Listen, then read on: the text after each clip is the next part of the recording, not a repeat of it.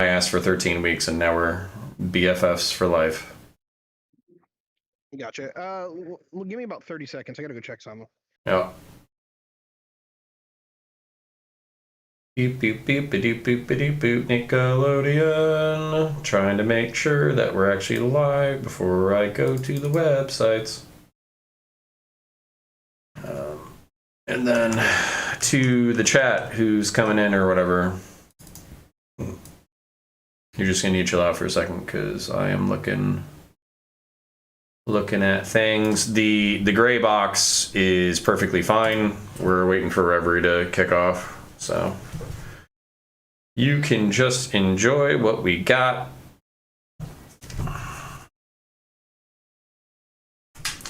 Free to multiplayer beta. We'll hope you. All right, let's do it. Can I download Infinite now? Do I need to download Infinite? All right, that's not available there. Hey, what's up, Counterpoint? I'm live. That's crazy. I'm live. What's up, Counterpoints? Hey, how you living, buddy? Living pretty freaking good, man. Really blessed. Good. Nice. Well, I don't know if you care about us yelling at each other, but Pisco and Destiny I think are both here, so there's plenty of yelling to go around. Oh, for sure. For sure. Let me guess. Tell me if I'm psychic or just observing. Do you have some dream hypothetical that we're going to spend 5 minutes talking about, like a dream system that would fix everything? Do you have one of those lined up for us today? What do we got? Toxic politics and stochastic terrorism? No, I think today I'm one of those it is what it is, but people need to be better kind of people. Okay. Just for today, though. Next time we start talking about housing, I'll just bust out my fucking mixed zoning, walkable housing thing. And next time we talk about energy, I'll talk about renewables and carbon capture and laboratory grown meat. So. Hey man, yeah, I might be talking crazy now, but some of these things are on the horizon, man. Like they're coming. Like it has very little to do with me. I was talking shit on the internet, about these ideas, and then Tiberius was in Texas, and he already went to somebody who did that thing that I was talking about.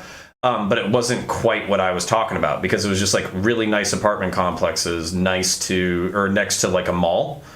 And it was all walkable, which was cool, but it was still, it still wasn't like designed like to support families. You know what I'm saying? And I think that's where it needs to go.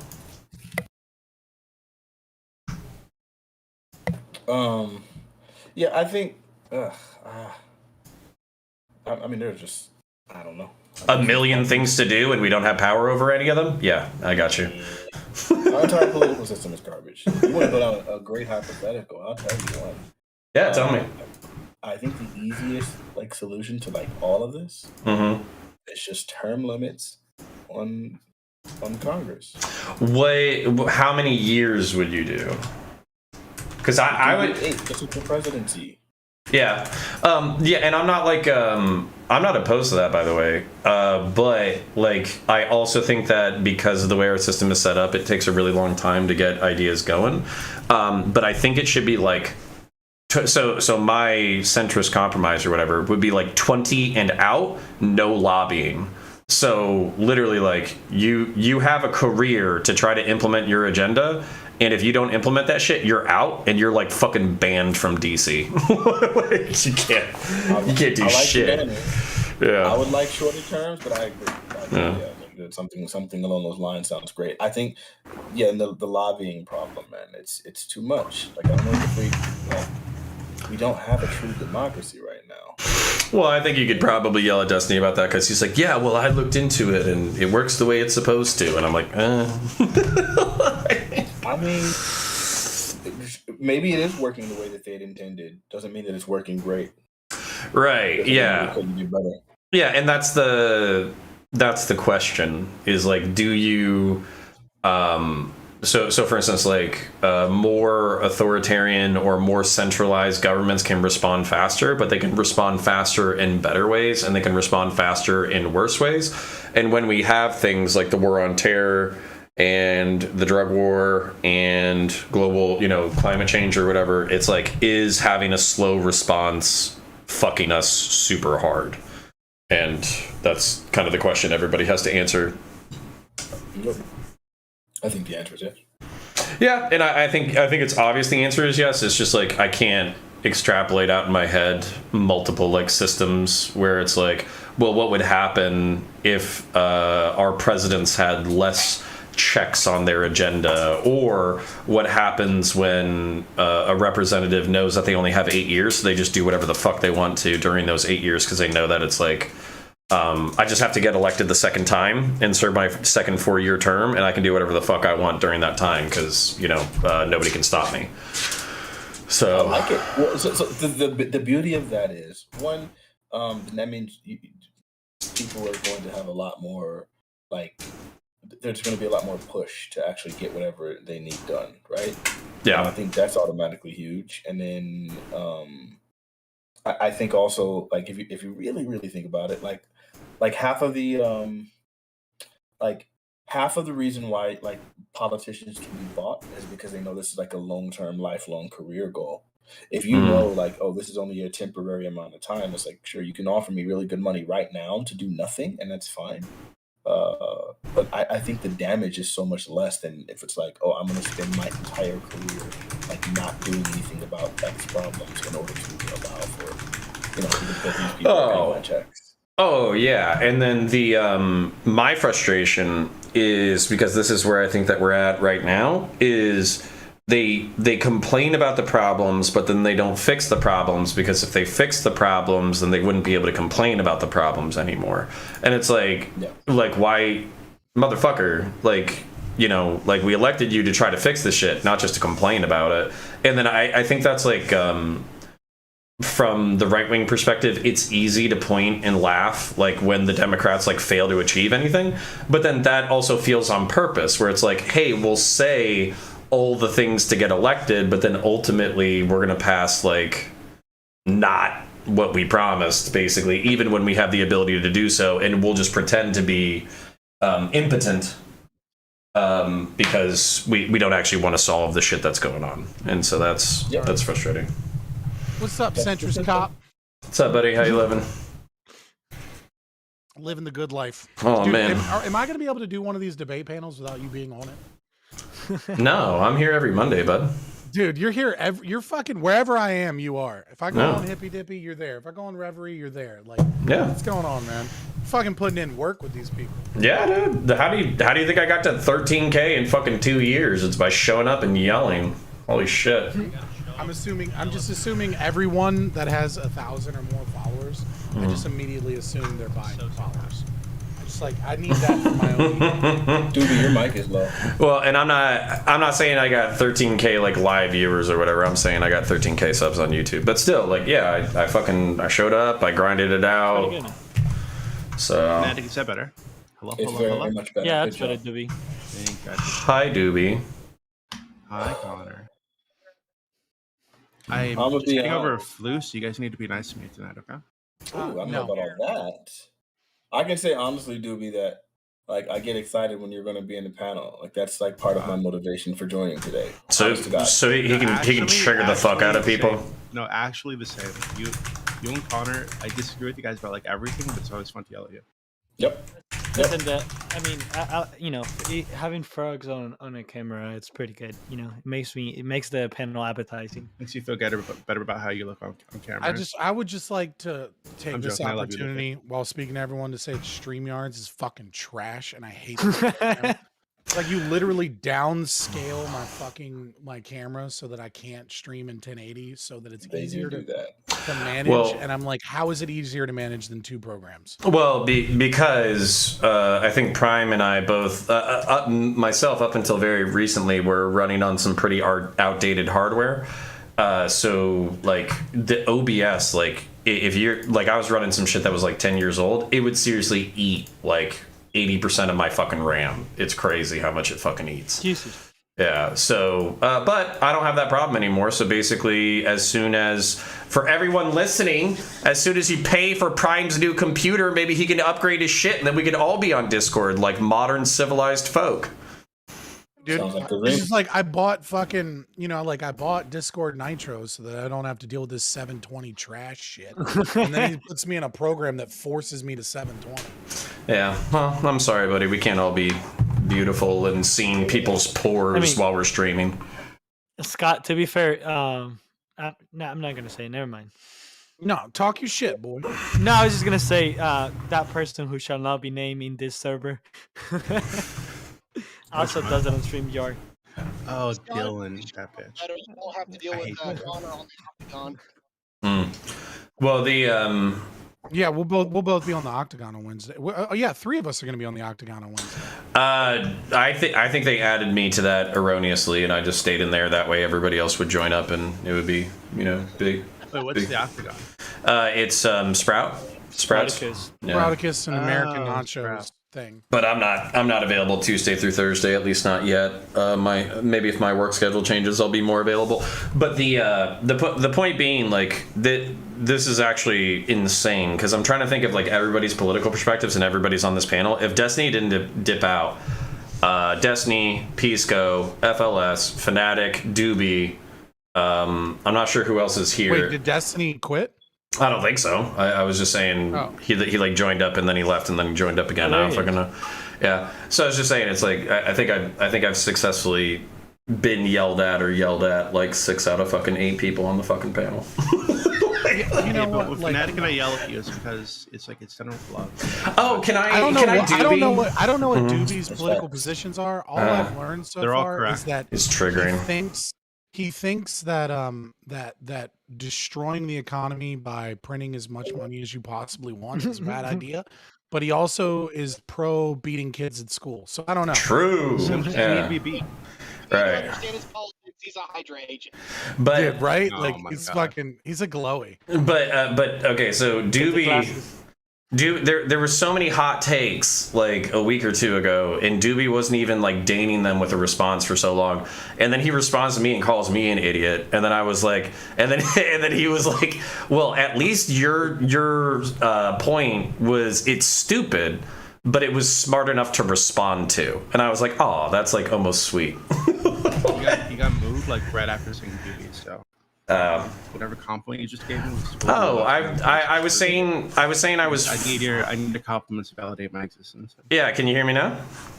Yep. Yes, sir. Yeah, I was saying I was very flattered because like there were so many hot takes coming out the last show that we were together, and then you weren't responding to any of them, but then you responded to my point and you said that it was stupid, but it was smart enough to respond to, and I was like, oh, that's like almost sweet. Okay. Hey guys. So. Thanks all for being there. You were on stream, but well, probably already were before. All right, I'm gonna try to put you guys on camera. So let's go. Right. So please bear with me. Whereas, one second. Too close. Don't want to be associated with you guys like that. All right. So, you know what? If someone just keep talking while I get this all set up, that'd be fantastic, actually. Well, we were talking, and then you came in and demanded the floor. Okay. But anyway, yeah. Who was saying something? Man, you were talking about Dewey? I don't remember. I was saying Doopy said I was stupid enough to respond to, but smart enough to worthy a response or like be worth a response. Yeah. I was like, that's nice. If your pronouns include that third article, that's basically a free N-word pass to everyone, right? Right. We have to honor you.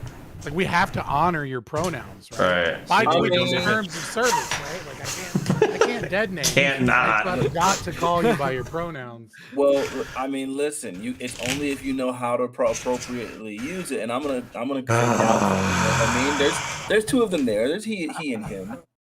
You know what I'm saying? All the other niggas can call me that nigga. You know what I'm saying? Which one do you prefer, though? It depends on who's talking to me. I'll use he him for now. Same. You Not just trying to get see him until he gets around his. not trying to get translator. cancelled yet. As long as we're on stream, right? I mean, if you give me a pass in private, yeah, I'll we'll see what's up. Private Discord DMs, I'll take it. I went to a black school. I'm just gonna say the pass has been granted to me before. Okay? Right, but we had this conversation, though. We had this conversation.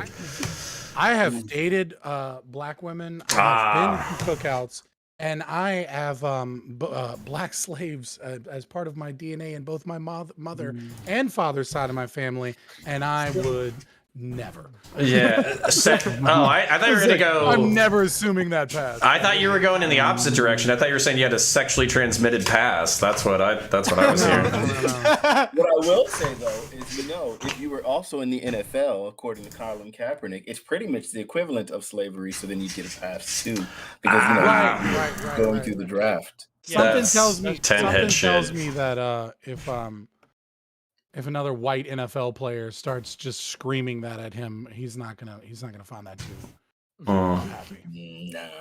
Nah.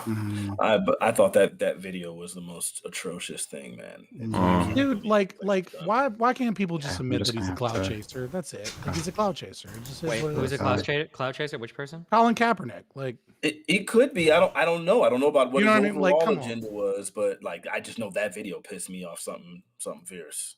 I mean, but like, it's kind of like when you're playing League of Legends, right? Destiny. Sometimes you just have to assume that anyone talking to you is a 12-year-old, right? And then it makes it sting less, right? You just have to assume that Colin Kaepernick is just a clout chasing idiot.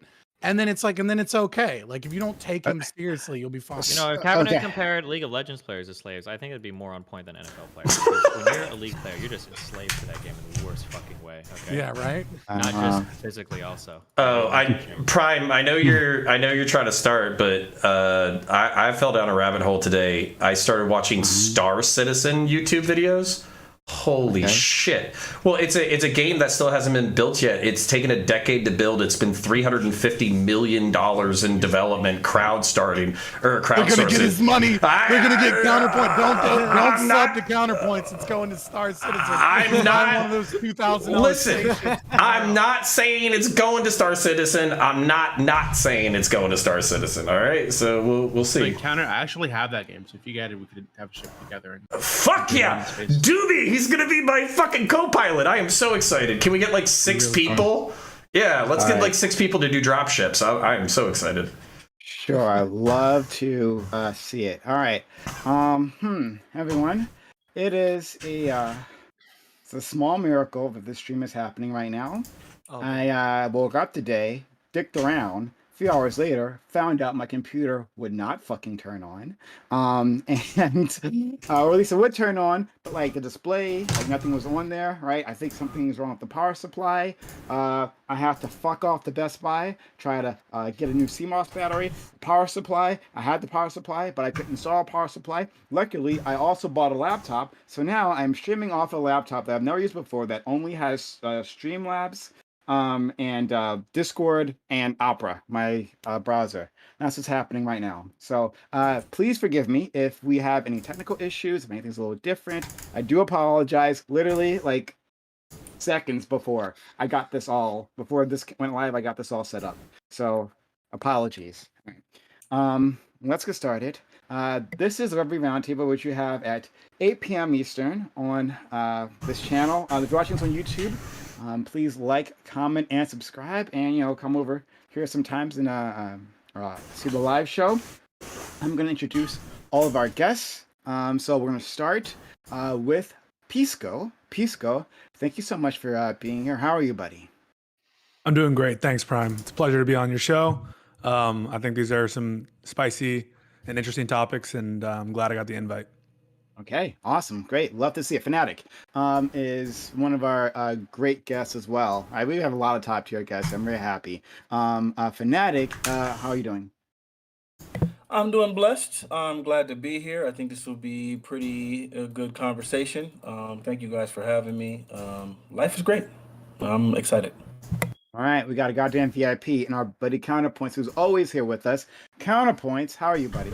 Oh, I am phenomenal. I was counting people before the show. I think I've been yelled at or I have yelled at 6 out of 9 people on the screen. So I'm feeling pretty veteran status right about now. But my name is Connor. I identify as centrist, center right, Marine veteran, law enforcement veteran, and a full-time nerd. So if any of that interests you, type in Counterpoints, common spelling, or ! Connor into the chat, and you'll be able to find me. So thanks, buddy. Thanks for having me. Thank you. Next, we have Stephen Bonell. Thank you as well for coming through. Really do appreciate it. You were here Saturday. We had a time. It was a thing that happened. But thanks for being here. I'm waiting for you to mumble your affirmations of love. Go ahead. Hi, it's been fun being here so far, and I look forward to the rest of the night being a lot of fun too. Okay. Thank you. Lucas, I don't think we've had you here before on a closed panel, but thanks for joining us. Yeah. Hey, my name is Lucas Bustillo. On Twitch is Lucas_Bustillo, Bustillo. I'm originally from Cuba. I identify as an anarcho-capitalist, and I'm looking to have some fun here. Hey, thank you. All right. Next, another person we haven't had on the panel at all before, but I like them a lot. They seem like a really fun individual. So thank you for being here, Gappy. Gappy, how do you pronounce your fucking name? Is it Gappy V or Gappy V? What is it? Hey, it's just Gappy V. You can just say Gappy, but it's not Gappy 5, okay? Anyone who tells you it's 5 is completely fucking trolling. They're an idiot, they're cringe, and they're not funny. Okay. And they're white. And they're white. They're probably white too. Yeah, go ahead, Gappy. Thanks so much for coming through. Really appreciate it. All right, next person, Doobie, our Dark Lord and Savior, is here with us once again. Doobie, a great supporter of this community. We love and appreciate Doobie. Doobie, how are you doing? I'm doing very well.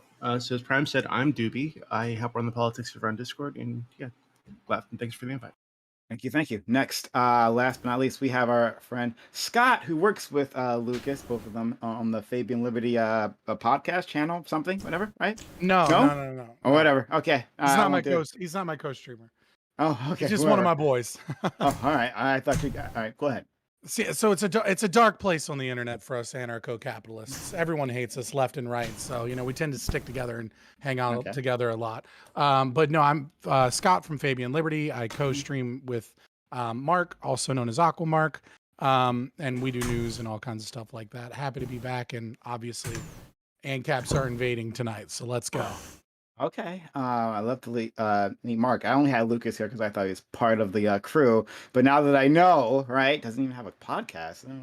No, he's a streamer. I mean, he's good people. I'm just messing with yeah, I stream. Come on. Yeah, he's done hippy dippy recruitment so many times. He's starting to develop. Oh, isn't that fun? All right. Anyway, let's get started.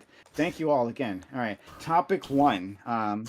Should either politicians or parties put their support behind politically toxic causes? For instance, should a politician fight for gun law reform in a pro-gun state? Or should a Democratic president have come out for gay marriage before there was popular support?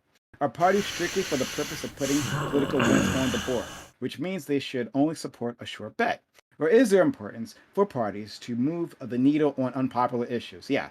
So this is a thing. It's something we've argued about plenty of times, right? Whether there's a whole list of these things, these issues that I'm sure you can always come up with that people have fought for, especially on the activist level, right?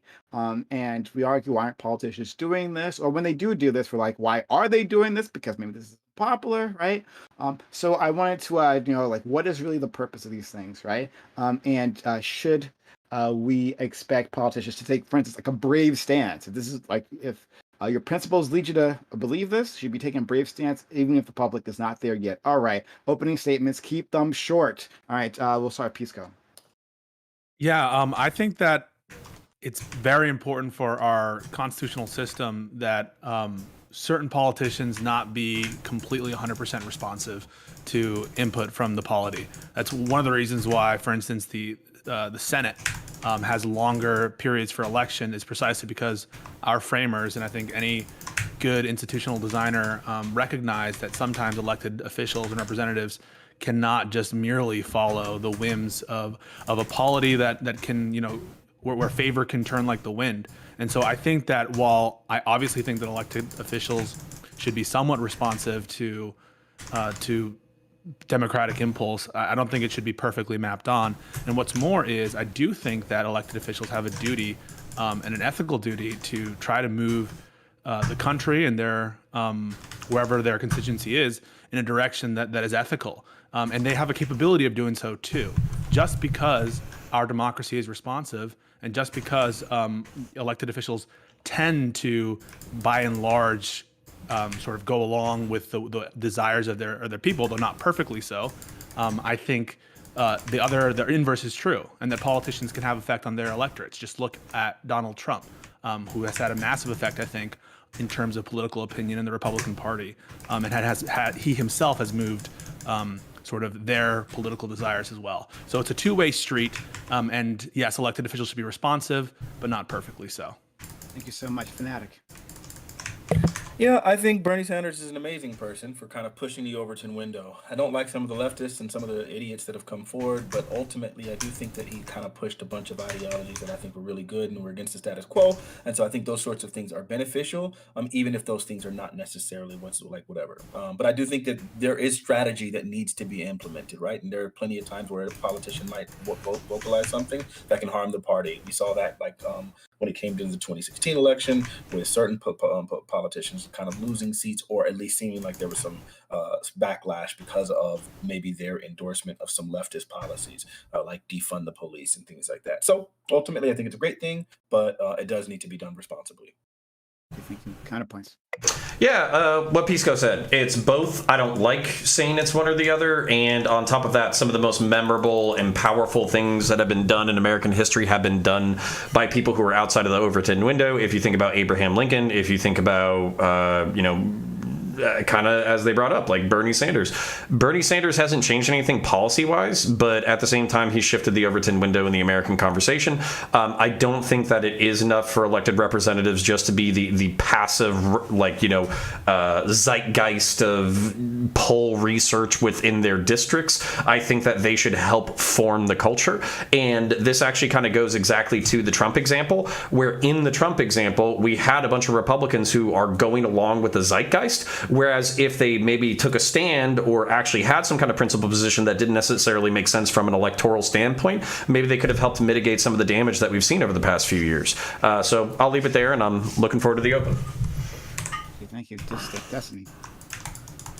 Yeah, same answers. I don't know if we're going to find a lot of disagreement here, but I mean, politicians in some ways are responsible for representing the will of their electorate, but depending on the seat that you hold or the position that you're in, you might be able to push politically a little bit more than somebody else can. I wish people would recognize this reality a little bit more. I don't expect Manchin to push a progressive agenda very much in the United States because he doesn't have the opportunity to, but AOC can definitely push much farther left than another politician could, and I think that type of pushing, even if it might not be safe for somebody in a vulnerable district to do, can still be valuable overall because it kind of shapes and moves the entire national discourse, and then eventually can get us closer to those policies. So yeah, I think it's cool when people are both kind of like politicians and political activists at the same time. It just depends on where their district is and the type of seat they hold.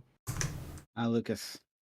I mean, so this idea that there have been political participants that have been staying true to their principles, it's kind of ridiculous in my opinion. I mean, Trump was ran as a pro-war president, and he still bombed the shit out of Yemen. Abraham Lincoln wasn't running against slavery. That wasn't one of the things that he wanted to abolish. But yeah, I mean, I think political people should definitely stay true to their principles. I'm a libertarian. One of the reasons that I'm a libertarian is because the Libertarian Party, even before it was popular around this country, they were defending, they were against police brutality. They were against broken windows police. Wait, no, sorry. What's it called? Jesus Christ, I forgot. Sorry. But yeah, basically, yeah, I think politicians should definitely stay true to their principles, and the reason they don't do it is because they don't really care about it. They don't really have principles, and they just say whatever they want. They have to say to get in office. Gappy. I don't think it's as doomer as people put it that way. I think politicians do actually have principles, and I think Destiny makes a good point in the sense that they have to represent their constituency. At the end of the day, politicians want to win. They want to get reelected, and the policies that win in places like the Bronx and New York 14th isn't going to be the same types of policies that win in like the West Virginia Senate. when we look at the current situation where the balance of power is like on such a razor thin edge, I think at that point it does become very critical and crucial as a party to emphasize that element of unity and trying to win seats over just trying to like push for your policies. But that's kind of like an edge case. Most of the time it's usually not like that. And I think as a politician, you do have an obligation to try and push for what's best for your community. I mean, that's why earmarking is a thing. That's why log rolling is a thing. Politicians do it all the time, and to suggest that politicians don't do that, or that they're only in it because they're just lying and they'll say whatever they want to get elected, that's just not true, unless we're implying that every single voter is just a dumbass. Duty. I think I'm a little bit on the fence on this topic. I think on one hand, I agree that it's important for leaders to step up and to support good causes, even if there's like a good chance that they'll get backlash, because their voices on the national stage can be powerful catalysts for change. But on the other hand, I don't know if it would be like beneficial for someone like Obama to undermine his campaign by supporting like a politically volatile topic like gay marriage. At the time he was running for election, that might have ended up with us having McCain in office, which would have probably been a really awful shit show. Even with the U.S.'s pre-Trump, right? We probably would have been bombing fucking Iran at the time if we'd ended up with something like that. So I'm like, right now it can be moved either way, but I'm leaning toward what seems to be the more pragmatic option, even if it's less principled. Okay, Scott. So I think there are a couple interesting elements to this conversation. One of the questions that's kind of begged within the question itself is like, are we a democracy or are we a constitutional republic, right? And part of the point of being a constitutional republic is that politicians aren't necessarily beholden to like a kind of 51% or 60% majority of what their district supports or doesn't support, right? Before the 17th of the amendment, right? Like the framers of the Constitution, so I'm just fixing my camera a little bit. They understood this, and this is why the House of Representatives was supposed to be directly elected by the population, and part of the reason why the Senate was supposed to be elected by the states, right? It would make sure that the federal government didn't grow, that they respected states' rights, but also so that like things that might be ridiculous but are popular by the majority of people could be shut down, or things that might not necessarily be popular by the majority of people but are good from like a policy perspective would get boosted forward, right? Of course, as an anarchist, I think it's all trash, right? But like you kind of have to work towards the direction that you want to go. I also think too that we're maybe having this conversation a little disingenuously about the American public voting for politicians. Sure, there are cults of personality like AOC or Trump or Bernie Sanders, right? That garner votes because of who they are. But a lot of people vote down party ticket, right? They don't even know who their senator is or who their House of Representatives member is, or especially their state people. And so the idea that you can stray too far away from the party politics and like not cause like some issues, right, is going to be some concern, because a lot of people are voting for a party and not necessarily voting for an individual. And obviously we can have some, more detailed discussions about that as the panel opens up. Open panel. Just pushing back on one small thing. This is a bit of a deviation, but tiny thing. I just don't believe that Abraham Lincoln like really pushed the Overton window. There was all sorts of conversations specifically about the abolition of slavery. There was like an entire abolition movement, which was largely Christian. But anyway, that had already been existing. I don't think like Abraham Lincoln was specifically responsible for that. I don't think the argument would be necessarily that he like single-handedly moved it, but just that with a president, it maybe could have gone either way. Not to say that there wasn't like some inevitability that we were moving in a certain direction in regards to slavery and everything in the United States, but maybe him being there at that time moved it. Somebody brought up the point, kind of comparable to that, to Obama, that like if Obama was like pushing things that were just like big political points and maybe necessarily weren't the most popular, that we would have had McCain. I mean, we can argue that presidents do this when they throw their weight behind an agenda that might be divisive in the future. I think this is one of the reasons why presidents lose their houses so oftentimes in the second part of their term. You can arguably, the ACA, the Affordable Care Act, was why Obama lost his House majority after the passage of that, right? Because so much political capital was expended on that. Or I think I've heard things saying that like the assault weapons ban provision in the '93 crime bill or whatever, affected Clinton's majorities in the House and Senate as well. So I mean, I think there are times where people like lean into something that they don't have to, but they choose to because either it's a political calculation or it is a value, and it still ends up costing them a bit in the future as well. Obama also made some hard choices. If you read his book, he talks about how the decision to support the Afghanistan war, which he sort of recognized as the quote good war, it wasn't easy as a matter of being synchronized with the Democrats. And so I reject the notion that Obama was a pure populist, totally responsive to only popular opinions at the time. He made some hard choices, and indeed Obamacare itself, I think, was an act of political calculus, which ultimately hurt him in the elections. But looking at the options in front of us, I think in hindsight was the right choice.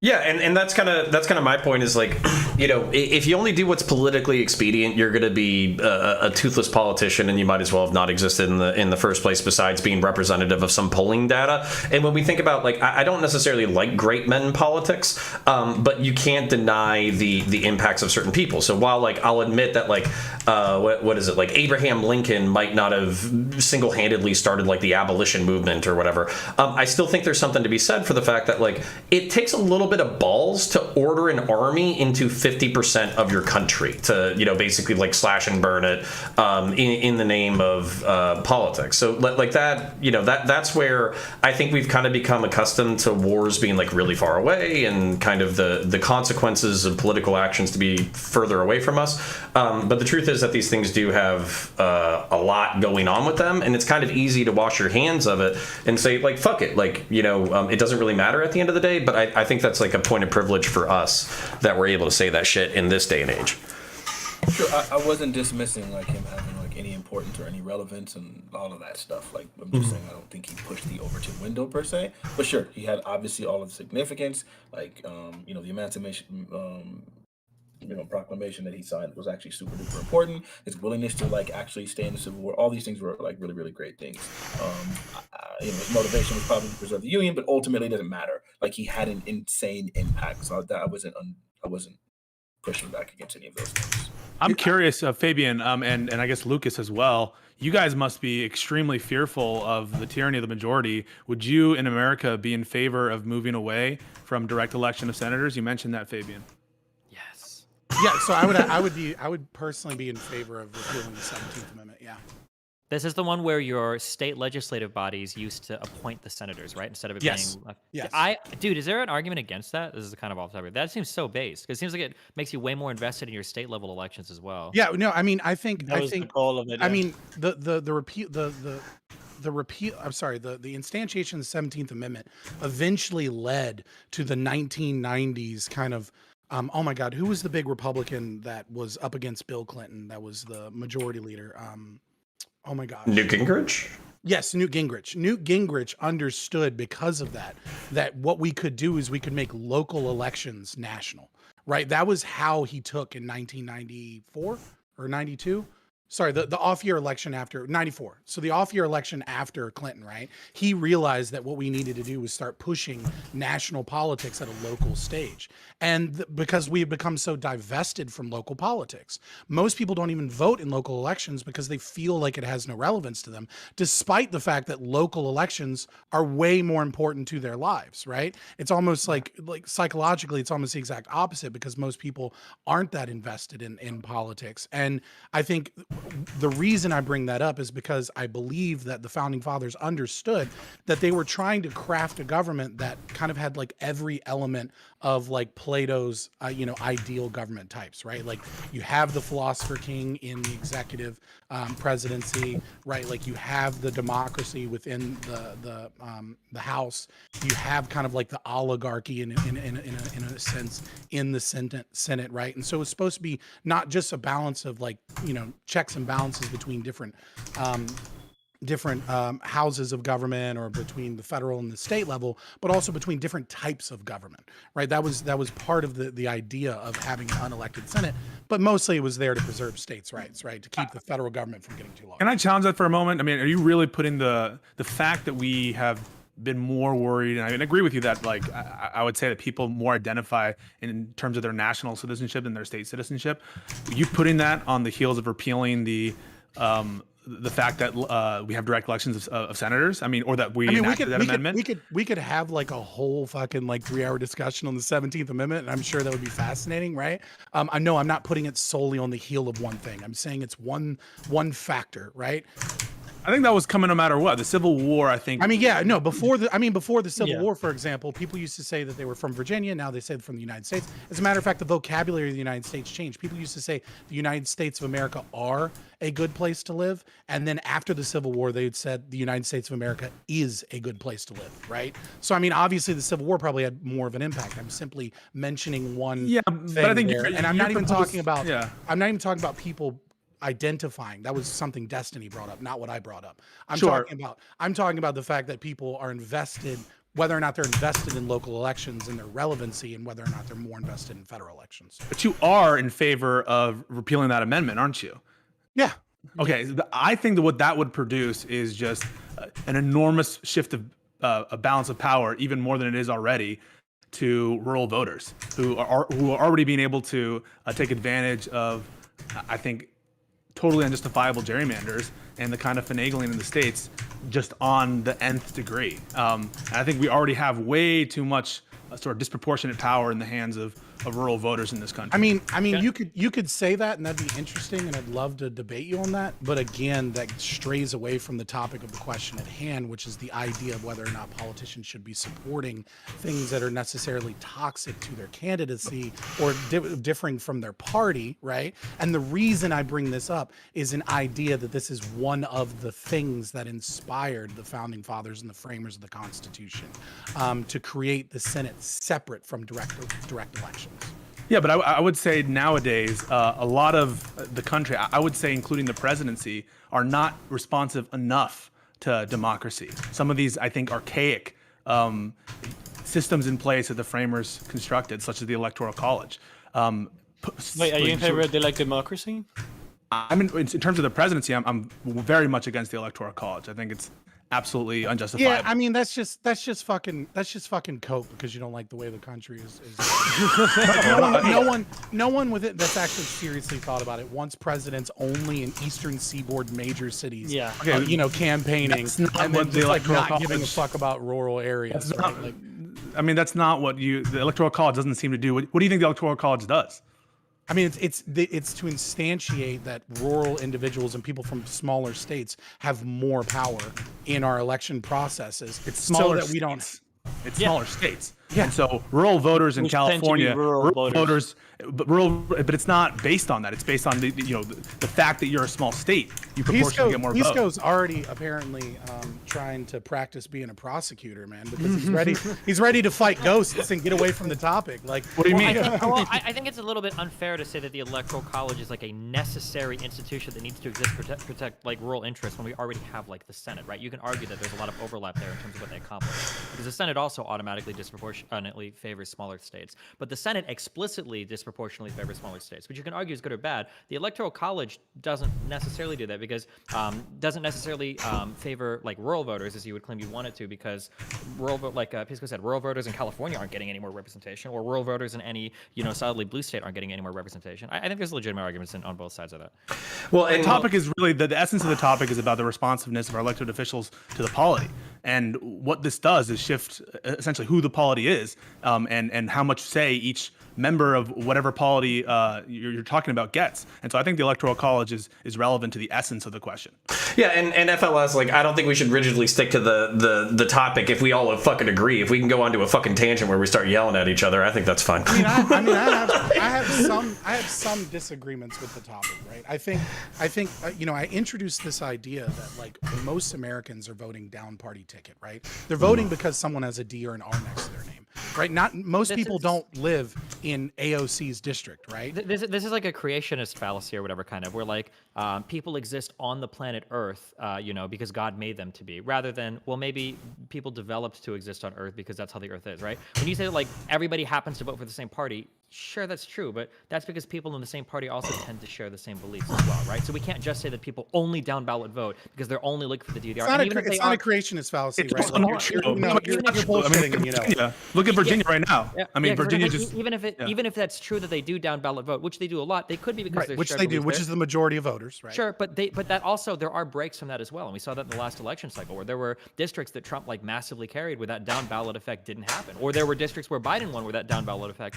did not happen as much too. So I Right, but think you're people will talking break about there. you're talking about a small group of independent voters, right? But what I'm saying is a majority of Americans, right?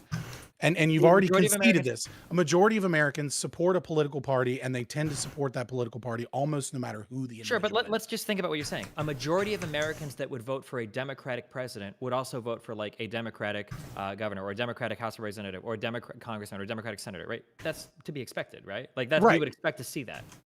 Even if everybody was analyzing every single individual Right, politician. but we know from exit polls, right? Like it's a commonly known thing. Like let's not pretend that this isn't What is a commonly thing. known thing? Where They're people willing to go to a stray from. presidential election, they vote for president, and they have no fucking idea who the rest of the people are that they're voting. And that's a large portion of the American public, right? They're just voting because they believe in a party's platform, at least to a certain extent, right? And so when you deviate heavily from that party platform, right, in a certain way, you do have to understand that you're going to catch shit, right? Because you may actually be deviating from what the electorate voted you for. But doesn't that? Most these are the people framers don't go to someone's website and look at their fucking positions. This on has been the every case issue. for Then these centuries. voters aren't just like voting down ballot blindly. Clearly, if someone They- strays from the platform too far, they're going to be moving from it.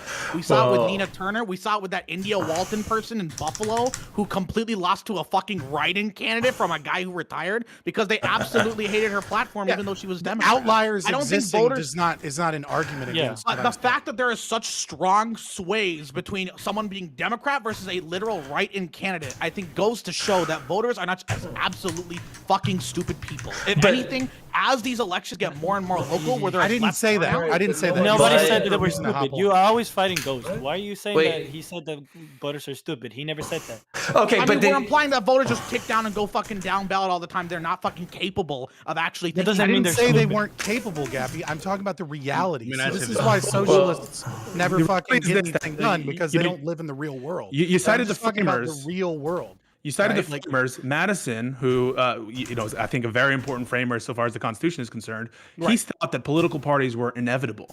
That of Mm-hmm. course, if you have shared interests are stronger together. What's the ape strong together? That's the line. And Yeah. so he, at least for him, he tried to limit faction. If you read the Federalist Papers, he Mm-hmm. tried to do what he could to limit the effective faction, the effective political parties, but they were in some sense inevitable. And right after Washington's presidency, already it was breaking down, and the party's system was emerging. So And I it mean, continues I to do this think day. it's important to people that aren't, maybe that aren't American or anything. When talking about the Federalist Papers, a lot of them are propaganda. Not to say like that's necessarily a negative thing, but the Federalists are arguing for a version of the Constitution. The Anti-Federalists are arguing for another, right? So it's not necessarily the same as like letters to other individuals about their thoughts or their diaries or things like that, right? Like they're kind of putting their best foot forward in terms of supporting their political stance in the Federalist Papers. I mean, this is going to be basically that's a description of almost all political writings to some extent, right? Like, Yeah, even no, if I you just say wanted to personal be letters or fair and people are- frame it. Did you Sure. thought that the Federalist Papers were infallible and that it actually is a truth of the universe? That well, I mean, that's what I think. Based on the So thoughts of Madison or whatever on it. Or, You cited the framers and their ingenuity in perfecting and crafting the system, and I'm I merely never said it was suggesting to you. perfect. I'm an anarchist. Well, I'm sorry. Well, at least you pointed their ingenuity as a reason, as a rationale for why it made sense to have this split between the Senate and the House of Representatives. But all I'm saying is, it seems like a lot of countries have a tendency toward political parties, and I don't know that that's inherently a horrible thing, so long as you try to sort of limit the horrible externalities that I would agree with you, I think, are present, which include Right, kind of like. I'm just trying to get to the nuanced position that, like, a political party, like when people say, oh, it's okay for people to stray away from a political party, right, and follow their principles. I mean, I'm all for it, right? Like, my ethics are virtue ethics and deontological. Like, I'm not a consequentialist, right? Like, I don't give a fuck about going to the party platform. At the same time, I do think it's important to understand that a lot of American voters, right, right? They feel intrinsically tied to a political party in terms of what they want their politics doing, and not necessarily to individuals, right? And so when certain people break away, you get this idea, and you see it from people on social media, or, you know, when it's the left, you know, and they do it in news or outlets, organizations, right? This idea of like calling a politician a traitor, right? And it's like because a Republican decided to vote for a bump stock bill, or because a Democrat decided that like they didn't want to vote for a healthcare bill because they're like, dude, I'm in fucking West Virginia, like that's not gonna fucking fly, or they're just principled and like they're a blue dog Democrat or a 90s Democrat and they're a little different, right? You see this idea of like, oh, they're a traitor to the party, because a lot of people do feel, yeah, I mean, like Destiny himself showed up in fucking Georgia. He's not from Georgia. What fucking right does he have to do to campaign in Georgia? Do you think that was an immoral action for him to go there? Because he thought it was an important election that was going to affect him, despite the fact that he didn't live in Georgia, right? So a lot of people have ideas, and was it because he deeply believed in the candidates, right? Was it because Destiny just knew these people personally? No, he went there because he thought the Democrats were better than the Republicans, right? And he fought. Well, hold on. To be clear, I went there because the office that he's representing is a federal. It's a national office, right? Right, yeah. Exactly. So it affects you, right? And it affects you in some way, despite you not even being a part of that electorate. Well, but I am a part of. Well, I think that's kind of a weird thing in terms of am I part of that electorate or not? Because we're talking about like national level offices, right? Like, yeah, no, I might not be a I'm member agreeing of with that you. state, but like the national. I'm not trying to office, talk shit on you, Destiny. I know you're not. I'm just saying that like I think that there is. I think the interest is there is a bit different than like electing somebody on like a state level election or like a city level election. I think it's a bit different, but right. Yeah. So, but we're talking about the renegade from the party, or whether or not people support the party. Yeah, but I think that so the renegade stuff happens more. I think the reason why people feel that renegade stuff happens more is because on a national level, we run into some of the problems where if you are a Democrat or a Republican, it doesn't necessarily mean that you're aligning 100% with Democrats or Republicans from across the country, because these Democrats and Republicans are delivered from very different electorates, sometimes even within their own states. A good example is Mark Kelly and Sinema they're from Nevada, right? Or Arizona? Nevada? Arizona. I think Arizona, right? Where you LA for Arizona. Yes. Okay. Yeah. You have these. You have two senators who are both Democrats and both from that state, but their electorates are the people that vote for them. Their supporters are very different, right? Where Mark Kelly is like a solid left-leaning person, and Sinema is absolutely not. But the composition of their voters and the favorability and unfavorability from like Republicans, Independents, and Democrats are way different between the two, and that's even within the same state. Sorry. Right, but what I'm saying is that there's sorry, I'll let Counter go. Don't chimp out on us, Counter. Hey, listen. Pisco asked me why I was an angry guy. It's too early. Get going, Counter. Why are you an infuriating person? You know, I think it cuts both ways. But like, no. So this is kind of where I think we're landing on this, though, is the fact that like it seems like everybody wants to encourage the renegades because we feel like the system is like entrenched in like all of this bullshit. But it also feels like the second that you stick your head out or whatever, you get it chopped off. And all I've heard for like the past like 10 or 15 minutes is all the reasons why people don't venture too outside the box, because there's like shit going on. But then that's kind of the question about like democracy or Republican democracy or any of that kind of stuff is it responsive enough to crisis? So if you look at the global war on terror, or if you look at the drug war, or if you look at global warming, is like representative mixed economy capitalism mixed with like representative democracy, is this system up to the challenges of crises that we're seeing? Are we actually going to be able to rise above, or are we kind of fucked because basically every single time that a politician reaches out in order to break the mold, they just get their dick slapped? Like that's kind of my question: is the system even responsive enough to all these problems? I mean, this got two anarchists on the panel. Like, obviously, no. I mean, the reason why they're getting their dick slapped right now is because it's so tight right now in terms of control between Democrats and Republicans, right? When we're talking about things like the things like the repeal on Obamacare, the reason why it was so difficult and why that turn vote no from John McCain was so serious was because of the fact that the Republicans didn't have some huge, insanely high majority where they were instantly going to pass that AHCA. It's a double-edged sword, because on one hand, when you renegade in the situation like McCain did, it's so much easier for you to have so much power in the same same way that Manchin did, but it also does fuck over your party, right? If we want more people to renegade and just be like, fuck it, I want to fight for whatever policies I want, the real solution is to just get a really fucking strong majority, and then from there we can do whatever the fuck we want in Congress. But we don't agree on shit. Like that's like I have another solution. Yeah. Maybe you guys are just supporting the wrong fucking party. I mean, like, because the you can say that, but, Libertarian like, Party's this been is- on the this is- right side of it. I guess Yeah, voters but are just every stupid. step of the way. Fuck, yeah. I think the big problem is, and this is something I'll simp for over and over again, I think the big problem is that our political system is actually incredibly effective. Everything is working exactly as it should. The problem is that the reason why government seems so ineffective is because there is a very real polarization that exists right now in the American people that seems to be growing wider and wider apart. And if you have a government that is supposed to only be able to move, not with 51% of Americans supporting it, but in some cases, it might be 60 people in the Senate supporting it, it might be a majority in the House and Senate, it might be a president that won't veto something, right? If you're actually going to have a government set up like this, then having like the pendulum swinging from 51-49, 51-49, where people are so diametrically opposed on fucking everything, isn't going to be enough to get anything passed. And maybe it shouldn't be. Maybe those polarization problems that exist in society, that's what needs to be addressed, rather than trying to find some system that makes it so that like 50.001% of the people can immediately enact all sorts of widespread changes that are just going to be rolled back and 180'd on the next election cycle. Are you for the divorce, Destiny? Are you for the peaceful divorce? There is no such thing as a peaceful divorce. It's not even a Come on. What is this peaceful divorce? The idea that like one of the things that makes America like work so fucking well is the fact that we have 50 independent states that have such an insane level of integration, economically and geopolitically. The idea of like starting to split that up and to destroy like one of the most important aspects of what makes this country so powerful is so mind-numbingly stupid to me. And it doesn't even make sense. Like, who's going to leave? Like the red states that can't financially support themselves, or that's just it's a beyond a stupid idea.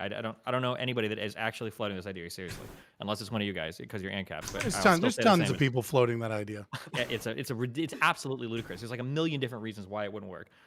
But hey, do you think that it's fair to say that maybe things aren't working so smoothly when there are like large amounts of position? I don't know about large amounts, but there are things that like super duper majority of Americans agree on, but we still can't get past. I don't think that's true. People say that a lot, that there's things that lots of Americans agree on that we can't pass. But I think what happens is broadly speaking, we agree on things, but when you start to get more and more granular, that's where all the disagreements start to come out. I think a really, really good example of this could be healthcare, but we could go to the east and we could say a really good example of this is Brexit, where you barely had over half the country supporting Brexit, but nobody knew what the fuck that looked like. And in the following years, and even still arguably to today, people are trying to figure out, well, what exactly does Brexit look like? So you might be able to say, well, broadly speaking, most people support this. Okay, but they support what exactly? Because like there's a lot of different granular approaches to policy, and when you start running into all these disagreements there, you find out that you don't have nearly as much support as you thought you did initially. So I reject that framing that Americans broadly support on some things that can't get passed. I just don't think that happens. What do you have to say, Destiny, about the outsized influence that small states have in this union in our national policy, just based on the fact that Senate votes are allocated proportionally to states and not people? I love it so fucking much. I do How is that too. justifiable? That every single state in this country has a buy-in, and that every other state has a buy-in to at least keep in mind the other states when it comes to our electoral process. It's very simple. It was to try and stop the tyranny of the majority. No, but right? I mean, democracy is tyrannical, and we know that. Right? The framers knew. I don't agree that we should be responsive we should be responsive in our policy that like one person can have an outsized majority, can have an influence of the tyranny of the minority as opposed to tyranny of the majority. I feel like this system works so well. Even the European Union, with the way that the European Commission and the members of Parliament of European Parliament are structured in the exact same way. Where even the if European you have Union's your trash, MEPs, and you know it. Okay. Even if you have your MEPs, your members of the European Parliament that are elected like the House, where different countries get different numbers of people, that I believe that European Commission has one person from every single state, right? Or you'll see even in the United Nations for the Security Council, like one person can have a veto power. I think the idea that these are different nations, Dustin, and you said yourself that America, in that sense, is unique, and that we're integrated in a level that I think Europe is not. They're different nations, but okay. So hopefully there's no alt-righters watching for the Jewish conspiracy theory, right? But the goal of the European Union is akin to something similar to the United States, right? You're trying to get a unified currency. Tell me if this sounds like the United States. Everybody's on a single currency. Everybody's running on the same monetary policy. The borders aren't enforced between countries because the Schengen area allows for free travel, and you're all part of a unified market that doesn't write its own legislation per country in order to trade with outsiders, right? Yeah, The there's European Union is one akin to something like giant the United difference, States, Dustin. right? There's one giant difference. The globalists. Is that MEPs might be able to propose legislation under certain circumstances, but the fact of the matter is that the council can just do that whenever they find that they can, and MEPs have very little power in that regard. It's authoritarian in its structure. No, hold on. That you just described the United States, right? No, the president doesn't get to fucking propose legislation and then allow Congress to vote on it and then just wait until the Congress is fitting whatever the council says, right? Sure. It's a very different system of governance. The exact same thing. So number one, presidents absolutely. It's not the exact same thing. The exact same thing.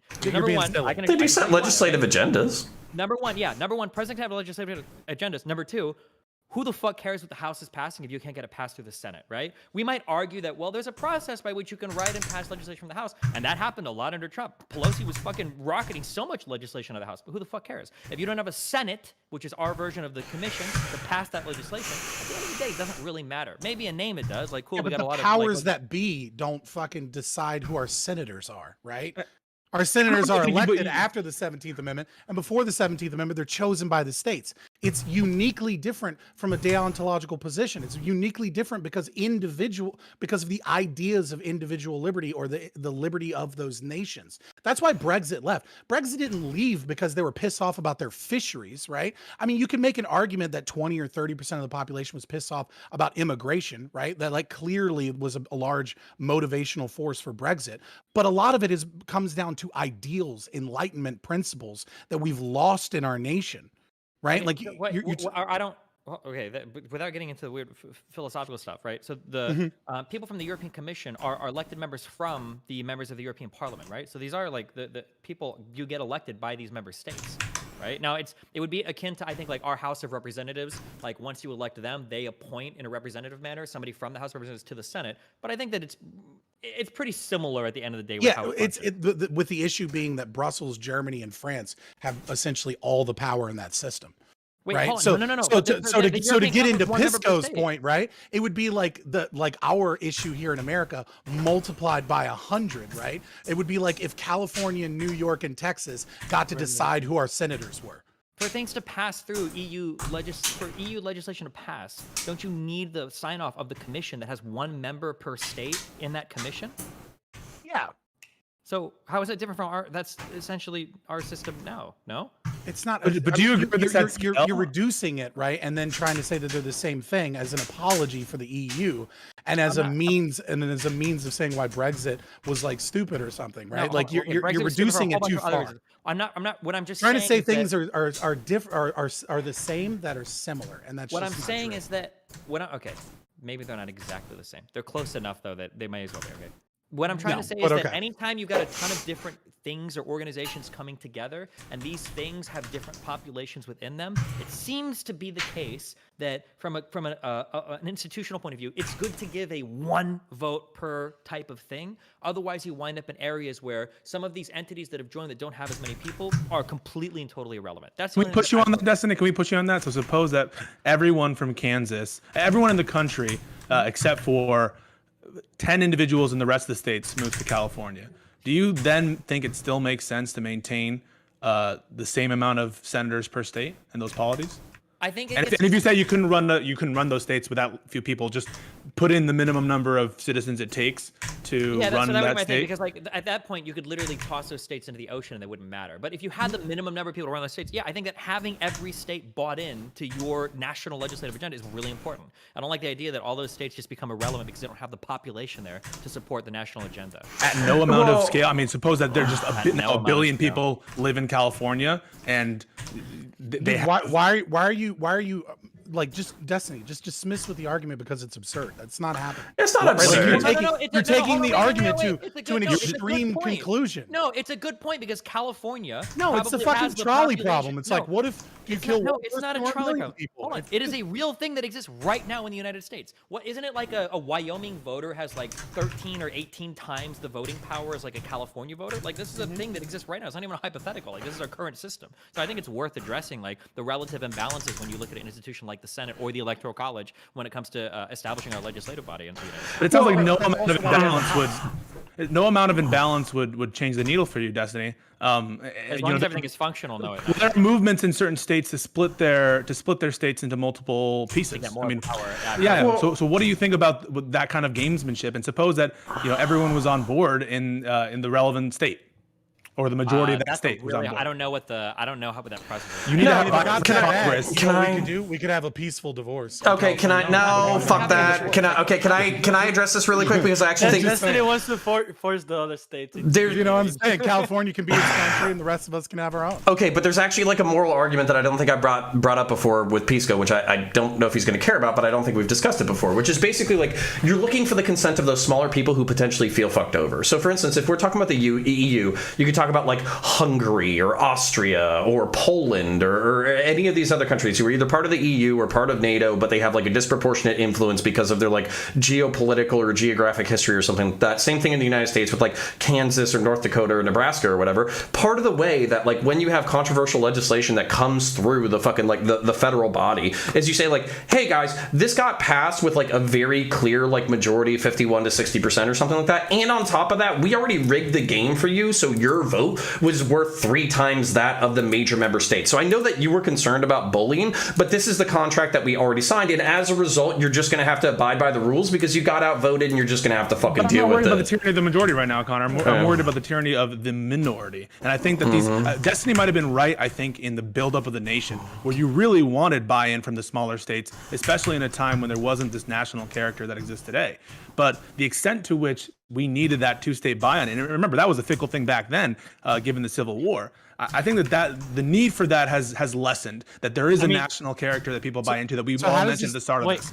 And how we does this don't play need into toxic causes that politicians take as opposed to their political party or their constituency? Because banning the electoral, banning the electoral college would be toxic. So like, it's fine. It's a fucking tangent. You can fucking nail it. I'm just curious. I just wanted to weave the thread. You're myopically focused on the single manifestation of a core essence of an idea, which is responsiveness of democracies, and you only want to talk about one particular manifestation of that issue, and an issue that was boring to all of us, and that topic we had already sort of fulfilled the conversation after openings. Do you really want us to go back to that? We all said sometimes they should be responsive and sometimes they shouldn't be. What else is there to say? Well, there is something to be said for sticking to the topics in a debate, or Oh, fuck that. You're both lawyers.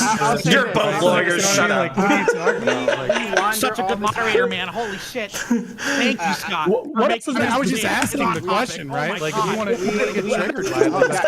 I want to ask. So, hey. So, guys, we like wander all the time. All the time. Yeah. Right? Whatever you find the most interesting, we'll talk about that. Doesn't matter. Right. Is it fair that Pisco like single-handedly brought us to this topic, though? I don't know. Did we want to talk about it? I personally thrown it out there. As a matter of fact, Destiny just moved me. Let's change back just to frustrate Pisco. Does anyone here think that politicians should only look at opinion polls and then just do whatever the opinion polls say? No. Everyone agrees that to some extent. Okay, so then what more is there to talk about on that issue? No one here is. I mean, we could talk about the fact that you guys are supporting the wrong fucking parties, but whatever. Is that the same topic as whether or not, in general, you should always adhere to non-toxic? Listen, Pisco, he just gave you an opportunity to make fun of the Libertarian Party for the next 20 minutes. I say we all take him up on it. And he wants to wander too. I'm not talking shit. Wait, actually, Pisco. When do people in third parties, okay? When do people in third parties concede that maybe their initiatives just aren't popular with the public, rather than making 4 million excuses for why the public just hasn't realized how good their initiatives are yet? When does that happen? Probably because the Democrats have co-opted most of the fucking libertarian. Let's talk about ANCAP policies. Let's talk about how you're going to Wow, enforce Democrats your are trying to private pass contracts. policies that are popular. Who would have fucking guessed? Well, What do you let's think? have a- I'm just saying. let's discuss I mean, the it goes political exactly of to your Destiny's question. ANCAP positions and how functional they Disco, are. we're trying to get to Destiny's question, if you don't mind. I know Okay. you're trying to be a lawyer, but Yeah, we're trying to get there. if they just heard the ANCAP Right, you were by just- the age of consent, they'd be pulled over. immediately. That see, yeah. I mean, well, I mean, we're talking about things like, you know, how, like, for example, the Libertarian Party was against fuck, I always forget what it's called. Scott, the broken windows policing thing we were talking about earlier. Let's stop. You're talking about substantive yes. political policies. You're talking about substantive political policies instead of the system that you want. I mean, I would never, if I'm trying to like talk about, you know, institutions and how I want to build my society, talk about substantive political. That's a conversation afterwards. First, you talk about how you want to set up your structures, and then you get into substantive policy. It seems weird to say, oh, my party was right about one thing, therefore my system of government is correct. Cisco, relax for a second. What I'm saying, right, is that politicians in many ways are beholden to their political parties, right? And so, yes, there are some politicians that stray from time to time, but maybe it's time that we start having a conversation about how trash many of the Democrat and Republican parties' platforms are. And maybe the issue isn't so much about how much we want to find renegade AOC or Donald Trump individuals, right? But maybe we should be, I don't know, supporting third parties because their platforms actually support the But can I address this directly? That Democrats are beating over libertarians because they co-opted libertarian policies? No, I didn't say that, Gappy. That was just you. Okay. Part of it. You Okay, trying hold to, on. get some So, clout. but can we also talk about how, like, because smaller parties are like sometimes small and disorganized and niche, they also attract people who like basically don't fit into the mainstream. So, for instance, at like the Libertarian Party convention, I think of like 2016 or 2020, there was a fucking naked dude who fucking walked up on stream, and they also booed one of their representatives because he said that he wanted driver's licenses and he wanted to regulate whether or not children could go do or whether or not children could do heroin. And as a result, I don't think, like, so for instance, if at my main party convention, you know, basically people were booing like driver's licenses or whether or not children could do heroin, I would say maybe we need to get our shit together so we're more taken seriously by the broader public than fuck all of y'all, you love our ideas but you just fucking steal it and then run away with them. I don't know why everyone's in this idea that like I'm coping that like the Democrats stole ideas. I'm simply saying that the Libertarian Party, right, most of their large platform ideas in the 70s and 80s are now the DNC's positions, right? Like being anti-war. Libertarians have always been anti-war, being against the drug war. But these are all symbolic positions. Based on what's most popular. Yeah, It's almost like the arguments, policies change on that. and these arguments right now are making strong arguments for why two-party systems not only are incredibly resilient and strong, but maybe even should be. Because what you're showing right now is that if there are ideas that become slightly popular in third parties, that they will just be co-opted and represented in the larger. I don't disagree with that. I don't disagree with that, and I'm not saying You that's wrong. should, though, because they only adopt them symbolically in order to gain the fucking base, and then they actually don't follow. Democrats, anti-war? Come on. Like, are we serious here? Like, come on. Which one is it? Wait, hold on, why do we say come on when we compare, like, what the fuck? Come Like, on. Bush got us into fucking Yeah, Afghanistan. well, Republicans aren't Iraq, anti-war like, either. Republicans aren't anti-war either. Which is it? Are Democrats anti-war, or were you wrong about saying they co-opted the libertarian position? Pro-war. Okay, so then Republicans and Democrats are both pro-war. Then why did you say that we co-opted their position if they're pro-war? Didn't you just say that they took the libertarians' anti-war stance? You were wrong about that, right? No, You just said they're pro-war. No, there's a It's difference what between Jonathan was saying, rhetoric. Yeah. That's not what I said. Pisco. Oh, sorry, did you say that they took the libertarian peace position? Did you say that? You're conflating. Yes, lawyer. Did you say that? Okay, you did say that, and now you just said they're pro-war, right? Pisco, I'm not taking your bullshit cloud chasing where you're going to take what I'm saying, right? And then just Words you say and see It's if not they're cloud consistent? chasing, it's cross-examination. That's what it and then is. trying to add them together, right? I said the libertarians were on the right side. How do you possibly look at those two things and say they're consistent? That the I'm Democrats not an idiot, Pisco. Okay, so explain to me how peace and war have come together I'm not to form a. straw man of shit I didn't say. Just fucking. Didn't you say Okay, the can Democrats took the? Did you say that? Will you answer the question if you said No, that? let's go. You didn't say that. I Okay. said libertarians were on the No, right side of yeah, history, and then I said that they've taken and co-opted some positions. Like Okay. peace, right? Like peace Statements. Like Yes. peace. Did you mention peace? Yes. Who else heard peace here?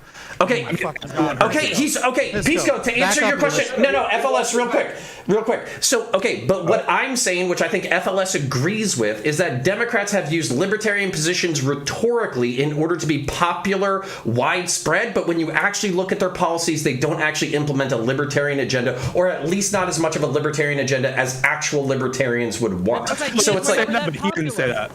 what's that? Wait, what? Then those ideas were just never that popular. People didn't give a fuck enough about them to actually see them implemented. No, and they I mean, must like, not no, know them. war. Come We're talking about on. war. War is a great example. 100% I'm sorry, so just $3 let me. I'm giving free. But we ignored that one. And then, Fabian, I also don't think it really makes a whole bunch of sense to talk about, like, oh, well, we had a position back in the 70s, and now it's being adopted now by the. We saw complete party shifts because they put war in the 40s and the 60s, right? Like we saw crazy party shifts between the Republican and the Democratic Party. You can't then, like, you're basically doing what the Republicans do when they say, well, the Democrats were really the ones that were pro-slavery. Like, True. No, I'm not. You're just taking me out of context, right? Well, like for example, I'll give you an example. I'll give you an example, right? 1972, when the party was formed in 1971. 1972, the presidential candidate was a black openly gay man, and the VP was a female Jew, right? The Democrats and the Republicans wouldn't do that for another 40, 50 years. Right. No. That's exactly what I'm talking about, and this is exactly why this is such. But a I'm not stupid saying argument. one party is. This is exactly. Oh, this is exactly why this is such a stupid argument. Because if you look at something, and you look at something back in the 70s, and then you look at all of the social progression that's happened from then till now, then obviously you're going to get an entirely different, like practical party now. This is why you can have like a running mate, Kamala Harris be a running mate now, because we're in an entirely different society. Maybe and I'm framing it improperly. if you only look at the party itself, then it almost is like you're ignoring all of the other externalities that could have led to these differences. Maybe I'm framing it improperly. What I'm trying to say is that maybe we are in some way to blame as voters, right, for constantly taking these compromise votes, right? The same way politicians compromise with their parties and their constituency. And instead, we should be looking at things from a principled position, right? And if you're a Green Party person, you're a Green Party person, right? If those are your principles, those are your principles. But I think what is happening is that a lot of people end up voting Democrat or voting Republican, right? Because they just think, well, at least it's better than the other party. And they're refusing their principles. And instead, they're taking this consequentialist kind of perspective of the ends justify the means. You know, they say that they're for the things I'm for, but we all fucking know that they're not going to. That's your analysis of the 1970s. That it was the fact that people were compromising, not the fact that people were just way more racist, anti-Semitic, and sexist back then. You're saying that they were actually very progressive and they were compromising back in the 70s. Well, hold up. So, what fucking way did I say that? How stupid. That's the implication of what you just said. You said that. No, you're trying to draw an implication from a statement from an example. You're being stupid. I don't engage with stupidity. Like, just you said that it's the result of people compromising. No, I don't engage. I don't engage with absurd arguments. Just continue and make a real argument. Okay, so the type of analysis. You just put words in my mouth and then ask me to justify it. Fuck off. So it sounded like your argument was that the Libertarian Party was advancing like two candidates. What did you say? A black person and a Jewish person. And a black openly gay person and a Jewish. You're saying like, wow, this is an amazing thing or whatever. And it sounds like you're blaming the party system or whatever for these candidates not advancing. But I think Pisco's countering it, like, well, maybe back then people just weren't ready for gay black people to be in these positions. I think that's, considering our history on gay and black people, is that really that controversial of a statement to make?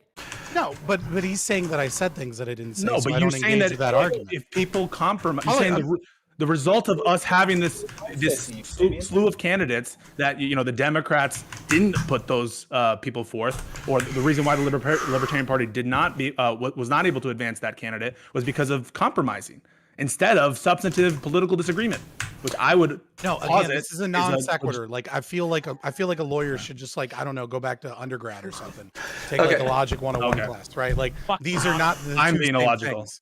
No, you are. Like you're trying to straw man, put words in my mouth, and use non sequitur. It was one of the most right? embarrassing We're two separate I've things. ever seen constructed on the spot, Pisco. Just Okay, hold on. Counterpoints. Yeah, so whatever. no, so I had a question actually for Destiny, since he seems to be the person who's like most comfortable with like the two-party system or whatever.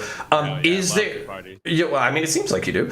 So the question, or my question would be like, do you have any particular objection to like? I've heard you say in the past that like caucuses can oftentimes represent the diversity in political thought that the two-party system doesn't. Do you have any problems with kind of like the what do they call that, like ranked choice voting, where like everybody gets to do the worst of two evils or whatever, and then we know what rank.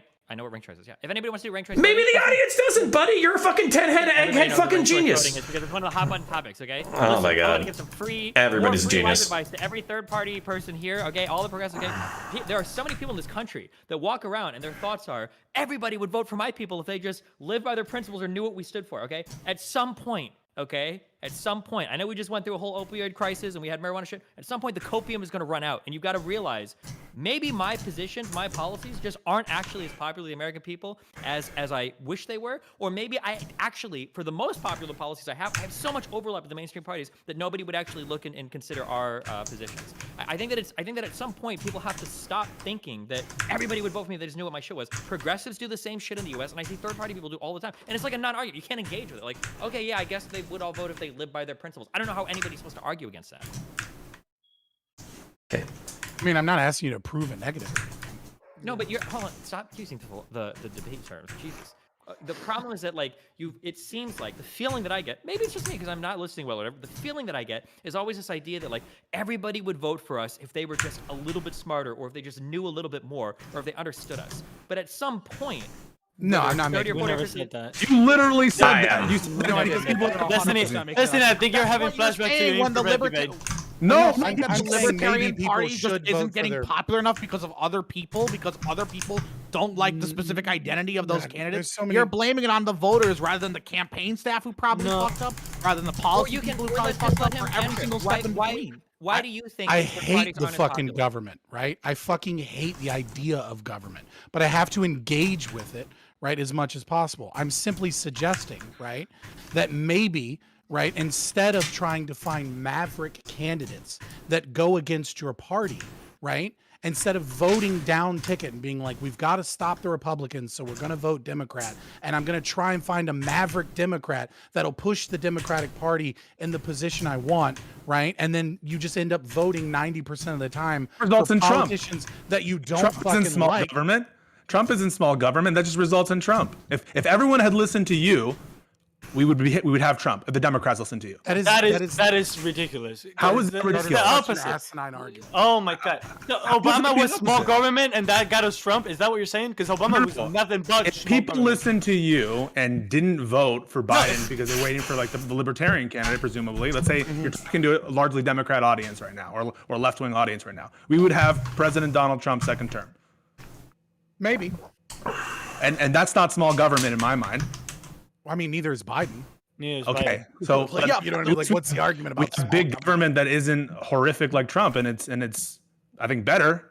Or Okay, do you, I mean, you see can a have an difference between argument. Biden You and can have Trump? an argument about whether or not Trump or Biden is better, right? I'm simply saying, right, that you But don't look at the consequences. let me Don't engage with this entirely new everyone discussion. dies or everyone's worse off or people, who cares if people are actually like in What are you talking about? horrible conditions? I know what he's talking about. I mean, this has nothing. This is not a new discourse. This isn't a new discussion. This is like literally like the fallout from exactly what you're talking about. Like a lot of times, people end up choosing the lesser of two evils because otherwise, It's not the less.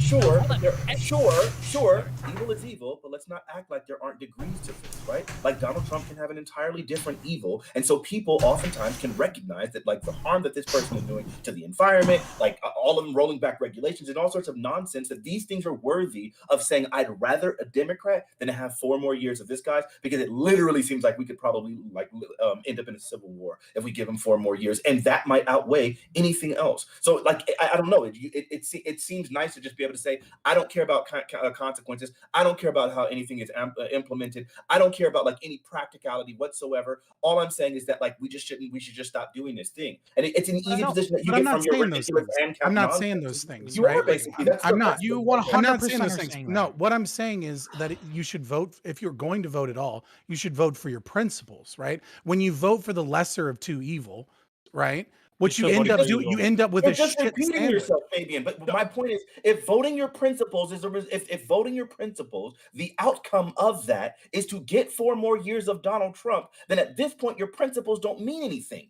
You can repeat all day, I think you should vote your principle. We're saying here's the negative ramification for voting your principle. But I think you should vote your principle. The problem is that you're engaging with probability and you don't know what the future outcomes are. So you go away from your own ethical positions, right, in order to vote the lesser of two evils in the hopes that it's better than the outcome of the other evil, but you voted in evil. You're right? assuming So the lesser. you don't understand Let's principle. just get this out of the way. Hold on. This never needs to be said again, okay? Every single election that you do is the lesser of two evils. There is never going to be a non-quote-unquote evil thing because you're never going to have a candidate that 100% represents every single position that you have. So that idea of voting between the lesser, it's still evil, it's still evil, like, that's going to be every single election ever unless you're literally voting for yourself. So that is a total nonsense argument. Well, you could vote for yourself.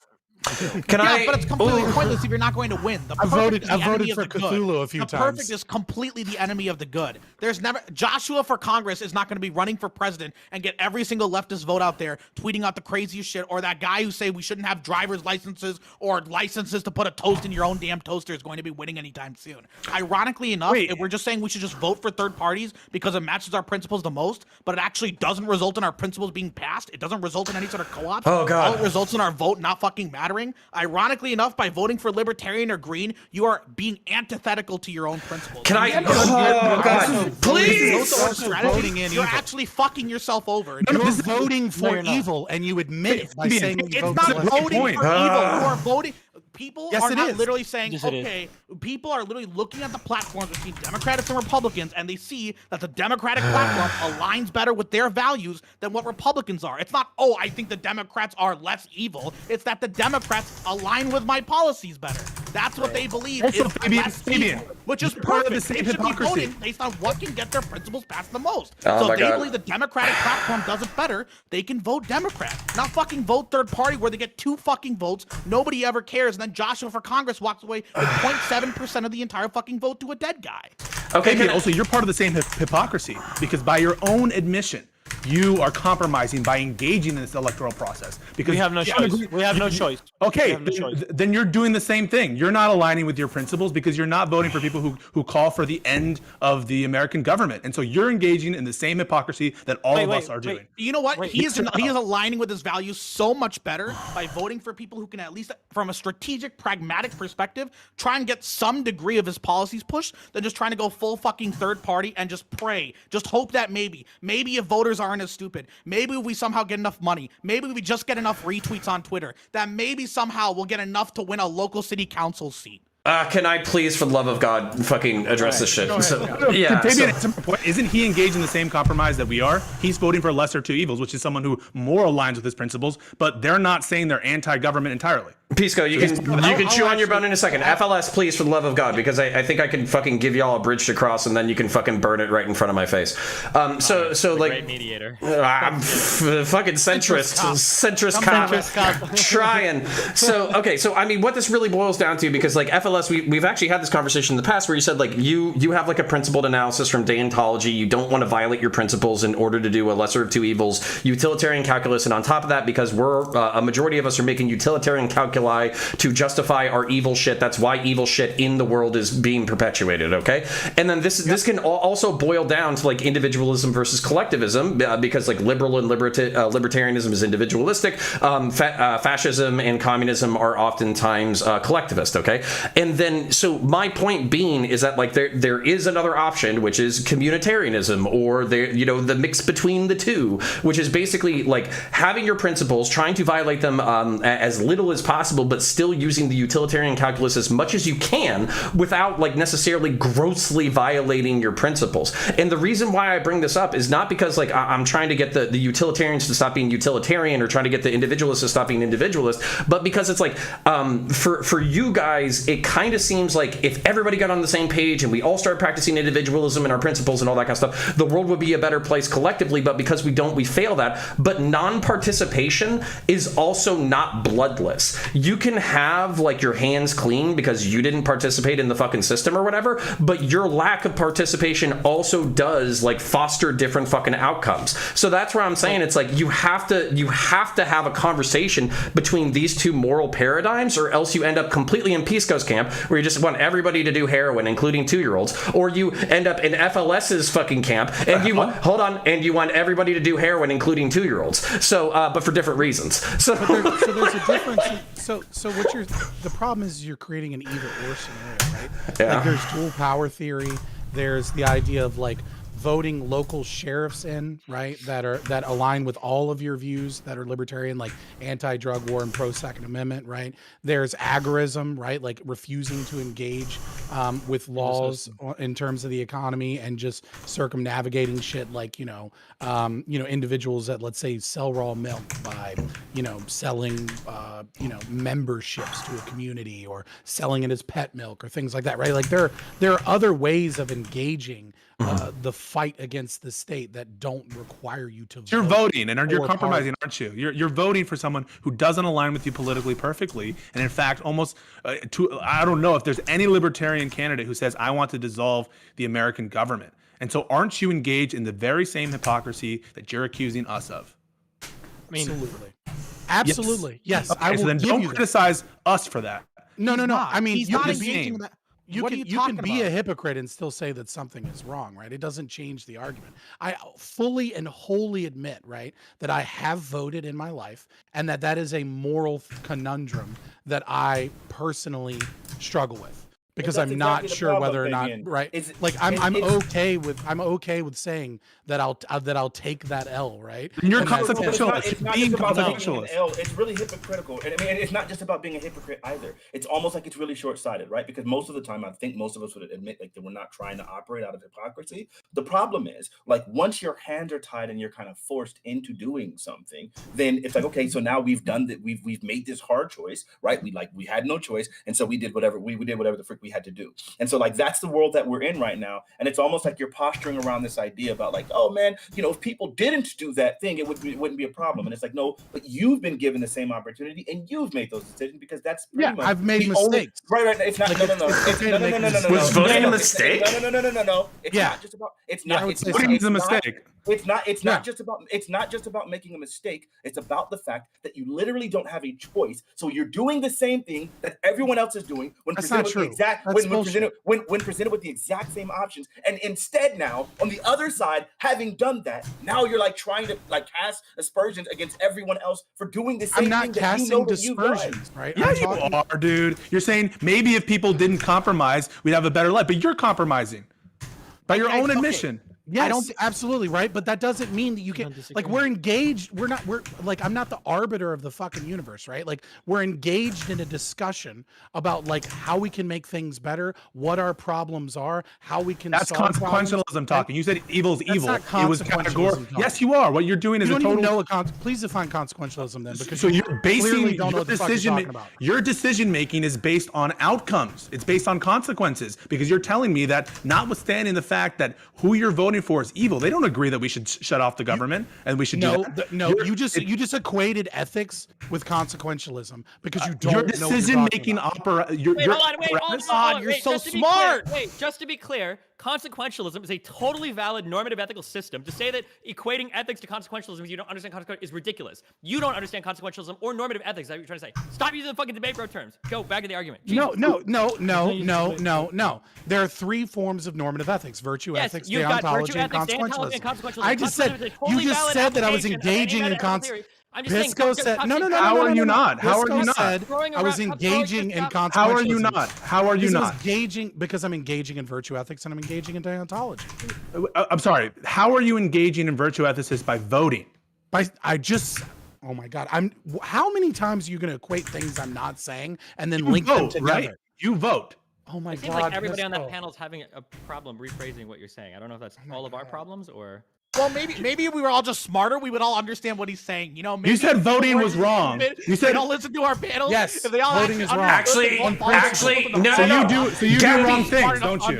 Gappy, Yes, I have done bad things. Okay, Gappy, so There's then a whole list of bad things. Some of what's them the are right thing to do? boys. What's the right thing to do?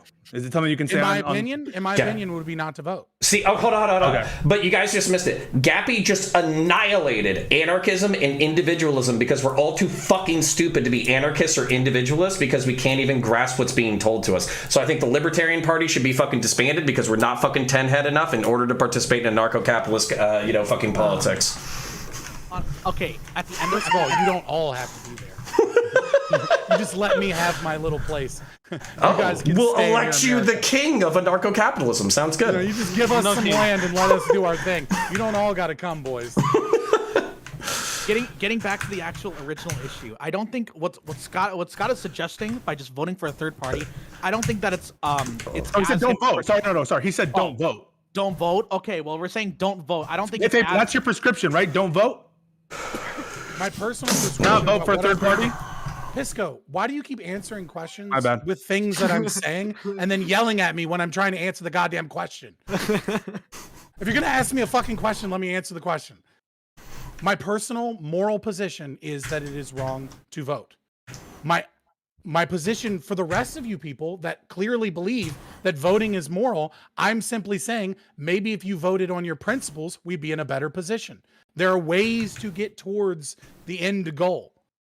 Right? I'm not This gonna is- live in fucking nah, anarchism tomorrow. this If we're is- not voting, that thing that you're talking about only is even remotely close to possible in a world in which literally, like, there is a specific party, right? Because right now we're in a dichotomy, right? Like, you have the obviously the Republicans, Democrats. Neither one of those, right? So neither one of those parties fully encompass like what I believe in at all, right? Like you can't. So then obviously, then that means now, if I'm voting my principles, that means I'm still going to be torn between which principles I value more than the others, right? Because like the conservatives are going to have certain Absolutely that I value, and then so then now you're saying I should just 100% withhold my vote until one party fully encapsulates everything that I believe in, and all the rest of Americans should do that as well. And when we all recognize how broad politics can be, then that means now you're basically just advocating for the entire country not to vote. Guys, listen, I caught up with Have FLS. a monarchy. Can you respond? Can you respond to that really quickly? Sure.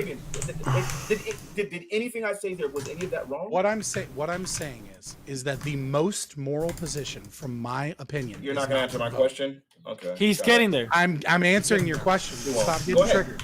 I'm saying the most moral position that I believe in is not voting. That being said, it is more moral to follow your principles as best as possible than to abandon your principles for the sake of winning. Wait, so to be clear, so in the hypothetical, one second. So the hypothetical that Fnatic just gave, are you saying that it would still be immoral in that situation to vote for that person who totally agrees with every one of your positions?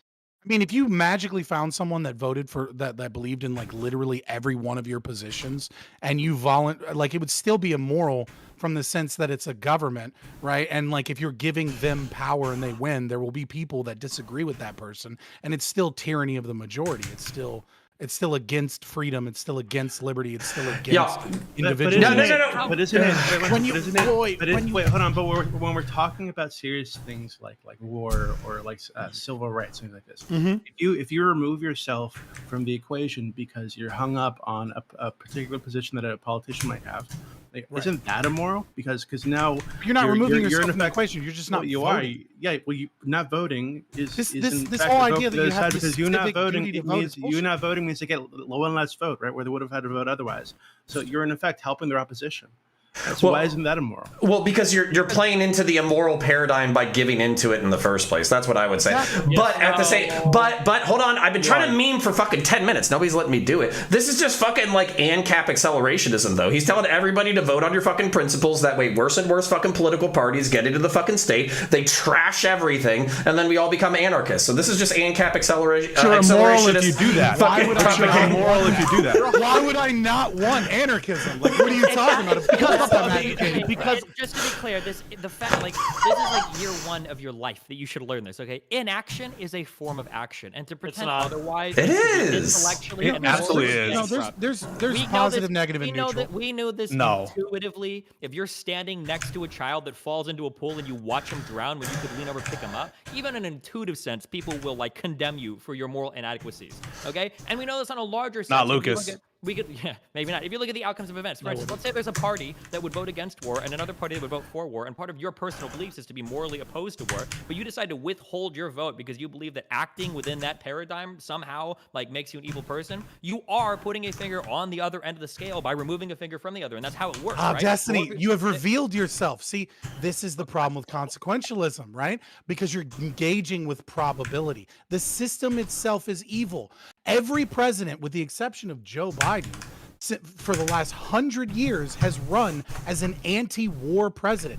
Even Ronald Reagan ran with the idea of fighting the Cold War to not have open warfare, right? It wasn't until later that he was like, oh, we got to stop them there so we don't have a mass global war. He even his pro-war stances. Obama ran as a pro-war candidate. Obama ran as an anti-war candidate. No, pro-Afghanistan war. No, he's pro-Afghanistan war. I'm sorry, did you miss my statement? Afterwards. He ran. No, it wasn't. He was in a debate. Read the book. Read him. Watch the debates where he's pushed on the Afghanistan war. It doesn't matter. Fuck Obama. It doesn't matter. He ran as an anti-war president. No, he didn't. He was pro-Afghanistan war. Wait, stop. Fabian, can you respond to the initial question, right? So if a child is drowning and someone has the ability to save that child and they do nothing, would you not morally condemn that person? Like, well, so he's attributing me a position I don't hold. I'm not saying that not voting. I'm not saying that not voting is not a form of action. I'm saying it is a form of action. It's a choice that I make to not vote, to not engage in the evil system. Answer? I'm just curious, with a child drowning in the bathtub, do you think that would be immoral to not save the child? Yeah. Obviously. Okay, no, but I got a better one. Wait, hold on. So let's say there are 100 people in a room, okay? And let's say there are there are 3 candidates that come up. One is pro-war, murder everybody. The other one is pro-war, murder a couple people. And the other one is your ideal anti-war person. But you know that ideal anti-war person is never going to win, okay? But you know that the ultra pro-war person, that guy is going to get 48 votes. Do you join the other, 49 people voting for the lesser war person? So that's the thing I was talking about with the probability, right? Is wait, stop. You're assuming probability. Just stop using. You're assuming probability. You're assuming probability. Why wouldn't you? We live in a probabilistic reality. Oh, yeah, hold on. You are part of a system, whether you like it or not, where your vote can change the outcome of. You can't remove yourself from that system by not voting. You're still part of it, right? I mean, I'll just quote Emma Goldman here. If voting changed anything, they wouldn't let you do it. Oh, come on. You don't believe that. What an absolute... That's how AOC got in. That's how the Justice Dems have done all this shit. But They 100%. By not voting, you are actively supporting, whether you like it or not through outcome, the winner that you probably don't want the most by not voting for. No, that's just a bullshit argument. Okay. How is it bullshit? You saying it's bullshit doesn't make it bullshit. Hold on. Because you're engaging with probability. Why? What's the problem with engaging with probability? You're not engaging in your principles. None of this has to do with probability, even. This is engaging. It does because so many people. You're assuming that you have the 48% of the pro-war guy. It is not engaging with probability. What I'm saying is, let's say that you functionally have a choice between a really bad candidate. You voted for Obama, right? You don't worry about who I voted for, okay? I voted for Ron Paul, but thank God I grew up, okay? So listen, unfortunately, I love it. You've got right, two choices between 2 candidates that can realistically win. One is a super evil guy, and one is a kind of evil guy. And you could be the deciding vote between the two. You abstaining. Destiny, no, right there. You're sneaking in the probability right there. You could be. No, everyone's publicly committed. No. Believe it or not, when you're you fighting vote, this there's a hypo. chance that your vote might actually be the one you voted that for Joe Biden. Yes, you're assuming the probability, and they all decide where they're going to eat. You might be the one that out of the 2 of the. Believe it or not, when there's 3 people in a room and they all decide where to go and fucking eat, you might be one of the 2 people who end up being the majority decision. I don't know why we're suddenly saying, oh, well, we have no idea what the fuck's going to happen. We're all doing the probability shit. Maybe my vote won't matter. The problem is I'm trying to use a real world example, but they're ANCAP, so they can't engage with it. We're too fucking. It's even. If we were all just smart enough to understand their platform and we all just went to a bunch of more of the meetings, we would all fucking understand it. That's great. So, but Fabian, I think it's even worse than you're saying, because you're not just you right now. You're on a platform in front of thousands of people, and you're encouraging these people not to vote. You're actually telling them that it's immoral to vote. right? So if we were to look at like recent elections, some of these elections have been razor fucking thin, right? Where the ability of someone like you to get on a platform and to encourage people not to vote because it's immoral if they're not voting 1,000% for every principal position they have, might sway elections in some places, right? Okay, so let's say, but here's the thing, right? You vote for Joe Biden, right?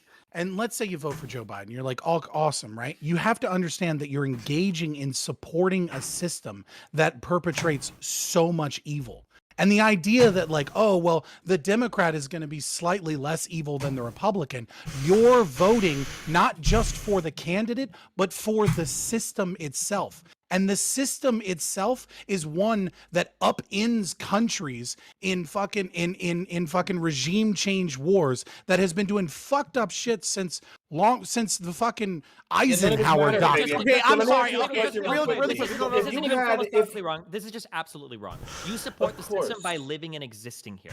That's how the system is supported. Absolutely. Yes, let me ask you a question. If every single libertarian country stopped voting, you're not doing a single thing to up in the system. If our voter turnout rate was 10%, you're not doing a single thing to up in the system. You're keeping it in the box of voting. No. You pay taxes, don't you? Fabian, you pay taxes? Fabian, you pay taxes? Fabian, you pay taxes? Fabian, you pay taxes? Hold on, Fabian. If you had a situation where you recognize my threat of violence, yes. Fabian, if you had a situation, you support the system? Fabian, if you were in a No, I'm not supporting the system. Fabian, if you were in a situation where you had like, I don't know, a president that like literally was running on genocide, he was 100% telling you that he was going to do genocide, and that's why he wanted to become president for that power to be able to do so. Okay, he was going to do it through executive order immediately day one. Okay, and you knew that he was running on that. However, like maybe whatever, like that's what the Republicans. My answer to your question is not TOS friendly. That's my answer to your question. No, you're pulling If you can't even organize people into a fucking convention room, your non-US friendly answer is never going to fucking happen. I'm sorry. Just to make sure. So you're saying that you believe that it would be immoral. I'm sorry, it would be moral to abstain from voting, knowing that the person was going to commit genocide. But then you would have to physically resist them. It would also be moral to water the tree of liberty with the blood of patriots and tyrants. Okay, can I? And you're so cool. It would be just as immoral to vote against him.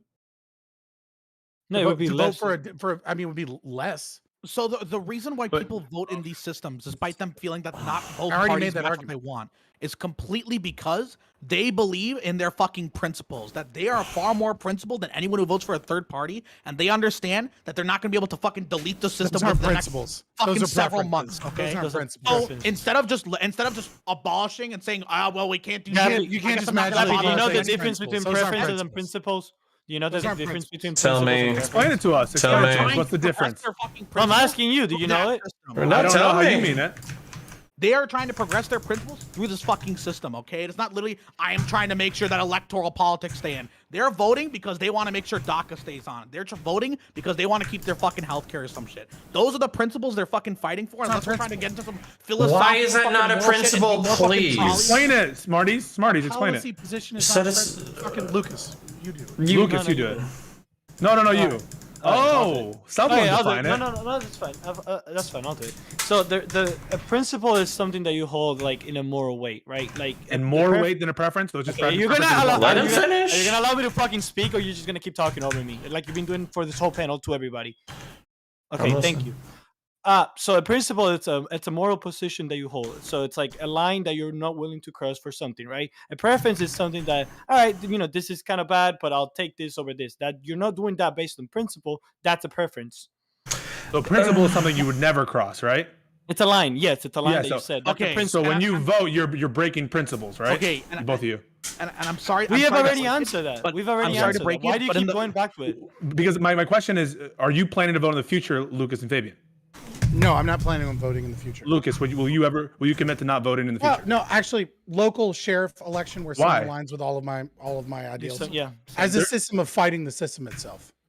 But wait, no, sorry, that's a compromise. Only if isn't it's it? fighting the system itself. I mean, no sheriff is going to say, I want to destroy rule of law that empowers no. my office, right?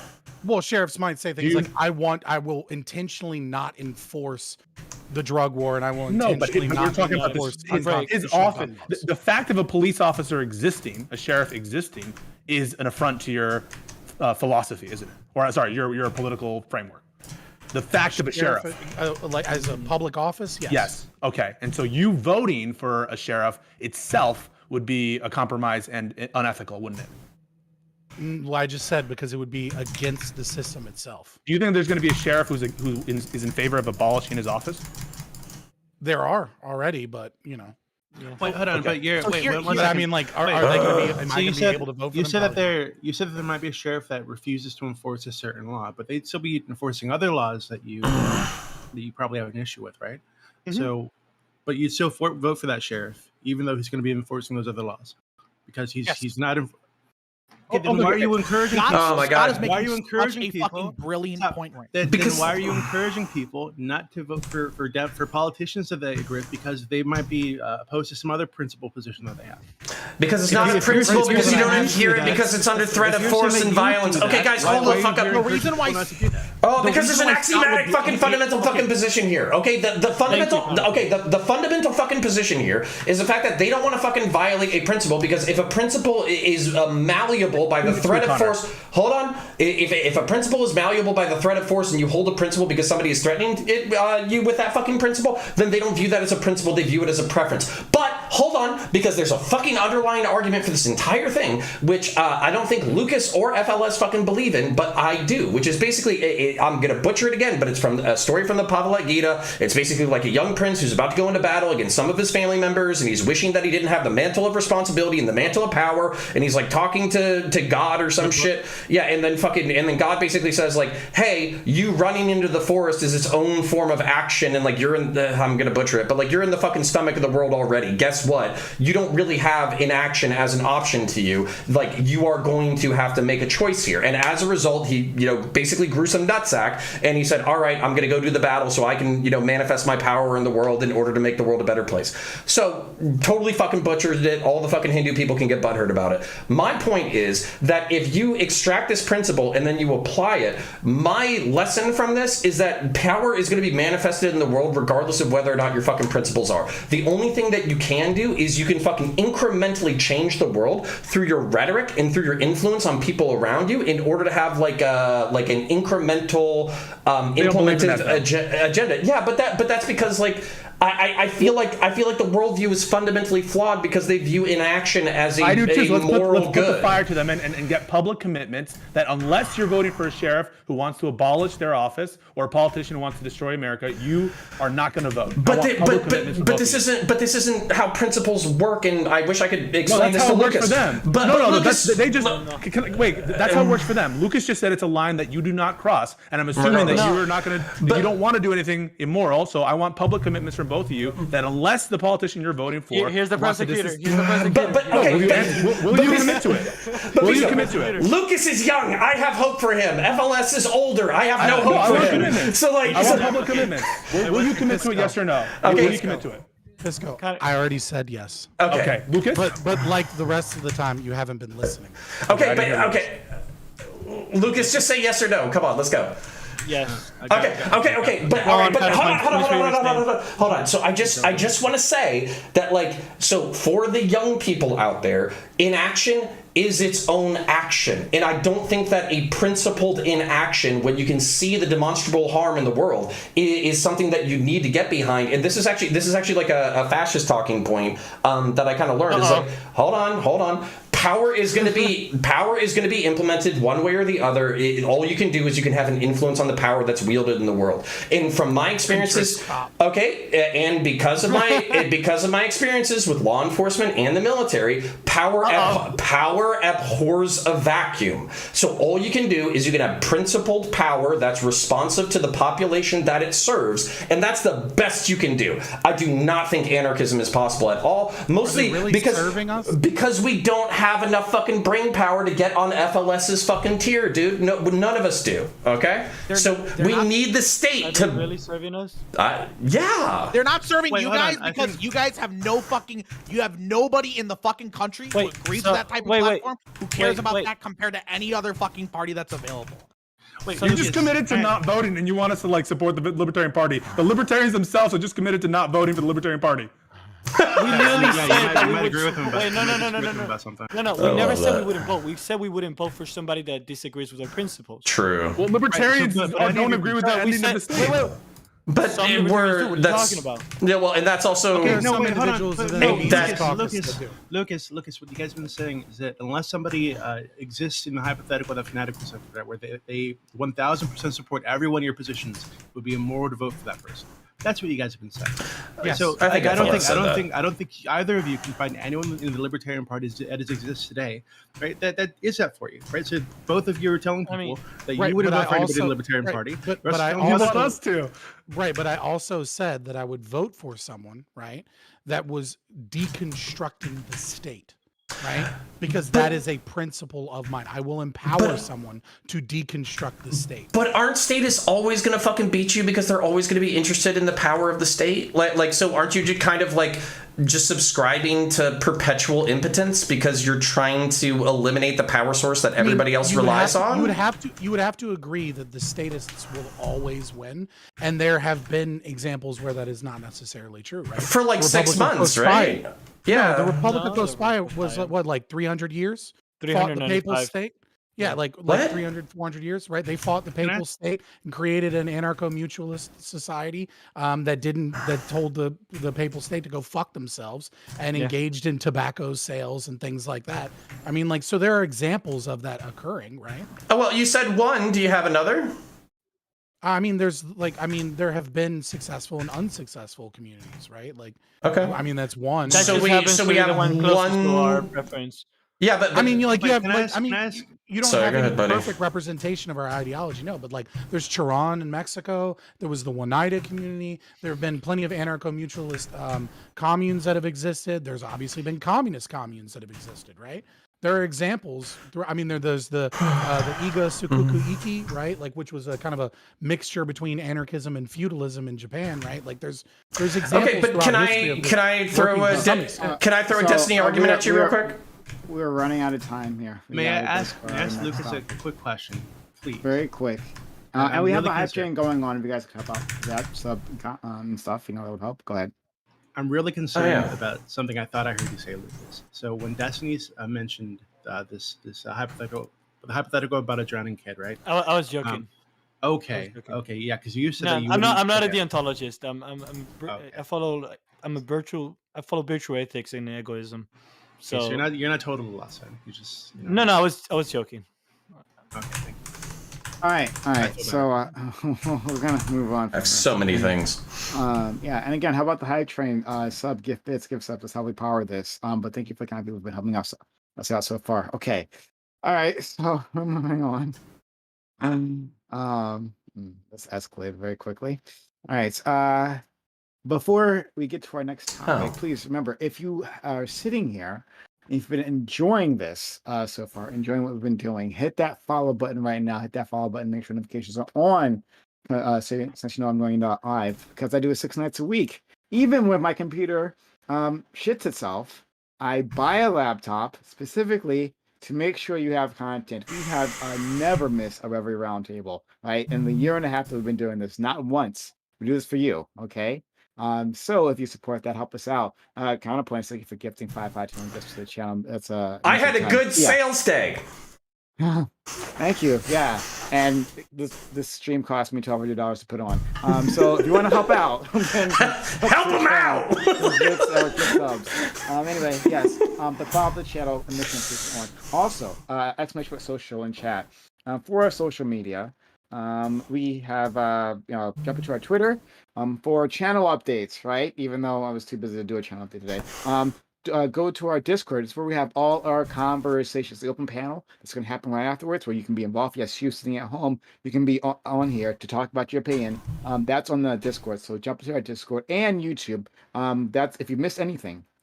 Like, comment, subscribe on our YouTube channel. That's where you'll find the VODs. Also, we stream sometimes on YouTube. So if you want to get all of our content, 6 nights a week of content, then go to our YouTube as well. Thank you all so much. All right. Also, last but not least, tomorrow night, we are doing Amazon Lily, once again. Our all-female type panel.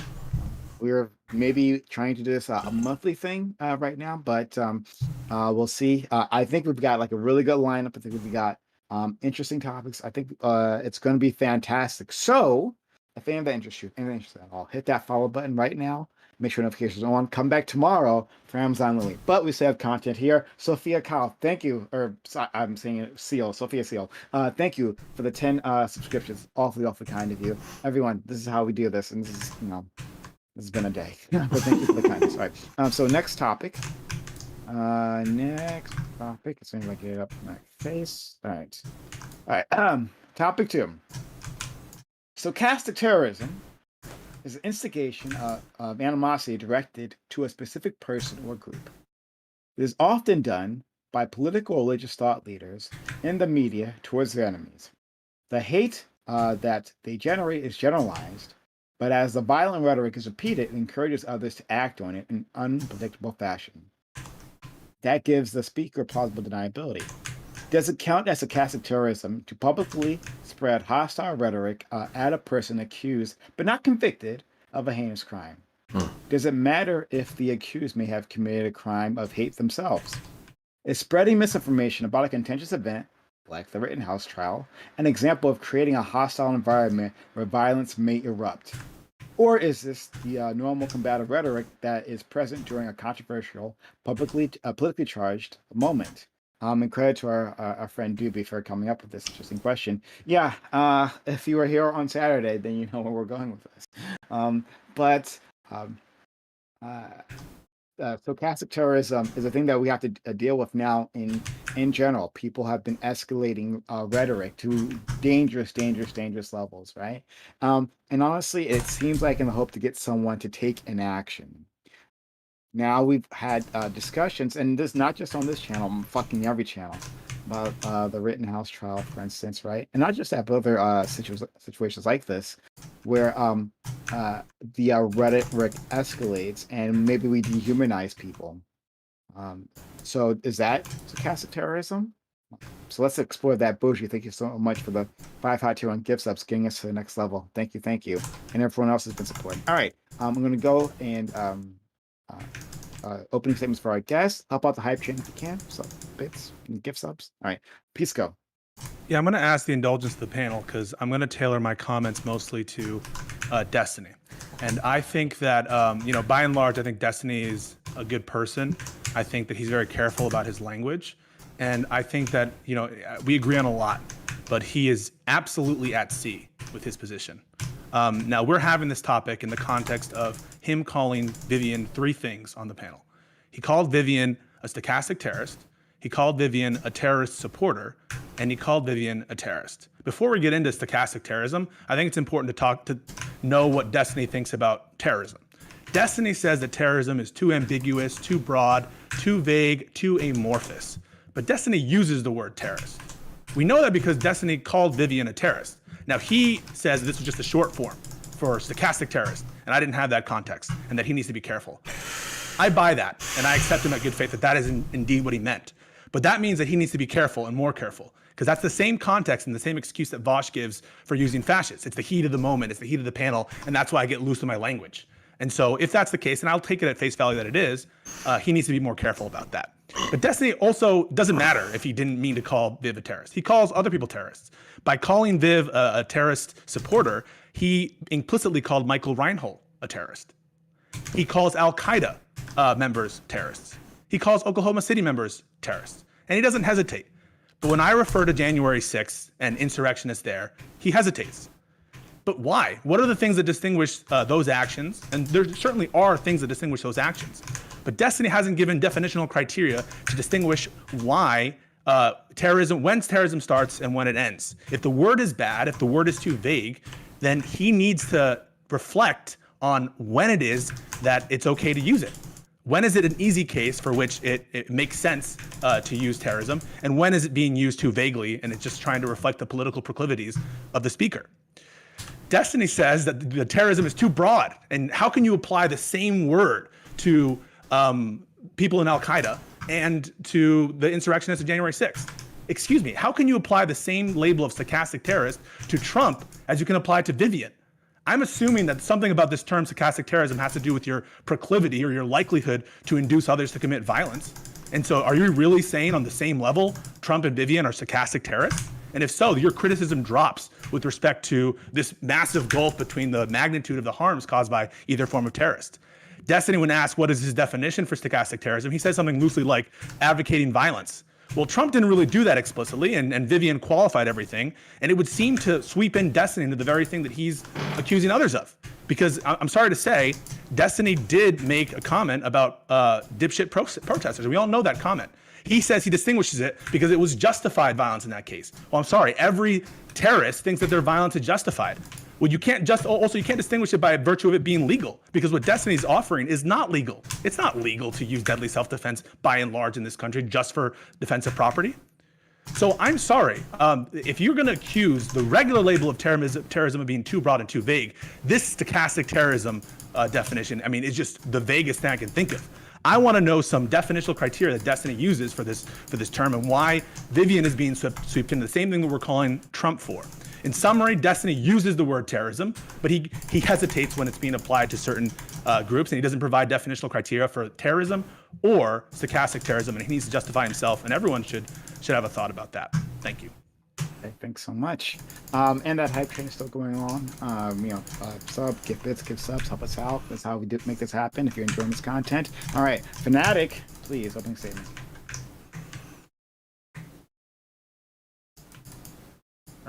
And any second now. He's that was crazy. That nigga's definitely a lawyer. That was something else. Yeah, man. I think I don't like super duper nebulous terms, and I think stochastic terrorism is one such thing, right? Because who we're going to view as a terrorist is going to largely depend on who how much we agree with their positions or whatever, right? If you, for example, the United States to some people would be terroristic, right? Like with some of the things that we've done in the Philippines and other places, right? But clearly most Americans wouldn't identify it that way. For some people, Kyle Rittenhouse is a terrorist, right? But then there's plenty of people like Destiny who wouldn't view Kyle Rittenhouse as a terrorist. So this term almost means little to nothing. I don't know why we would even use it, because there's so much plausible deniability baked into the term itself that it means close to nothing. Counterpoints. Yeah, so, I mean, I'm literally using Google. Terrorism, the unlawful use of violence and intimidation, especially against civilians in the pursuit of political aims. I don't know what was said on Saturday, but I know that Vivian has talked about extrajudicial violence against people for political reasons. I know that she's talked about, basically people compiling lists of known nefarious actors, and I would see that as extrajudicial advocation of violence and intimidation against civilians for political aims. Now, the question is whether or not these things are good. Obviously, you can enact violence for principles that you believe in, but that's kind of like where definitionally I think we do get into a certain weird amount of water, because if compiling dox lists and sending death threats or pipe bombing Humvees in the name of environmentalism, if that's terrorism, then it's also terrorism to chop off people's heads and commit suicide bombing. So there's obviously a wide spectrum of violence that falls under the label terrorism. I think that the conversation for why terrorism is so nebulous and poorly used is related to Phil Gursky, somebody that I've talked to, basically said that homicide is homicide. Murder is murder.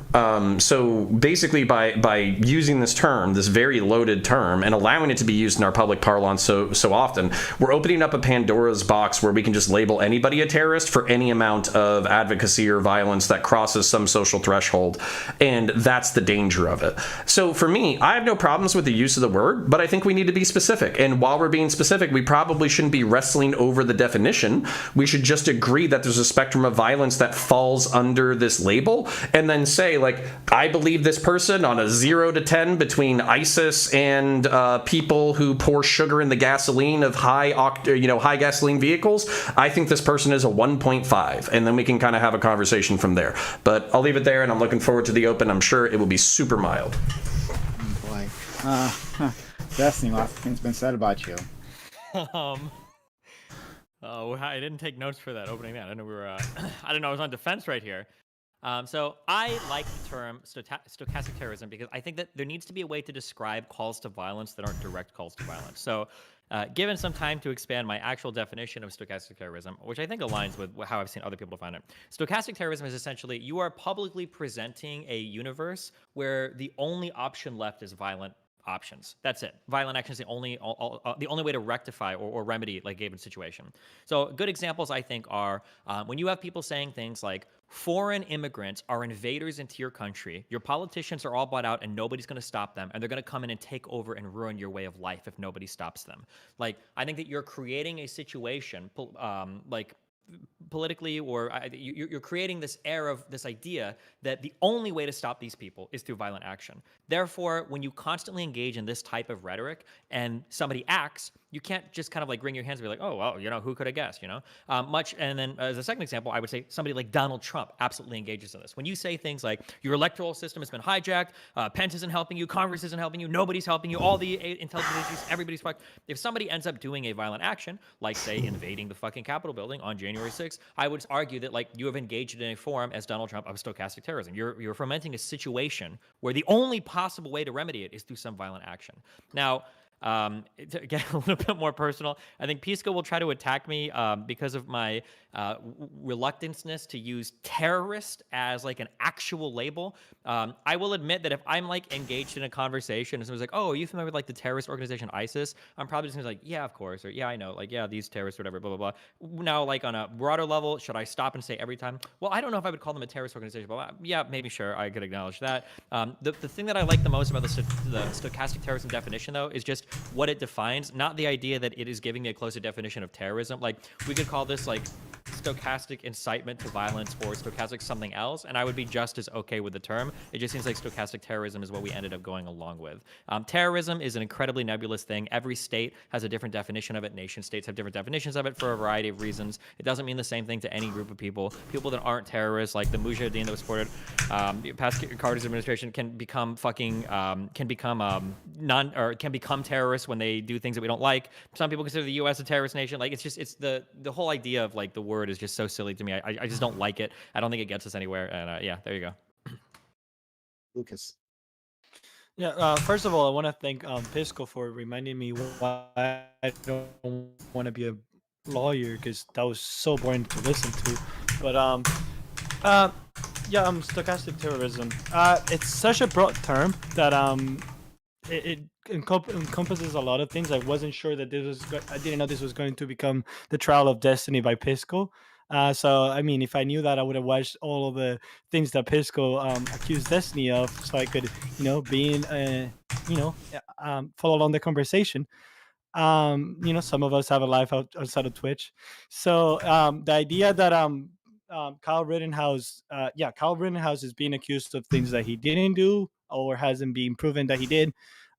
He went there, to whatever reason he went to, but the reason that he shot those people was in defense of property. And the fact that the media is, promoting a narrative that says that he did those things on purpose, I think it definitely would fall in the category of Jesus Christ, I can't say that word, stochastic terrorism. Yeah. Baby and Nico next. Or Scott, excuse me. Yeah, so in the interest of not clout chasing, I will tailor my portion of this discussion to everyone but Destiny. Yeah, so I think first thing we need to look at is, obviously, I'm kind of two minds of this issue, right? I'm honestly kind of somewhere in between, because obviously someone like Vivian that like will literally put you on her list of reactionaries and advocates for violence regularly is a problem, right? And if she was a right winger, she'd be banned off of every platform instantaneously. But at the same, and we could say the same thing about, some of the rhetoric that our right-wing politicians like Trump have gone in, right? So, I mean, obviously there's kind of an issue here. And so when I think about the issue, I honestly don't think the issue is that we should create a new label, right? For people who are, kind of advocating violence and advocating political beliefs or advocating like really negative or derogatory or dehumanizing things. but they're not direct calls for violence or action, right? You know, I'm not saying like, you know, shoot this guy at 2 p.m. on this street corner. That's where he goes and gets his coffee, right? I'm just saying like, you know, Republicans are evil and we hate them, or, you know, Democrats are evil, et cetera, et cetera. I think the bigger issue here that really kind of goes tangential to this question is the fact that our journalistic ethics have gone away. Right. Like it used to be a thing, and it's still a thing. If you go to if you take like a mass communications class in college, that like you're supposed to have 2 unnamed sources and then someone that's going to go on the record. Right. Like that shit just disappeared with corporate press kind of getting money from this political balkanization of the American population. And so I'm not so sure that the issue per se are these people that we're trying to label with this kind of like newer definition of terrorism, this more, you know, this probability based terrorism, but more so the fact that we don't have good information out there. I think this is more a problem of social media and a lack of journalistic ethics, where when people hear wild, crazy shit, they can't just go and look up a news article and like just get the good details and realize like maybe that's crazy because of this reason and this reason and this reason. Right. So I think that there's kind of a parallel conversation to be had here. And yeah, I don't care about Vivian. She's trash. All right. Vivian's a wonderful human being. I love her so much. Shout out to you, McSpeen and Wolf. All right. Let's go to Gappy V. Wow. Okay. I guess in regards to the I don't know, our Destiny effort post that was made by Pisco, I think we're kind of getting a bit too hung up over the issue of like, I think Destiny using the word terrorism is what's really getting at it. And I think we had this talk a couple of days ago when we were talking about the Federal Rules of Evidence. When we look at the Federal Rules of Evidence 704 and 704A, just because somebody uses the term terrorism or negligence, for example, just because they use that word doesn't mean they're literally embracing it as this person is literally like ISIS or something like that. I think we're focusing a bit too much on the fact that the word terrorism was used and not the overall context of that opinion or that lay opinion as stochastic terrorism, right? It's not, I don't think he's going to be alleging, and I'm not sure what happened with this Vivian conversation, but I doubt he's going to be alleging that Vivian's literally trying to create like the next ISIS or whatever. But in terms of the actual stochastic terrorism definition, getting back to the actual topic rather than what was going on earlier, I think stochastic terrorism is totally a fine definition. You know, if people are trying to indirectly advocate for violence, we should have a way to be able to call them out for that. And I think when we use that definition, we have to understand that there are extents, right? It's not just, oh, so you literally just called him a terrorist. What the fuck, dude? It's about whether or not the extent is really fucking egregious, right? Because I think there's a huge difference between somebody retweeting, oh, the Rittenhouse judge is using some ringtone that sounds like it might potentially be from a Trump rally, versus someone saying something a lot worse about like, oh, who's going to be getting the wall, or who's going to be doing this non-TOS friendly thing to our parents one day. I think there's a huge worlds apart there, and I think being able to use that term of stochastic terrorism in the context of defining an extent to which somebody's advocating for violence is really important. And I don't think we should be getting hung up over whether one individual used the word stochastic terrorism on one individual when somebody else like Donald Trump is probably using stochastic terrorism to a far, far worse extent. Hey, last but not least, our Dark Lord and Savior, Doobie. Okay, so I've been thinking about this since the other night, actually. And what I've kind of concluded is that I think Twitch is full of mentally unstable people who ingest the opinions of charismatic demagogues through like 8-hour streams, and then go around and watch other charismatic demagogues react to the latest round of blood sports and relationship drama involving people they've developed like parasocial relationships with. So if we're going to buy the common lefty position that someone like Lauren Southern or Stefan Molyneux can be held responsible for Christchurch because the shooter might have heard like a great replacement video at some point, shouldn't we also believe that Destiny can be held responsible for vigilante justice against rioters if we find that the perpetrators have watched his streams at some point? If Vosh gets done demonizing conservatives for the day and raids Prime, and Prime is platforming an insane anarchist who dehumanizes and advocates for the violent suppression of their opposition all the fucking time, right? Aren't they both like at some level responsible if one of the hundreds or thousands of people watching goes out and acts on the recommendations someday? Shouldn't we believe that people like Hassan, who say that Rittenhouse was always going to get off because he's white, or that Jacob Blake was unjustifiably shot in the back by racist cops, couldn't they also be held responsible for riots that might happen if Rittenhouse gets off without a homicide charge? What about Fanatics' tacit endorsement of violence against white people who say the N-word, or Connor's tacit endorsement of police goon squads that rough up people who resist arrest? Should any of us be platformed? Like, what's the fucking line here? I think that if we're going to say that these people are guilty of some kind of like stochastic terrorism or some kind of like incitement to violence for these kind of statements, then hey, if that's the line we're drawing, then I don't think there's a good case to be made for most of us to be on this platform. Based. Yet Gappy and Destiny have a problem with terrorism and not stochastic terrorism. What Doobie just gave you the point. What could be more nebulous than the word that engulfs Hassan, a word that engulfs potentially Destiny? Because I haven't seen how that he's distinguishing now his own comments from Vivian's comments. What is the definitional criteria for stochastic terrorism? Should there be a definitional criteria for stochastic terrorism, and why does it apply to Vivian and not? I mean, I would defend the comments that I made earlier, that when you've like facilitated or when you created a situation, not in relation to other to like common examples or to Lauren Southern as an abstract term. How do I know? How do I fight you on Vivian's label of a stochastic terrorism? Without reference to how great of a speech Doobie gave, like. Wait, when you say without reference to an example or without reference to Doobie made reference to Lauren Southern's comments, and we're talking about the definition in relation to others, but in abstract terms. Sure, so my question would be, what does it mean? So if I were to look at the totality of Vivian's messaging, is Vivian essentially saying that there is no way to remedy a current situation or current set of problems beyond violent action? Then you misunderstood Vivian's point. Because either you're referencing the fact that she's spreading misinformation, and if that's enough to be called a stochastic terrorist, then I don't know. And most of the country is responsible for stochastic terrorism. So I'm assuming it's not the fact that she's spreading misinformation.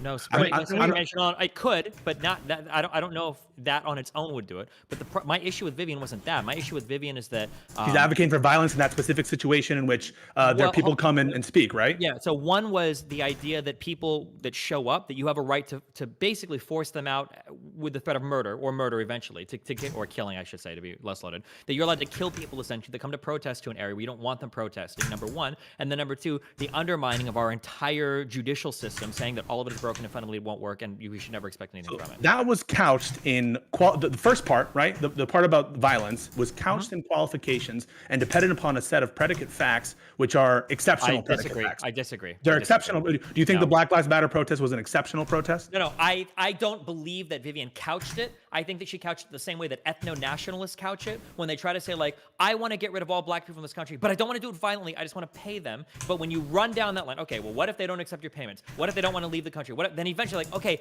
Was sure, Fabian Scott engaged in? I mean, Fabian Scott all but said he's advocating for violent revolution in the United States. So you think that he's engaged in stochastic terrorism? Yeah, for sure. I'd probably say that, yeah. What does this word mean that? When did I say that? When the fuck did I say I was arguing for violent revolution? Non-US friendly shit you want to do? When you're creating a situation where the only option is violence, that's the only way that you can seriously enact whatever agenda that you think is like morally righteous and needs to be done. Yeah, I would argue that you're engaged. How nebulous is it? I mean, this word is going to gather. Hold on. You can't just say nebulous and pretend that's an argument. If you want to claim that, my definition is pretty precise. If you want to push me on a specific example, then that's fine. But I've given you a clear example. We can test things against that example. Don't call it nebulous. It's not nebulous at all. Well, then it's too inclusive. It's over-inclusive in a way that is like your definition of terrorist was. What do you mean? But you can't criticize me for my term for being too over-inclusive and then provide an over-inclusive term yourself. It doesn't help us. Give me an example then. Destiny, can you define it? I want to write down the definition. Can we just get that so that we can stop saying it's nebulous? I want to have it concrete. Sure. I have that he says that when the only go ahead. When your rhetoric is such that the only possible response of people is violence, and in that, notice what is missing from that definition. There's no proclivity part of that definition where there's a likelihood or a tendency for your audience to be receptive to that message, for you to even have a platform for which to speak. If you said this privately, if I said this to you privately, Destiny, that I think that this is justified, do you think my private communication to you is stochastic terrorism? There must be. We can argue that it's private. Hold on. Private stochastic terrorism. Sure, yeah. Do you agree with that definition? What?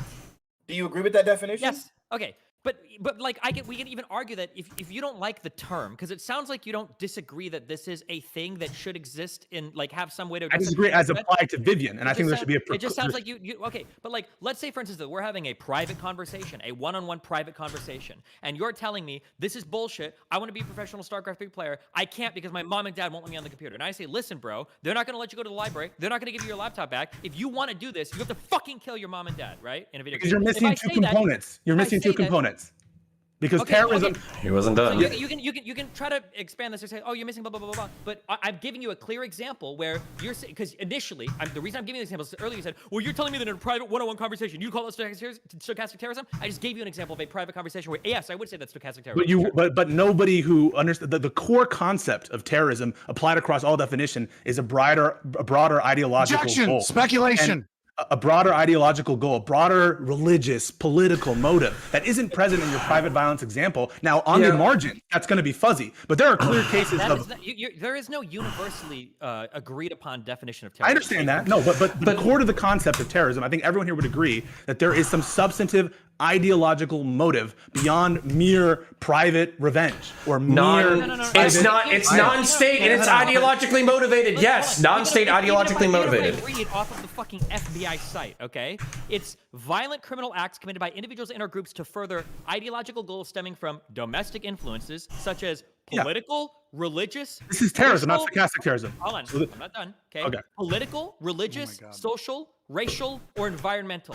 I could almost any possible fucking thing. No, you couldn't. No, you couldn't. It's not 100% could. Murder, normal murder. I run over someone because they had sex with my wife. Mm-hmm. That's not terrorism. Is that terrorism? Let's say that we went onto your laptop afterwards and we found out that you were posting on a whole bunch of incel forums. Does it become terrorism? It's fuzzy margins. Yeah, if you can understand. So you admit that there's gray areas in this entire process. I understand. You're just calling out Destiny for fucking clout and hijacking the fucking conversation. They're friends, buddy. Chill. The only reason you're doing this shit is so that people will react to Pisco sensing shit to Destiny. I don't have more fucking followers and views instead of engaging with the fucking conversation. No, I actually am engaging with this conversation. Okay, hold on, Pisco. Back and forth. Yeah, Pisco. Wait, hold on. I want to understand your position. So, someone like Anwar, what's his name? Anwar al-Awlaki, this dude who was making videos to encourage people in the United States and in Europe to go out and murder people at random, right? Like encouraging like jihadi violence. Yeah. Do you think that person couldn't be held responsible for those people who went out and did exactly what he was encouraging them to do? But what you're missing there, and what's missing from the definition that Destiny gave, are two concepts. Before I bring them up, I want to just address the elephant in the room of categories. Everything is fuzzy on the ends. Define a sandwich, right? Tell me, what are the definitional criteria of a sandwich? You know, a coffee maker might not be a sandwich. That's a clear case of not being a sandwich. Okay. But now when you start to get to a hot dog, it's less clear about what is and what is not what's not a hot dog. That's okay though, because those types of categories don't have moral weight or implication behind them. So I'm okay with sandwich being fuzzy. But when you want to bring up a new term and you want to call it terrorism, and you want to either, no, I'm not saying you're saying this, but for some people that want to have additional charges brought forth, or in your case where you just want to have like a greater moral condemnation brought forth, well now we actually need to define this a little bit more. The delineation becomes important when it's a moral issue and not just a category of what is. Yours is way too over-inclusive because you just said it is too inclusive, and it's really insane because Destiny, I didn't see you like raising up this like claim that we need to make sure that we're really, really clear when they brought up RICO charges against R. Kelly. Not that nigga wasn't guilty, not that he didn't deserve to do prison, but we know what RICO charges are, and that seemed like that wasn't the proper application there. Right. What was he doing? Furthermore, when you make the statement that your definition is when your rhetoric is such that the only possible remedy is violence. Can you point me to something that Vivian said that clearly, do you know that clearly like the only possible remedy was violence? Because even when she's talking about how corrupt our judicial system is and how unfair it is, what all of those things you could easily say. So we need to do a lot. We need to make sure that we have higher voting mobility in order to ensure that these kind of things can be done away with. We got to make sure we don't re-elect these judges. So how is that bullshit?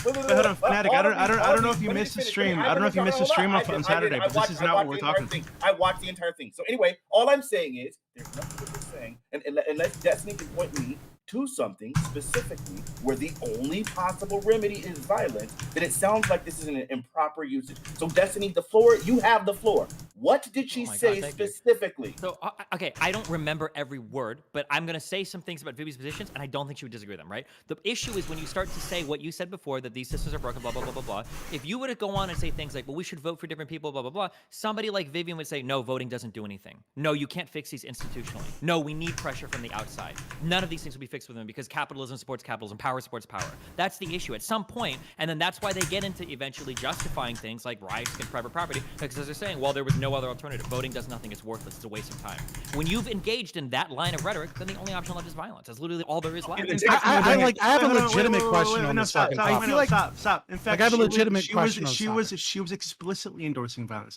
She was saying that if someone shows up in your town with a Blue Lives Matter sticker, right? You should force them out of your town, and that if they resist your force against them, you might need to kill them.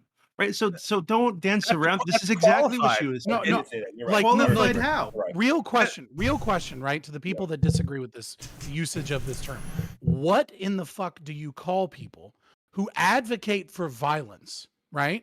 Who consistently dehumanize groups of people, but do not use direct or actionable violence, right? That do not specifically themselves go out and commit the violence, or you can't prove that per se, right? It wouldn't surprise me if that was happening, right, under some black bloc shit, right? But let's just say, right, that they're not actually committing the violence, but they're dehumanizing groups of people. They're calling for violence. They're saying violence is the only possible solution we have to this problem, right? But they're not giving you a specific date and time. What term would you use? I'm happy to answer that question. Yeah, I'm legitimately. The two concepts you're missing is one, there needs to be some statistical proclivity of that happening. We don't just call people who have no audience, speaking to no one, or speaking privately to someone who's not receptive to that message, stochastic terrorists. Right, don't pivot from the Let him finish, dude. I want to fucking hear. Holy shit. I'm showing you ways to distinguish. And then secondly, we need to reject Destiny's invitation to absurdity, which is that any call to private violence, even no matter how private, could somehow be considered stochastic terrorism, no matter the ideology. Okay, can I address this? Holy shit. No. Fuck this. Because Pisco. Can I? Doopy. Stop fucking pivoting. I'm gonna do you. Hug yourself. Counter, go pay your fucking Barbies, okay? Pisco. We're talking about people on Twitch, on a platform in front of hundreds or thousands of people, not someone talking to their friend in a corner somewhere, right? So these people. What I'm saying is the way you distinguish it is what I just said. So there's two things that you look at the Twitch person, right? Is their audience such that they're super receptive? There's a danger here. Their message is such that it could be interpreted that way. You look at the likelihood that their message. All those things is yes. Okay, you're just bringing up Destiny and your issues with the term. I think there are plenty of people in chat right fucking now who think that people with Blue Lives Matter stickers are Nazis. I think you guys are insane. I think you guys are insane that you think that Vivian's comments, unless you want to say her attitude in the aggregate, is. Are you going to answer the fucking question, or are you just going to dodge? I'm answering the question. So she. No, you're fucking not. Answer the goddamn really question. Simple. He is. No. Sorry. I am answering the question. Endorsement. That's the answer. Endorsement. Endorsement is the answer. It's not the answer. Proclivity is important here, and the likelihood of the tendency of your actions to cause others to commit that violence is important here. And so, okay, then give an arbitrary amount of proclivity, and then tell me what you FLS, please. No, dude, can I please get in? And there are unclear cases. Let it be done. I'm answering the question on. No, you're not. Answer the question. So Vivian, one word answer. Is there a title? He's asking for a title. I don't care about all of the qualifications. I don't care how you get to the title. What is the title? What do you mean title? What title? He's asking for a new word. What would you call someone like Anwar Al-Awlaki who was making videos encouraging? He wasn't stochastic. He wasn't stochastic. Holy shit! Everyone, shut the fuck up. Okay with the term. Shut up! I want to talk. Okay. Oh my God! Shut up! Everyone, shut up! Great. All right. Look. Because he's going to explode. I'm going to let Counterpoints in, and then get happy. Don't worry. All right. We'll get these answers out of people. Y'all are about to make me fucking ableist again. Holy shit. So, Pisco, very specifically, It would not be stochastic, because stochastic basically says that it's not direct. It's nebulous intentionally, so you can motivate an audience in order to do something. What is not stochastic? Hold on. With reference to what? Anwar al-Awlaki would not be stochastic because he is making specific prescriptions in order to commit terrorism. So that would not be. Talking about direct message. I just want to speak for myself. I don't want to speak for anybody else. Okay. So Anwar al-Awlaki would not be stochastic because he's being very specific with what he wants to do. When it comes to stochastic terrorism, I think, as I acknowledge, there's a spectrum to fucking terrorism and fucking violence and all that kind of shit.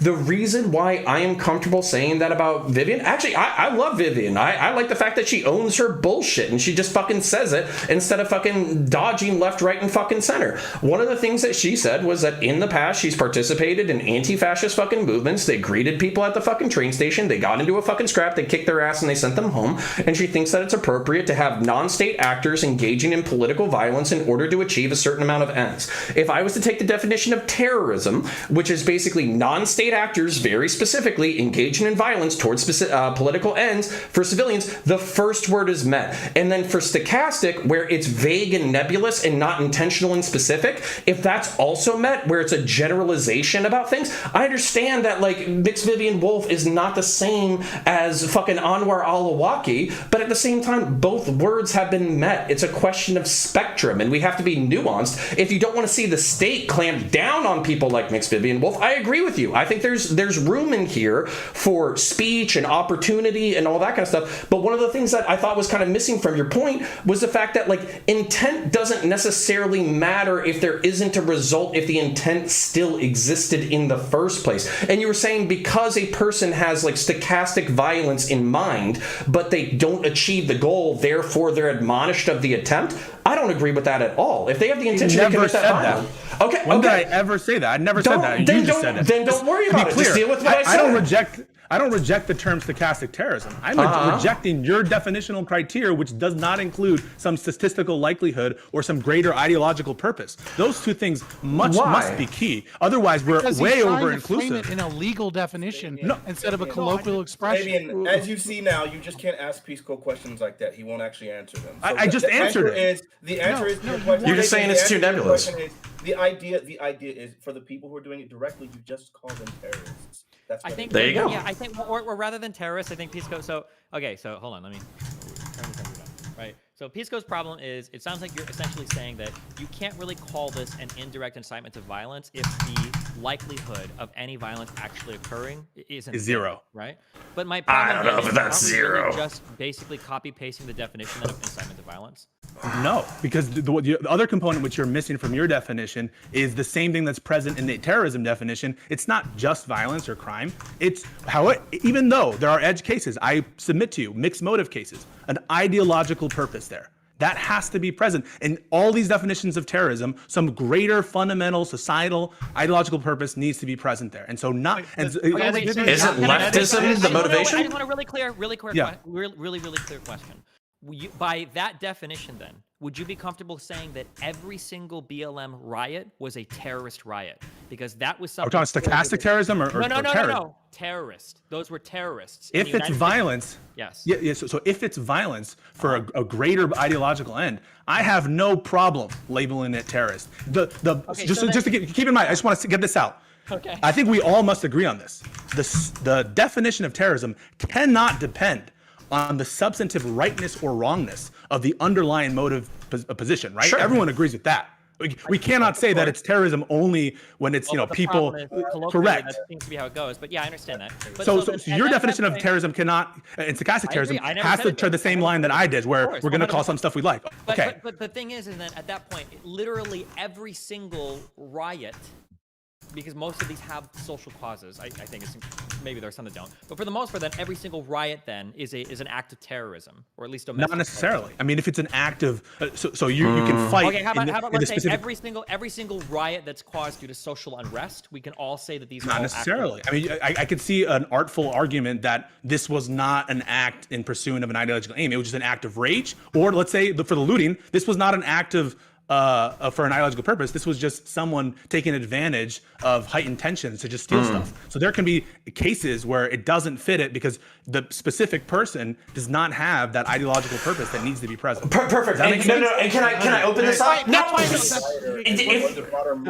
So you would still label the broader movement as something that's terrorist, even No, I'm not as comfortable labeling like broad swaths of people. That's why I'm not comfortable saying that like in the aggregate, Vivian contributes to an overall attitude that says there's no other option left but violence, because it doesn't feel fair to attribute sort of collective punishment to someone who's part of a movement for which there are a lot of members who certainly are fit that definition. But the individual both your criteria are met with Vivian. No, because the proclivity. Yes. No, the proclivity definition is not there. Yes. Wait, hold on. Yes, because you're making it legal. If this person is coming onto panels over and over for months, right? Coming onto panels regularly. And making these same kind of statements over and over again, there's a greater than 0% chance that someone in this audience of fucking terminally online weirdos has like the fucking combination of personality characteristics that might put them on the verge of going over the edge and going out and doing some lone wolf shit. You're misunderstanding. So I think we would all agree that the point that the quote stochastic terrorism is committed is at the point the statement is made, correct? Yes. And so it's not post hoc. Right? And so to the extent that you think at the time Vivian's making the statements, those particular comments are likely to incite any particular person to violence. I think the odds of that, can I finish? So the odds of that are very extremely low. She's on a panel where everyone, including myself, is fighting against her in front of mostly libs and left-wing people who are not, I don't think have the propensity to violence anyway, on Twitch, on a platform. I really think that the odds of that happening are extremely low given her comments, and the fact that her comments are couched in qualifications and predicate facts that do not present themselves commonly in society. Okay, but hold on. God damn. I'm sorry. Gappy hasn't got a chance to talk, so Gappy. We can't say that any of this is non-zero though. Yeah, she's getting completely. I'm not aware of all of her fucking comments, but obviously she's getting pressed on by the rest of the fucking panel. But there's no way we can completely say it's. What about Destiny's comments? What about Destiny? I feel like is Destiny a stochastic terrorist? Sure, whatever. Why isn't he? Yes. We have to, yes. He's my favorite one. Circumstances depends on what he's advocating. Destiny, are you a stochastic terrorist? The problem is. Wait, no, I want to hear his answer. The problem is, let's not do that. I've been trying to talk for at least half an hour. I'm gonna get my fucking answer in, and then you can ask him whatever the fuck you want, okay? I gotta do my own fucking cloud chasing here. I'm the most desperate for content here. I need to fucking get in here, all right? Because the problem is, I feel like, ironically enough, we're looking for different other factors that are to determine the propensity of the likelihood that they're actually going to be causing some sort of issue and the ideological strength of those beliefs and those motives, right? Yet at the same time, at the same fucking breath, we're looking, and I'm gonna pull out case law here, we're looking for some type of term yellow versus City of Chicago shit, where there has to be fighting words, or we have to have some specific type of statement that's a specific incitement of violence, and only then, when we have that type of direct evidence, we can call it stochastic terrorism, rather than looking at the totality of the circumstances overall. I submit to you, Gappy, that anything that Viv did, a Destiny's statement qualifies for, and I want to hear Destiny's, by his own criteria, isn't that comment you made a form of stochastic terrorism? Oh my god! You were one-on-one with Destiny. Sure. Wait, hold on, wait. No, don't do that. Okay, so okay. I guess you're consistent. Don't say I think you can say yes. What do you think? Hold on. Don't ever don't say that. Okay, I don't need somebody to tell me what I can or cannot bite the bullet on. Don't say it, Destiny. Earlier, I think that we can say that there are forms of terrorism, whatever we want to define that term as. I think it's different. That we would all probably support. For instance, like the fucking revolution of the United States, right? Arguably, these were early on acts of terrorism, or any type of violent protest that happened, and the Civil Rights Act was arguably like acts of terrorism, however we want to define terrorists or whatever, right? I wouldn't use the term, but if we were going to, sure.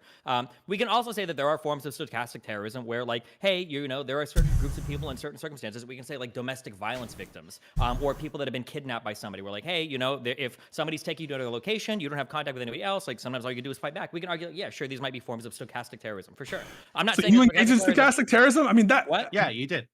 You did. Yeah. Okay, hold on. I'm not trying to say that in and of itself it's necessarily a bad thing. We can take one step further and we can analyze, like, is this like a good call to violence or not? Because I think there are righteous and good calls to violence. I think we all believe that. However, I don't think in the case where we're saying all of our U.S. institutions have fundamentally failed, so we need large swaths of Americans killing other large swaths of Americans. If you want to say that that's on the same level as saying, I believe that people should have a right to defend their property. I mean, you can make those comparisons if you want, but I think that I have much better ground to stand on than Vivian, who's essentially giving you carte blanche to murder every fucking conservative in the United States. Dude, and can I please?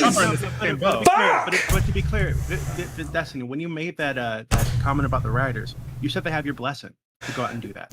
So rioters? I said Yeah. that people whose private property is being destroyed in a video game would have my support in. That's not what you said. Whatever. Doobie, I'm about to ban you from my Goonie server, okay? That is exactly what I said. You said go back and white look- redneck militia dudes mowing down dipshit protesters. You said they'd have your blessing. Hold on. I'm not here to answer for a 15-second clip. If you want to go back and watch the video, it is painfully obvious what I'm talking about. My entire argument was that if the cops aren't going to show up, if nobody else is going to help you, if you want to defend your property, I believe you should have the right to do so. It wasn't about indiscriminately killing protesters. If you think that, you're either retarded. No, or that's watch not the what I'm 15 saying. second clip. That's not what I'm saying. That is exactly what you just said. No, that's not true. I said hold on. initially I said Dude, rioters. No, when I say dipshit rewind the clip. protesters, I said dipshit protesters because that's what you said. protesters. Those were your How words. can you get mad at That's the somebody word for you literally said. quoting your Wait, you said if that means okay, I know that. 'Cause I we that know you were what the talking fuck he how the meant. riots and the burning of buildings and all this shit needed to stop. I agree with you, right? But when you said that if that means that white redneck militia dudes need to go out and mow down dipshit protesters, right? If they think they can torch buildings at 10 p.m., right? Then they have your blessing. You said that. Right? So, Okay. We've all had heated moments. In the context of should people be able to defend their private property when other people are invading their shit and blowing it up in the context? Yeah, that's my personal belief. Okay. So it's almost like we look at the totality of the circumstances of a statement rather than one 15-second clip. I don't know why we keep trying to find some one single fucking statement to go off of somebody instead of actually looking at fucking everything. So do you think it'd be reasonable, right, for somebody to say that if someone did go out and mow down a bunch of dipshit protesters who were burning down buildings at 10 p.m., if that did happen, and they found that person had listened to your stream at some point, they could say that you're responsible for this? If somebody would have listened to a 15-second clip and that's all they took, then yeah, sure, you can argue that like my rhetoric in that case played into it to some extent. Sure, I definitely got really spicy in that conversation. That's fine, but just don't walk around pretending like I'm trying to say that you should go down and murder protesters. Yeah, I don't think that at all. But I do support people that want to defend their private property, even if it's not necessarily legal. Like, can we even if it's stochastic terrorism? Can we hold on, stop. You keep trying to think this is an own piece. I also support terrorism of women who are being fucking raped and murdered in Afghanistan by the fucking Taliban. Okay, so when you keep saying like, oh, we're support terrorism, that's not an argument. You're not making a good argument. You're not getting an own. You're not getting. Then don't come in. There are absolutely times where I think you can justify large acts of violence against certain types of state entities. Then don't come at me for January 6th. So don't come at me for January 6th, because I mean I'm that. not coming at you for January 6th. I think that was a horrible thing. I think that was all horrible as well. What do you mean? I'm saying. You think it was yeah. I think that Trump engaged in a form of stochastic terrorism. I just don't like the individual labeling of people as terrorists. I just think it's an arbitrary, dumb term. I mean, every state has a different definition. It doesn't mean anything. Okay. It's a totally different thing. So Connor. I'm gonna jerk off a bunch of ghost sticks. Holy shit, motherfuckers. So, okay, like 15 fucking minutes. Yeah, Doobie, you are banned from my Gooning server. You are no longer allowed to listen to grown men jerking off, okay? That's so, yeah, well, you cut me off one too many times. You should have fucking listened to me. So, anyways, Pisco, back when we were trying to parse out like multiple fucking definitions in the things, and we were using BLM, which was an interesting example, particularly because it would be uncomfortable for people to label the BLM movement as a terrorist movement, despite there being some violent elements of it, but there also being like a broader ideological movement that's seeking political change within the country. I think that was an interesting point. But to separate out that point, there's sub-factions within the BLM movement. There's general protesters who are using peaceful protest in order to advocate for those goals. We would not call those people terrorists. There are some people who are calling to violence, which I would say they are using stochastic terrorism while maybe not being terrorists themselves. And then there was the one guy who shot like 7 cops to death in Dallas, who I do think was a ideologically motivated individual who was non-state, who used ideology as an excuse for violence and engaged in violence against people in an indiscriminate way. I would call that individual a terrorist. But to kind of parlay this back into the fucking conversation, I'm sure there were tens of thousands of people who were talking about killing cops as vengeance for unjustified police homicides. I'm sure there were tens of thousands of them. And would I call them individually terrorists? No. But would I say that they were engaging in stochastic terrorism because eventually it would culminate into a violent eruption? I would say, yeah, they're contributing to that. And I think that's the definitional parse out that we're trying to get to. I think that's fair, Connor. I think that's a fair point you make. Just be careful about this sort of aggregate effect element to it, because I think that aggregate effect where every member of that aggregate is now a stochastic terrorist. The terrorist could be applied to like Trump's base, well, in which case 30% of the country is stochastic terrorist. And can we be concerned about that? I think we're way too fixated on this idea that like if you're like a stochastic terrorist is the worst fucking thing in the world. I don't think that it's like I think it's probably worse to steal from a fucking grocery store than it is to be a quote unquote stochastic terrorist, depending on scale. Some way we need some term to describe what it is. If we don't like the term stochastic terrorist, I'm fine with it. But there has to be something in between. This is just my random speech, and I'm literally telling you to murder somebody. There is this group of rhetoric in the middle where you're undermining institutions, where you're telling people that all hope is lost, and the only action that they have is violence at that point. When you're engaged in that, we need a word to describe it. It sounds like basically you're like really hung up on the term. No, I'm fine with no. Pick another term. That's fine. That's fine. That's fine. That's fine. No, it's not fine. You're disagreeing because you're saying that like you need to be able to show there's actually clearly when there's a good chance that somebody in the audience might enact some form of violence, but that's not true. We're never going to know that. Nobody can ever know that, right? For fucking what Connor's saying, it might have been that the guy that went and killed the fucking cops, he might have just heard some fucking 100 viewer YouTuber who said it. He's like, you know what, this really vibes me, and then he went and did it, right? We don't know that. This is how the nature of online communication and large form communication. That's actually the nature of stochastic terrorism itself. The more uncertain you are, the more over-inclusive it is, and so just be careful about that term's utility. I want to. We can just really the fact that it's not going to have. It's not going to consider that fact. Okay, wait 1 second. I think we're really focused on Vivian. No. I don't think. Wait, I don't think there's a reason to be because we're totally missing out. Like I'm just we're totally missing out on. We're totally missing there's no moderating occurring. We're totally missing out on the HQ. Just gonna speak, right? Which is the HQ. We're totally missing out on the HQ, right? Which is someone like Hassan, right? On his platform, right? Saying that the Kyle Rittenhouse would have got enough no matter what because he's white. Totally misrepresenting the facts of the case to his audience. Totally misrepresenting the facts of the Jacob Blake case to the audience. I saw on fucking TYT, right? Separate from Hassan, sort of. Anna Kasparian the other day. Said that during the trial was the first time she'd ever seen any of the videos related to the Kyle Rittenhouse event. Any of the insane videos. They've been making videos about that shit for a year. It's fucking insane. So how are these people not responsible in some way for riots or violent protests that happen as a result of their coverage of these events? Because it's difficult to hold them accountable. It's difficult to hold them accountable. This is literally I want to hold on. I also want to get Fnatic in because he hasn't gotten a chance to speak. So Fnatic, go ahead if you have anything you want to add.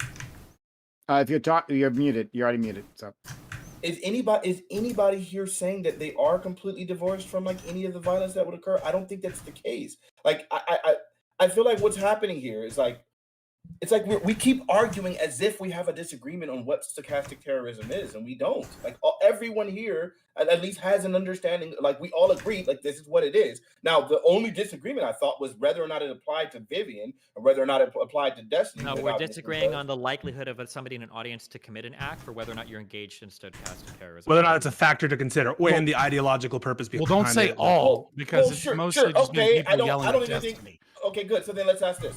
Is there any person that thinks that if you do something that has a 1% chance of a person committing violence, that you would still be a stochastic terrorist? Yes. Potentially, if your audience is big enough, yeah.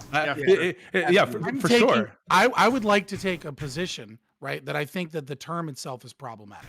And here's why I think the term itself is problematic. Okay? Because you get into ironically enough, the term can actually reinforce itself. When you start calling people terrorists that aren't necessarily terrorists, you almost engage in what the definition of the term itself is. You start calling your political opponents, you start hinting at the fact that they're terrorists, right? When they don't fit the definition of terrorism. And I think, which is the point I was trying to make in the beginning, in my opening statement, is that I think really what we need to engage with is we need to understand how social media affects our culture, and we need to understand how journalistic integrity rotting on both sides of the fence, right? Like, this isn't me being like, lies, the left-wing media lies, you're wrong, right? That's pretty good. I'm trying to say that like Fox News, CNN, all of them, they're all engaging in a lack of journalistic ethics. And so this is why these situations become dangerous, right? This is why, like exactly what Doobie was talking about with like Anna Kasparian coming out here, and she's able to portray herself as a journalist, and yet she's done literally no fucking research that like your average 40-year-old mom that watches Facebook videos is done. Did 24 hours later. Wait, whose fault is that? Anna's? I'm not pointing to a single individual. I'm talking Point about to an institution. I'm talking about culture, right? Institutions The and internet? government are downstream from culture, right? So, yeah, And but so, I think the problem is you said, and hold on, I'm really aggressive right now, so you might not have exactly right. Like I'm not trying to come at you, bro. No, I understand. I'm not saying come at me, but like I don't like this idea of blaming the media. I think that if there were people out there that do good research, and they're on this platform, okay? There are people on this platform that present Can I give an things that example? really... I'll give an example, right? So I can give CNN, example. The Rose Wrist guy on this channel, the Kyozen guy, Wicked Supreme. These are people who are relatively dispassionate people. right. Or we can look at larger things. But I'm just saying, like, even on this platform, there are people that like do decent analysis that are relatively dispassionate. They're not like screaming at everybody. Nobody wants to watch that shit. They want to watch us scream at each other over whatever shit we're screaming at each other on. Right, but I'll give an example. I'll give an example, right? So I think like an example of the causes of this, right? And why I think this should be more tailored to an understanding of social media and journalism as opposed to just talking about individuals that spout bullshit, right? Rand Paul, right? Everyone remember the Rand Paul story where he got attacked by, you can say BLM, you can say Black Bloc, whoever they fucking were, right? They were screaming. Well, he's been attacked a few times, right? But when he was with his wife following the Trump speech at the RNC, right? He was attacked and they were screaming, "Say her name." Breonna. This is the dude who literally wrote the Justice for Breonna Taylor Act, right? Like this, because he's a Republican, the idea was he must be bad, right? He must be one of those piece of shit cop supporters that likes the idea that like no-knock warrants are used and celebrates Breonna Taylor's death. So they're screaming, "Say her name" to the motherfucker who wrote the Breonna Taylor bill. Right? So like I think the issue isn't necessarily the talking heads on Twitch and YouTube. While they do play a role, I think it's an overarching issue about the way that our culture is changing and the way that journalism is not, it's not easy for us to find accurate information anymore because all of these large media places have massive amounts of bias. They don't fucking cite their sources like they should be. They don't use two unnamed sources and one going on the record. And this bias churns up more of this bullshit because they want clickbait. And so I think we have to talk about like what our social media and what our journalistic ethics are doing, and not necessarily Vivian to an audience of a couple hundred people saying some bullshit. Yeah, she's a piece of shit, obviously, right? Like she calls for violence against people because of their political ideology and not because they're actually harming her in any like specific way, right? Like that's a terrible fucking take. And you know, it's a bad person that does that. That being said, labeling her a terrorist, right, tends to lead towards a situation where we're having more and more like it's becoming more and more difficult to separate. Like if Antifa is just terrorists, then I'll never talk about Antifa. We should just kill them in a video game. No, that's not good, right? No. Like no, right, but it's still Stochastic. I understand that there's a differentiation in terms, but I'm saying it's also a loaded term. I understand it. I agree that it is a loaded term, but I think that there needs to be like almost a zero tolerance in society for people that are giving these types of positions. Because I'm on two minds of it. I'll agree with you on that too. Yeah, because the problem is that like. What you're saying is that I don't want to dehumanize them, though. That's the problem. I think terrorism is it's not so much whether you're dehumanizing. The problem is that like you literally have people that are. So here's what I would say. Okay, there is a okay. I don't think that'll probably happen, but there's definitely a chance that there could be violent riots following the Rittenhouse verdict, right? That somebody else might get killed as a result of that, right?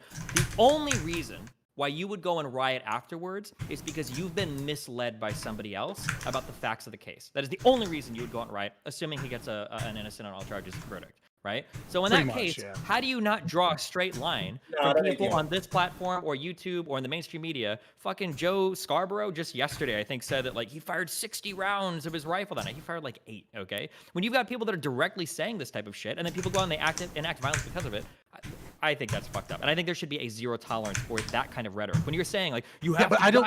The problem here is, are we dehumanizing people that we disagree with politically for the speech that they use that we disagree with, and furthering balkanization?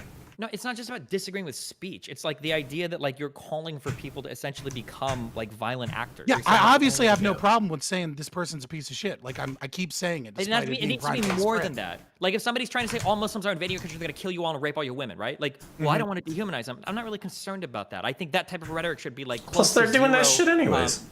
Does intentionality matter to you, Destiny? I mean, if someone's like, well, I didn't, like, and it's supposed that they're genuine and they didn't really mean for their comments and their misinformation to cause violence. Suppose you could read their mind.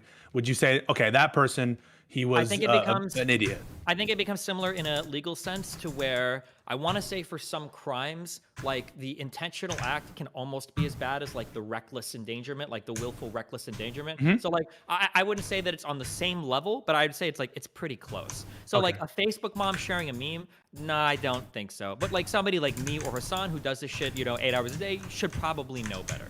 And also, to be clear, again, nobody's going to be perfect. Everybody makes mistakes. I'm not saying that, like, nobody should ever do this. If you do it one time, you need to be excised from all of society or whatever. But I'm saying, like, this idea, because I've done this in the past. You can say, argue with my fucking terrorist comments or whatever, or you can say that I've been wrong on my analysis of some case, or I retweeted a headline without reading the fucking thing. I've done it too, of course. But, like, there should be a low to zero tolerance for that type of behavior in society. Like, we should absolutely demonize the fucking Well, and especially intentionally. That's like the frustration with this thing is like if it happens once and then that person fucks up and they're like, hey, listen, I contributed to a fucking toxic atmosphere. As a result, I want to modify some of my behavior so I don't repeat it again or whatever. Dude, fucking come back in. We all make fuck ups. We all say fucking crazy shit. We say crazy shit on this fucking panel. But if you see time after time after time after time, this person creates the toxic environment and then backs off when it's fucking when it's politically expedient or whatever, that's a pattern of behavior that has to be intentional. And I think that's what like a lot of us take issue with. And in particular, like this is kind of a weird conversation to have in reference to Mix, because the one thing I respect about her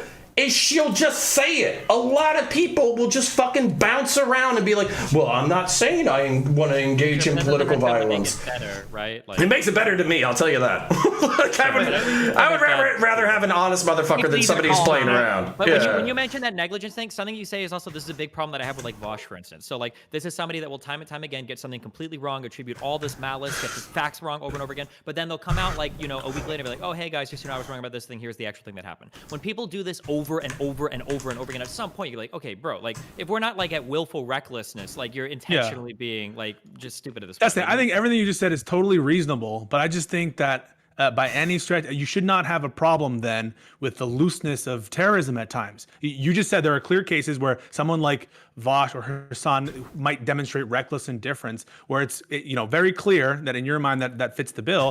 But for like Facebook moms, it's less clear. That's the same thing with terrorism. They're both ambiguous and can be misused, both stochastic terrorism and regular terrorism, and you shouldn't differentiate your usage there and be more comfortable with stochastic terrorism than you are. But Pisco, can I throw you an olive branch? Because hold on, I'll agree with him real quick, then you can say whatever you want. Okay, so if we lived in a world where everybody was Pisco and Destiny, I'm probably okay with the word terrorist. Okay, but the problem is that if I buy into your word of terrorism right now and then I use that going forward, nobody, okay, less than 1% of Americans or people that would be on the left would support calling like BLM riots terrorist riots. Nobody would do it. Nobody would be comfortable saying that like Malcolm X engaged in domestic terrorism. Nobody would be comfortable saying that, right?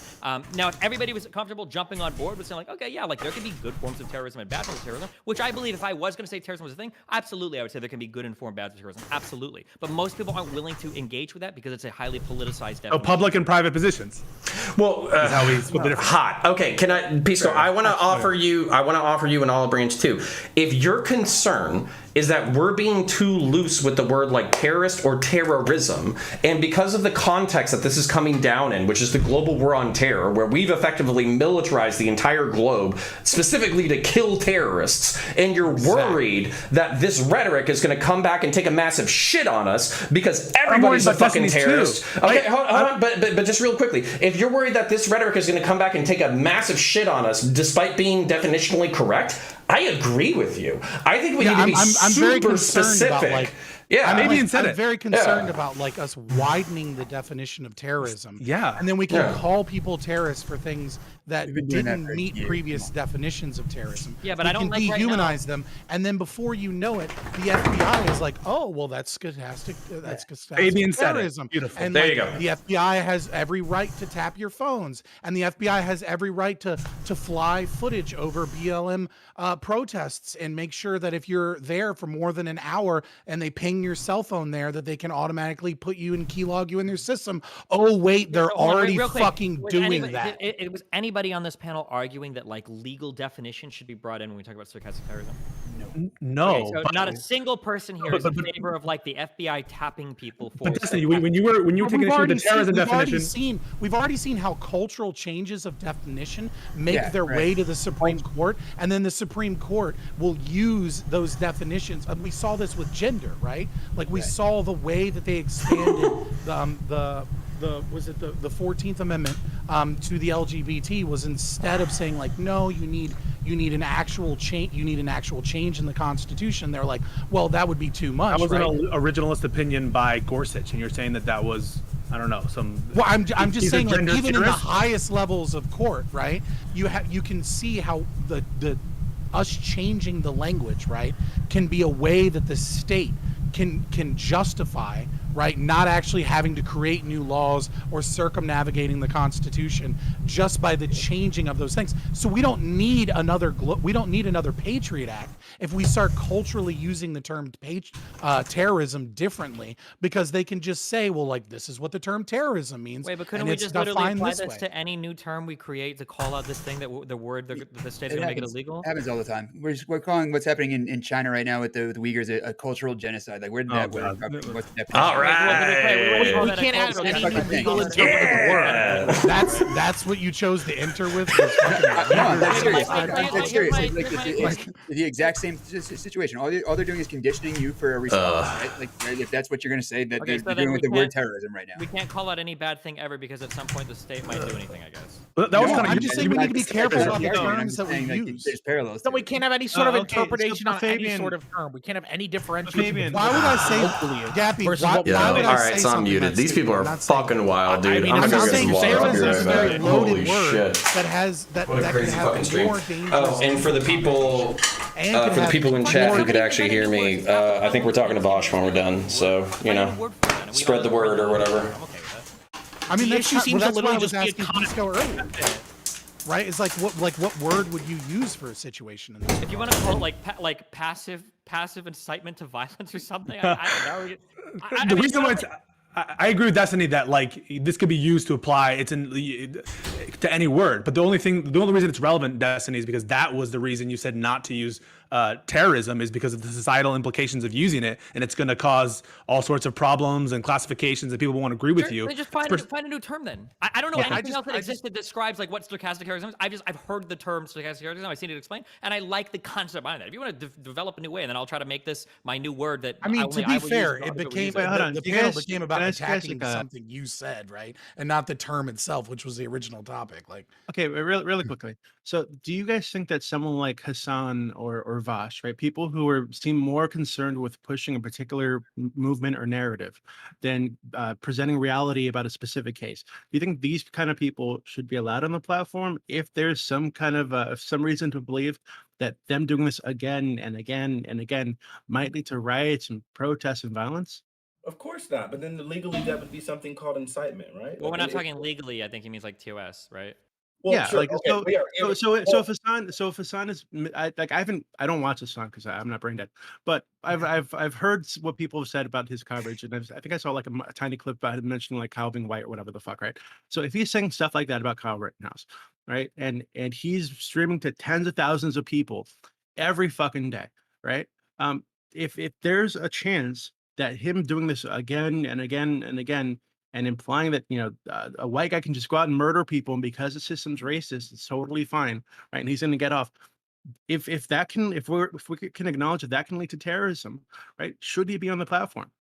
Sure, I would say that no. Like so, like TOS, a lot of times are going to be like a simpler version or a more private version of whatever we would say is problematic. Like we're making laws against it because it's obviously something wrong, and so I'm sure TOS is going to probably want to make sure that what they're doing is legal already, right? So ultimately, like somebody that's constantly doing something that's inciting violence, we would automatically. So what about someone like Vosh, who like immediately after the Jacob Blake shooting, went out and said that it's totally unjustifiable. They're going to try to justify it anyway because of the racists. Or but this any shooting was cop totally- analysis he does, it's Yeah. all the fucking same.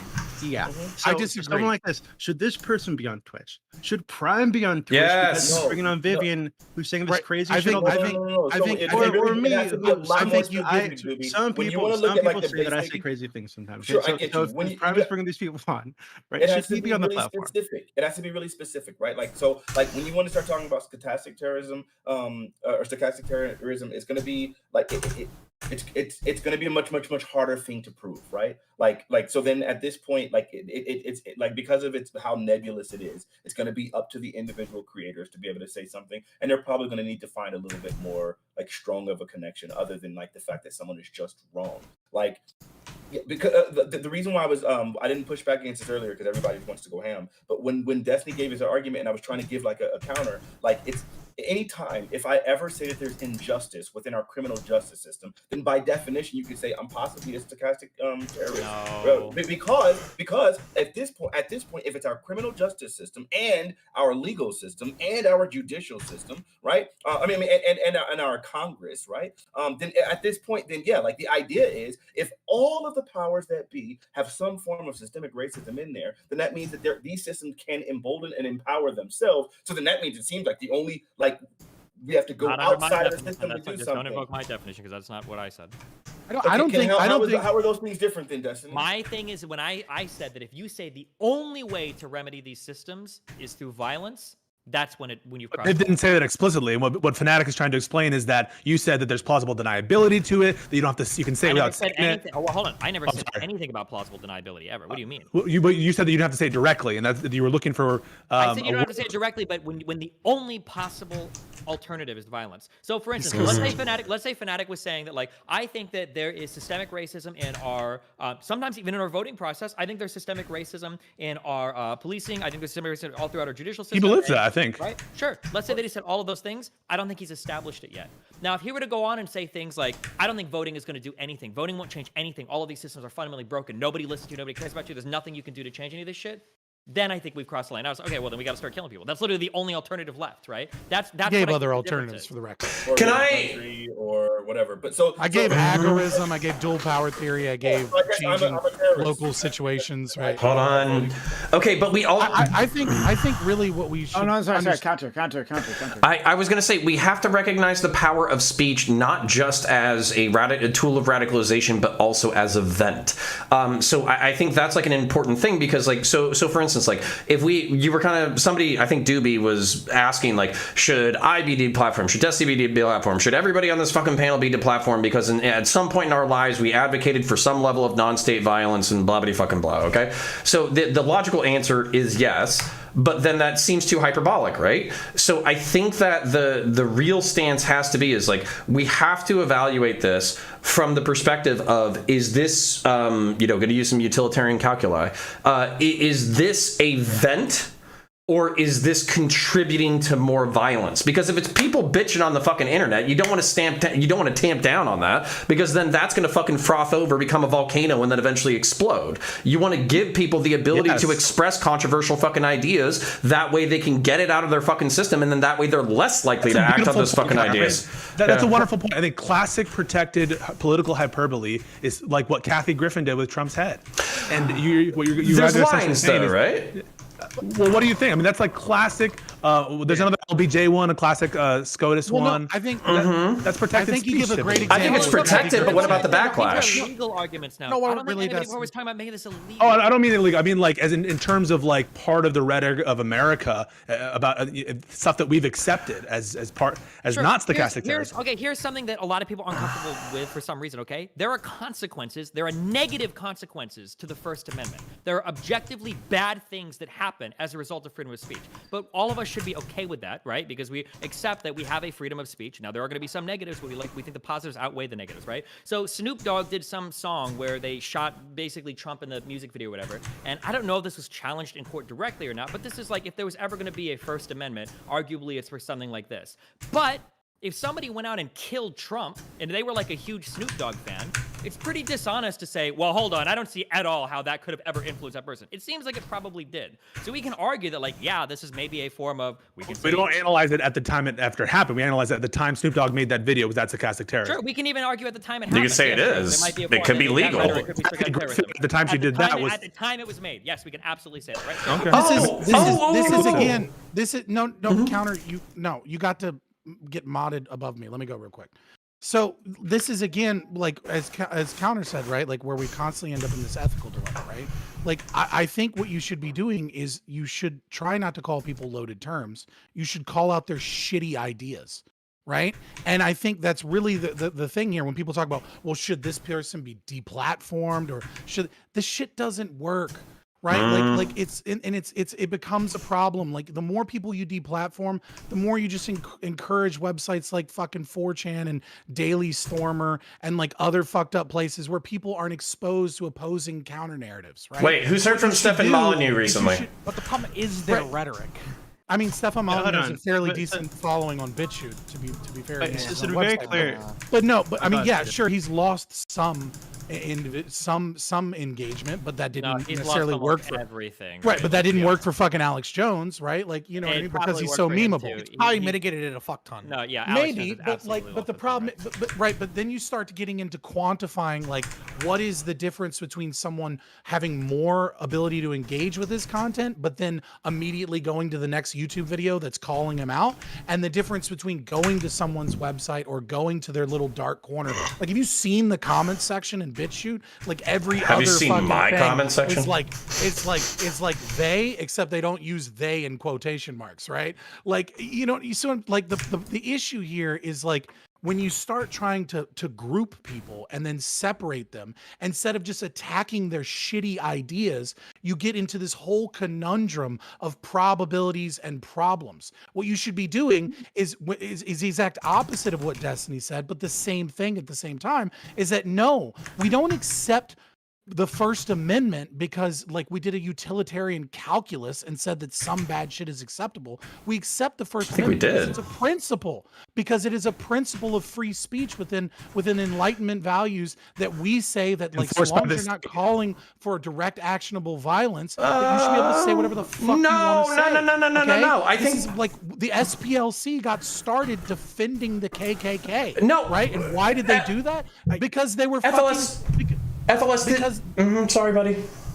No, but I'll just finish and I'll let you go, right? Like, why did they do that? Because they knew that it was better to call out those shitty ideas and to see those people with their fucking mask off. Counterpoints, if you love the idea of Vivian being mask off the whole time, then she needs to be on the platform so we can show people that follow her why these ideas are shitty. Okay, yes and no, but here's the thing that I wanted to push it back against very specifically. I think the First Amendment was a utilitarian calculus based off of the Founding Fathers. I think they said that when a society when people cannot speak for themselves and they basically have to go around with like corrupt authority, what happens is that a society rots, and as a result, super negative shit happens over time. And the reason why you had to have... To be fair, J.S. Mill was a utilitarian. Like a right, yeah. He wrote on liberty. So, I mean, you could be right in that. But this is still a principle. Right, but what I want to say is like, so for instance, like very specifically, like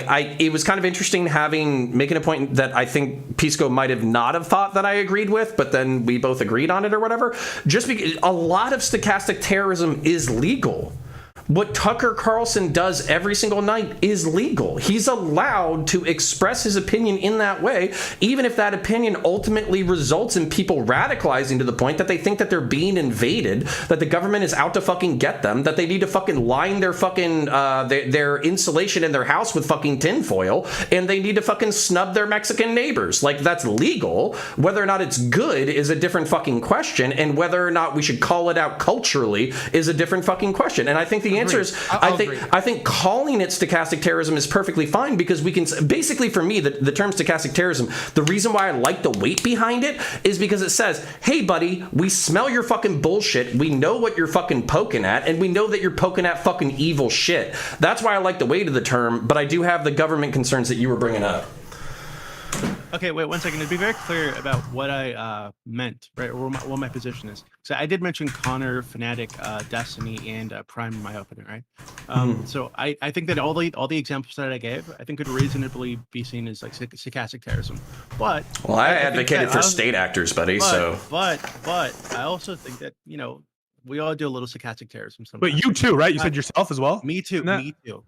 Okay, the bar's way too low, guys. I mean, you just that's why we consider the extent of it. That's why we consider the extent of it. Don't just get scared over somebody using the word terrorism. Yeah, exactly. So I don't think that this term is that big a deal, right? But however, I think that if we're going to be pushing Facebook and Twitter and all these other social media platforms to moderate and to like regulate fake news and misinformation spreading on their platforms, I think it's reasonable to expect the same thing of Twitch when we have people like Hassan pushing fake news about really important news items that could lead to violence.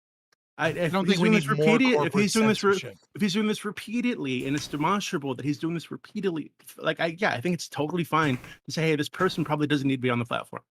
I think it's such a stretch. There's so much slippery slope. If somebody is repeatedly doing that type of back and forth shit, like if we look at Vosh and the shit that has been said with cops, and he's repeatedly going back and forth. I know this is gonna piss Pisco off, but if there is a pattern of conformity therewith, and we see that there is clear character evidence that time and time again they are acting within this trait, I think it's totally fine to take them off at this point. I think it's kind of stupid that we're basically waiting for the one singular moment that maybe they finally say something that's a lot more direct than circumstantial, and even though there's been so many other prior incidents, this is a policy only implication. then can we finally act. Yeah, now this is a policy implication of what you're saying, and you're saying like essentially liars should be pushed off Twitch.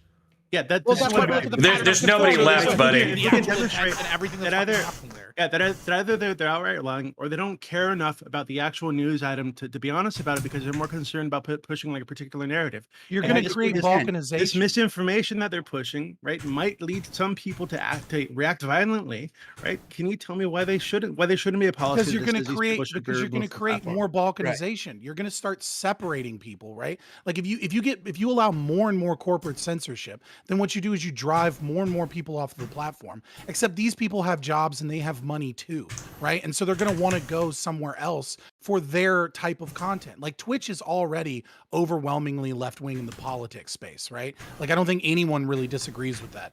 I'm not saying it's good or bad. I'm just saying it is what it is, right? So if you allow corporate censorship and it starts to take on a political bias, which it's made by humans, it's gonna, right? Like whether it be right-wing or left-wing, it's gonna have some bias. It's gonna and especially when you have reporting mechanisms, right? And you have you get this situation where it gets worse and worse. And what you're gonna have is you're gonna have competitors start popping up, and you're gonna have two different sources for two different groups of people with two different types of censorship, creating two different echo chambers, and maybe even three or four. The answer is free speech, calling out people's bullshit ideas, and decentralized and distributed networks so that we can get away from corporate and government censorship. But this isn't just about everybody on this panel, we're talking about like a quite a different thing now, and I know that all this is going to get attributed to me in future conversation. Okay, the reason why I like the discussion around stochastic terrorism is because a lot of people don't believe that that's a bad thing at all in any case ever, or that it's real. This conversation right now about like, should we deplatform people? Should they get banned?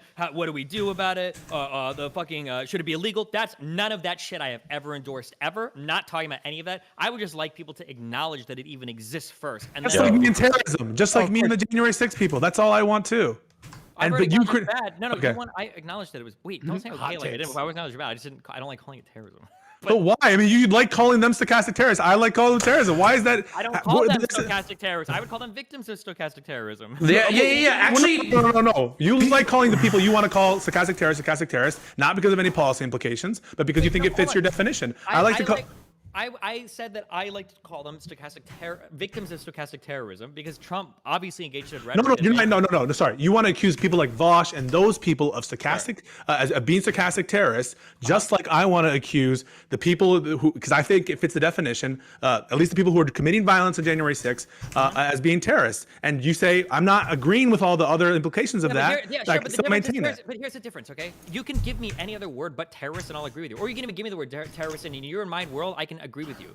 Like, Isn't there a parody here, Destiny? Isn't there a parody? I mean, you're calling people stochastic terrorists. I'm calling them terrorists, and you say, "To hell with the consequences." It fits the definition. I'm going to call it, but don't attribute me any of that other side stuff. And that's the thing that I'm doing. I wish that it was a different term than stochastic terrorism, because the terrorism word of the part The doesn't mean terrorism part has a anything. lot of It has weight. literally nothing to do with what I'm talking about. But because that word is in there, you're seeing the parallel, but it's not. We could call this stochastic incitement to violence. Yeah, stochastic violence. This whole conversation is different, right? Everybody agrees that what happened with the January 6th stuff was fucking horrible, and we can all agree to different varying levels of responsibility. I think you and I probably would almost completely overlap in terms of who we believe is responsible, the levels of responsibility shared, who should have charged, blah, blah, blah, blah, blah, right? Whether we call them terrorists is something different. The reason why I'm interested in this term stochastic terrorism is because for a long time, the right denied that it was even that concept, whatever you want to call it, even existed. And now today, the left disagrees that that concept even exists. That's why I think there's an importance in discussing it. Now, if we want to call it stochastic incitement to violence or whatever, we can call it something different. It's just, I don't care about the terrorist part of it. I just care about this concept that, like, if you engage in a rhetoric that nothing is going to save you except for violence, then you have some culpability at the end of the day for if violence happens. If people die tomorrow because of the fucking verdict that comes out for the Rittenhouse shit, then I think that people like Hassan and Vosh absolutely share in that responsibility. But that concept right there is not agreed on by most people. I don't care about the words for it. Yeah, and what's interesting is that a lot of people on the left are totally fine with that same argument being made about like Lauren Southern or Alex Jones or fucking Stefan Molyneux. But when we talk about Rittenhouse or Jacob Blake or any of the fucking misrepresented facts about any of the cases that were happening during the BLM riots, right? That were propped up, and it pushes evidence for racism or like injustice. Right? Yeah, but the reason is it's not a matter of hypocrisy. They just wouldn't agree on whether or not they disagree like materially on whether or not these things were problematic. I don't think that's true. What? No, yeah, no, I don't. I think it's been demonstrated that at least, I'm not gonna say everybody, but some of these people never bothered to look into the case to figure out whether or not it's true that they disagree. Right? They saw someone being killed by the police. They jumped straight to their narrative and started pushing it as evidence of racism. Right? Without even bothering to check, because they don't really give a fuck about whether or not it's evidence of racism. They're more interested in pushing the worldview. Well, listen, if you just say some people, that's so broad that, yeah, I probably have no choice but Vosh and Hassan and every large left content creator, every single one. We can say that. Of them. Listen, I think Vosh is racist as freak, but I still have to admit but he still clearly, obviously looked at the evidence. He might disagree.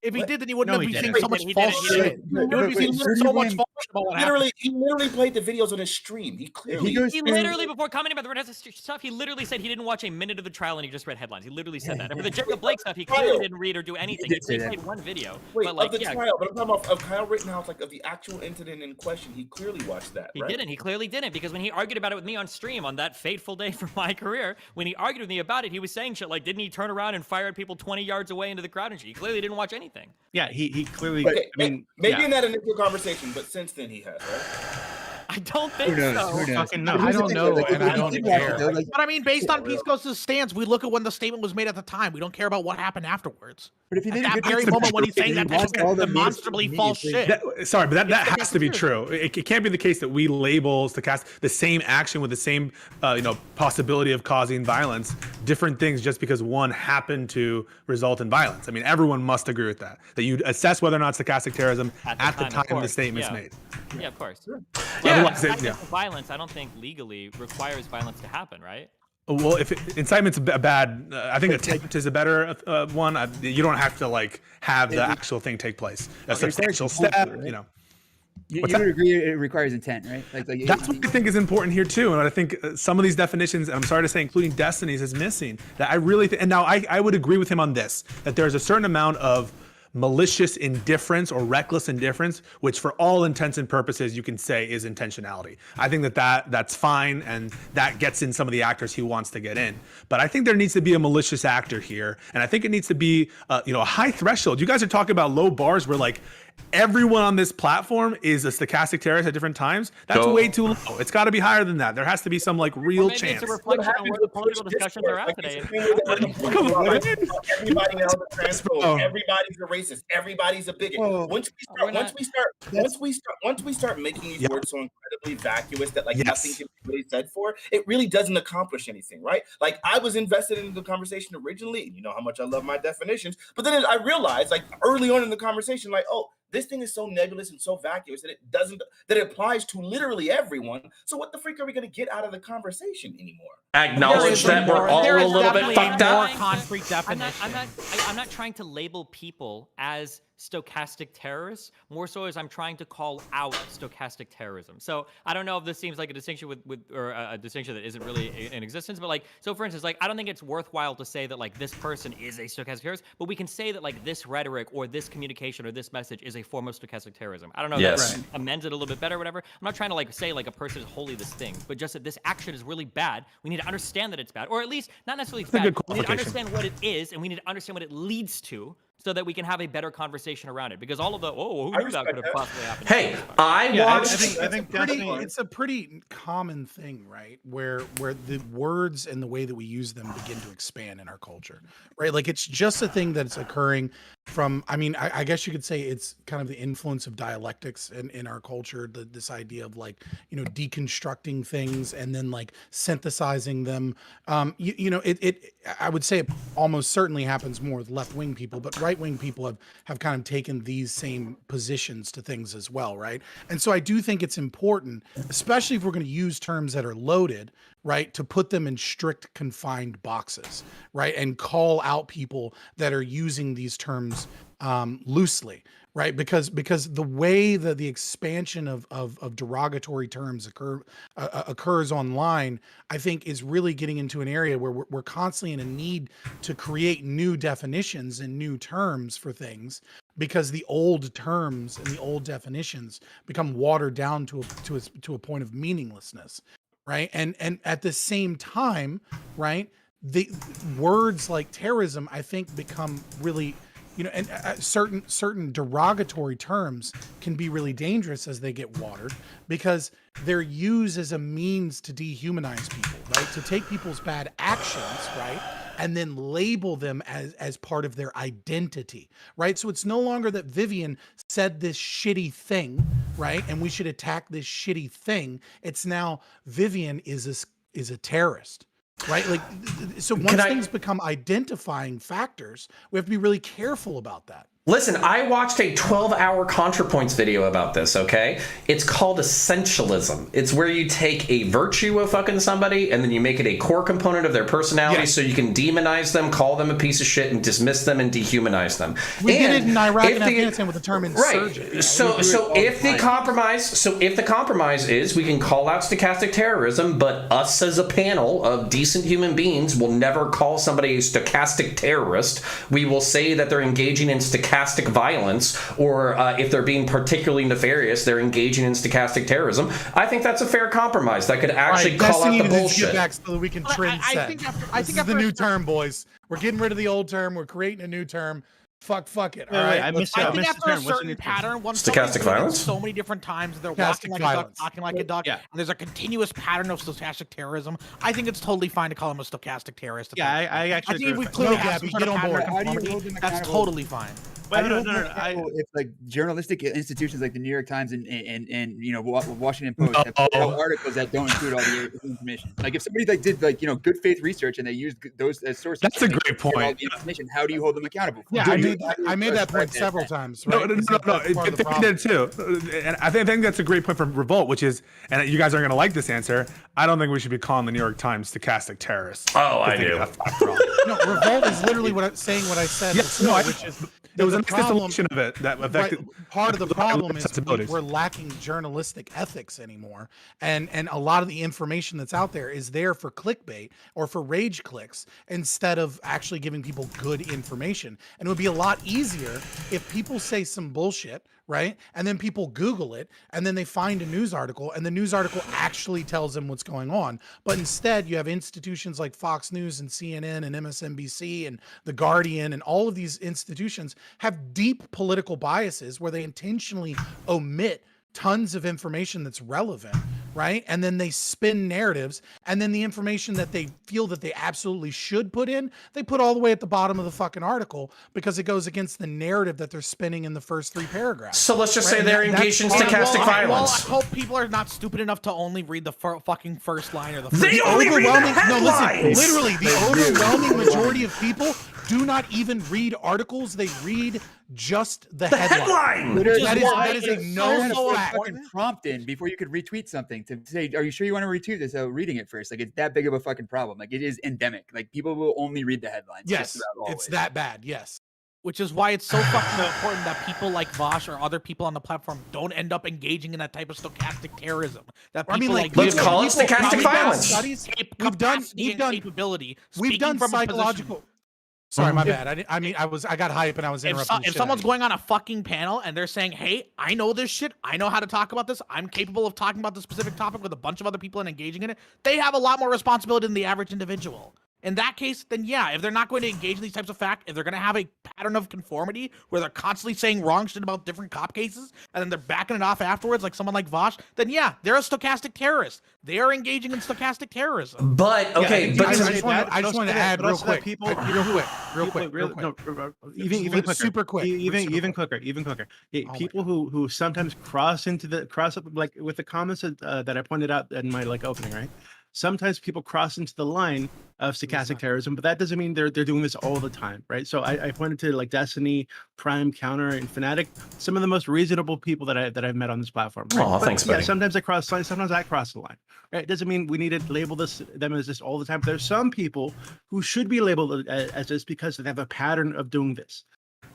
Yeah, that's why we consider the extent and the frequency. I have barely talked this fucking panel. I'm gonna get my 30 seconds to fucking talk. All right. The extent and the frequency of which they're doing it is why we care about this shit, right? There's a difference between somebody saying, "Oh, this person made a racist statement," versus, "Oh, this person is a flat-out racist." I think we would all agree there's a difference there. And if somebody's continuing to have that pattern of making those types of racist statements when they're backing off, it might be a lot easier. The weight of the evidence might be able to say, "Yeah, that person is actually a racist." I don't know why we're so fucking scared of calling somebody a stochastic terrorist in fear that they might not be able to meet some sort of threshold just because we can't give a specific, objective, direct amount. Because we want them to come our way.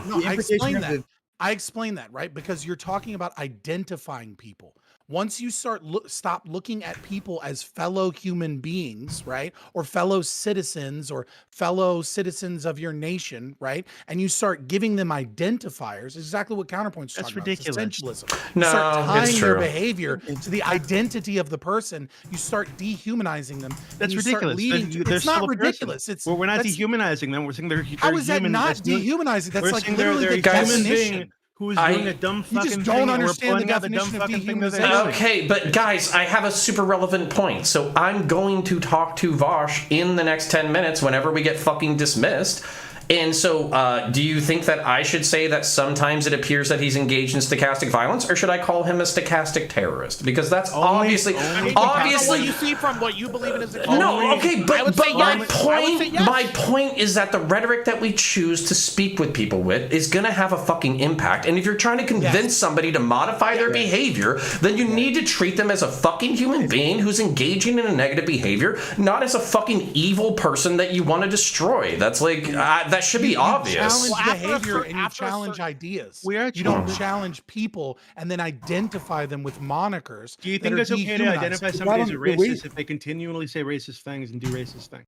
Sure, I mean, whatever. that's slightly different because nobody's expecting like a violent reaction from the state to solve the problem of a racist. They are expecting it to solve the problem of a terrorist, and that's the problem. Is like it's kind of like easing the weight of this word. You know what I mean? Like, and it's lightening the load that it has. But in reality, it's conditioning people to think that like this is terrorism, and so that we should react with violence against it because that's. I'll go further and say that I think that large institutions are being infected enough with ideologies that use terms like racism, bigotry, transphobia, and things of that nature as a means of dehumanizing people and as a means of attacking them. And I actually do fear both of those things as being a way that could occur, because I see a frightening growth of terms like racism and redefinition of those terms from like this Mercuse type of perspective of like this state is fucking God, and like the idea of racism is now power and privilege and white. Like there's a lot of problems there, right? But FLS, so don't you realize we've all been called racist so much that like now we don't even care anymore? So like the word's lost its meaning. Like, I mean, I think for actual racists, the term racism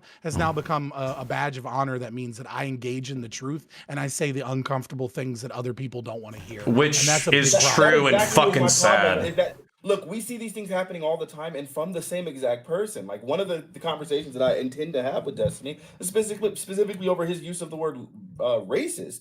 Like basically he recently had a conversation with Lauren Southern, in his normalized Lauren Southern project. And he basically said that like welfare would be racist because it actually like any system that doesn't affect people equally would automatically be racist. So it's like, yeah, I think a lot of times I don't think he really cares about the words whatsoever. Even when we do have words that clearly have a meaning, things that we're like we should be using these words like they are rated for a reason, and it seems like using them in this way palliates those words. He's referring to you, Destiny. I think words 100% have that type of meaning. Fanatic. Say what you said. I'll repeat it. I basically said that like because they were talking about the fact that like this word being used in this way, like it's part of just like I wish someone could re-say it one more time. Like it dehumanizes people, and that like ultimately like we've been called, people have been called, not me, but people have been called racist, myself actually included now. We've been called racist enough times. Man, hello. Right, there we go. We've been called racist enough times that like that word stops having. Yeah. Okay. If you want to have like this discussion that like you calling a stochastic terrorist is like a bad argument. I mean, like I've argued with Pisco for like 12,000 hours that I hate the word terrorist. So I'll buy that shirt. Yo, you weren't here when. So you go back from Vivian being a terrorist, or do you think that she fits the definition Jesus still? Christ! Listen to what I just said. Okay, I said that if you want to find a term different than stochastic terrorism. Yeah, I just said you weren't here. The only one that I know that has that. So when you say, "Oh, then do you regret it?" I mean, if another term Destiny, exists you that weren't says here. I'll use it for what? We were almost like, dude, maybe we should call it stochastic violence. We're ascending. Talk about it as an action I'm just saying it's instead of a moniker of the behavior, identifying and essentializing. I'd be 100% on board with that. Yeah. Okay. So what's the new word? Stochastic violence. Yep. Engaging in stochastic violence. It's perfectly fine. That's fine. All right. Cringe. So to my audience. We are going to continue on to the open walk-on panel right after this, right? So we're going to have more content for you. More content for you is coming on right after this. Now, in that open walk-on panel, our friend Vivian, who's been talked about quite a bit, is going to come on and defend herself.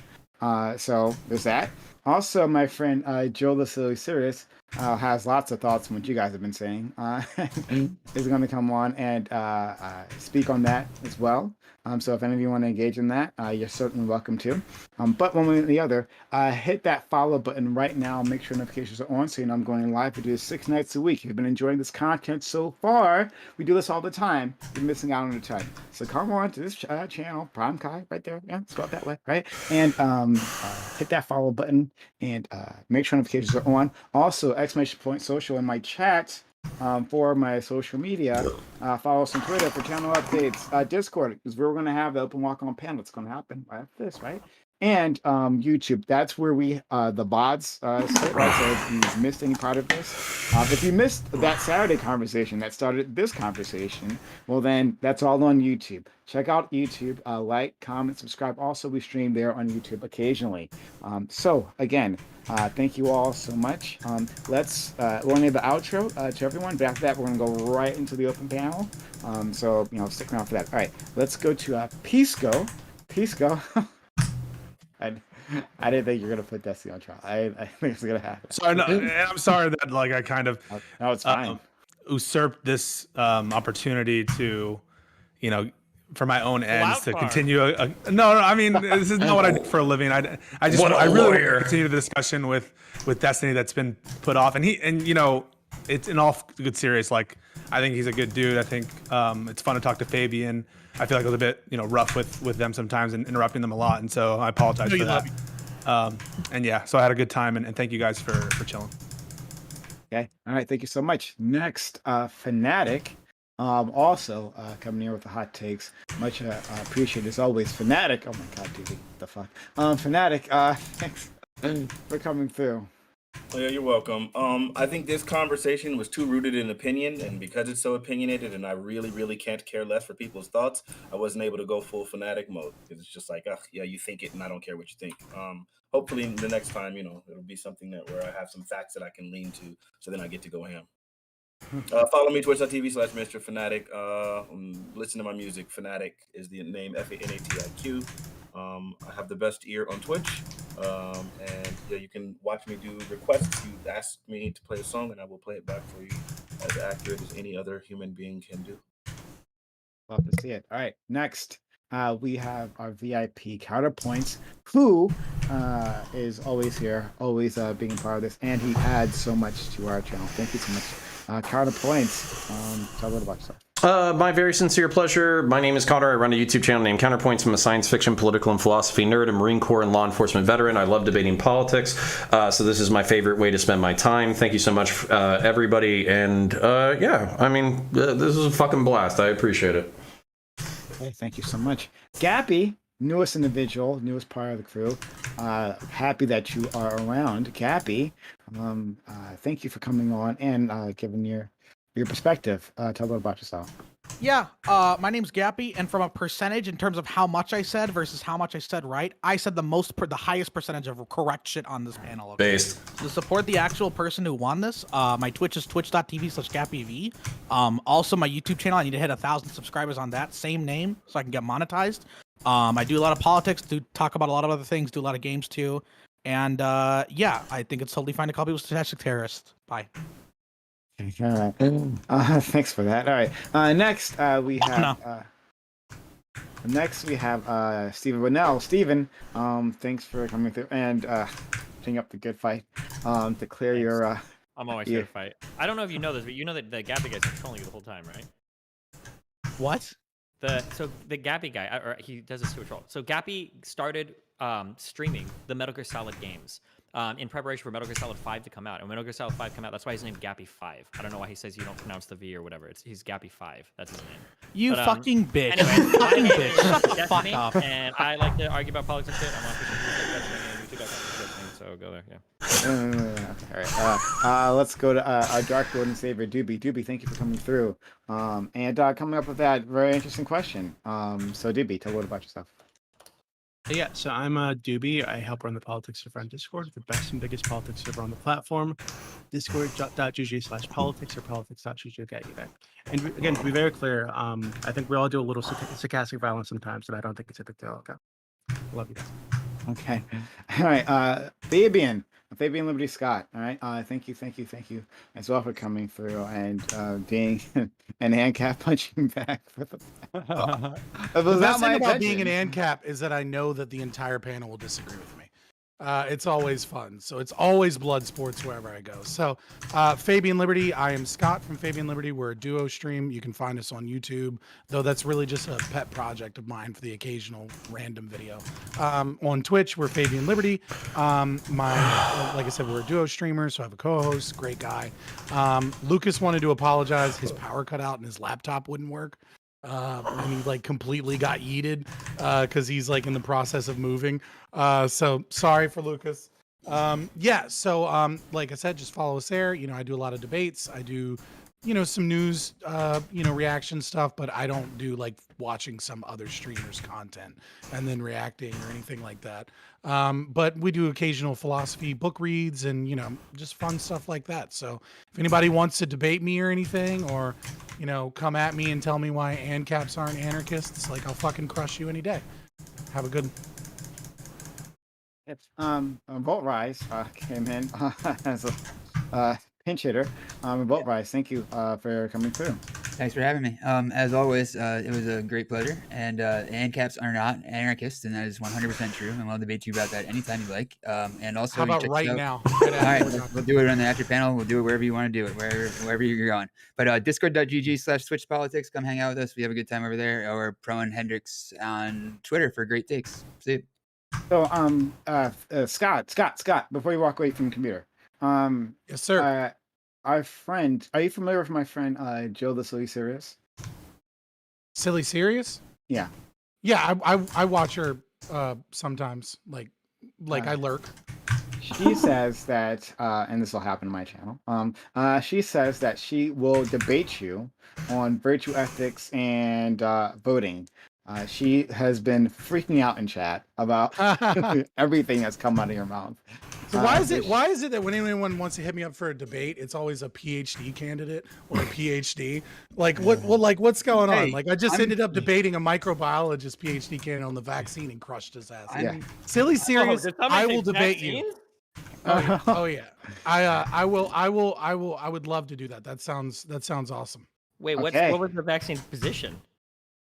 That mandates are immoral and that the vaccine is dangerous. Wait, how is the vaccine dangerous? Oh boy. I'm not getting into that right now. Oh, Destiny has an He's erection. done his research. He's done his research, surely. if you want to, PX Bullet give him a lot of. if you want to continue that conversation, look, we're going to go into open panel right now. So if you want to come on and have a good time with us, that's what we're gonna. And Viv and Joe will be there to talk about the points that you guys have made. So if it interests any of you, come on over. So we're doing that right now. Anyway, thank you all for being here. Much appreciated. We're going to go to welcome. I don't guess welcome to join us, but if not, that's okay. Thanks for spending your time, your energy, It's a prime. knowledge, and your passion with us. Much appreciated. Thank you so much. Have a good one. Bye. See you later. See ya. Sounds pretty fun. A little bit. All right, so I think Vosh said midnight. So I just sent him a DM. Let me know when he's ready. So I'll switch to full body cam and I'll just answer full body cam. I'll just switch to full cam and answer your questions for a minute, and then we'll go back to playing some video games while when Vosh gives us a call. So we'll just deactivate, activate. What's up, baby? Can I have the charger? Absolutely. Give me 1 second.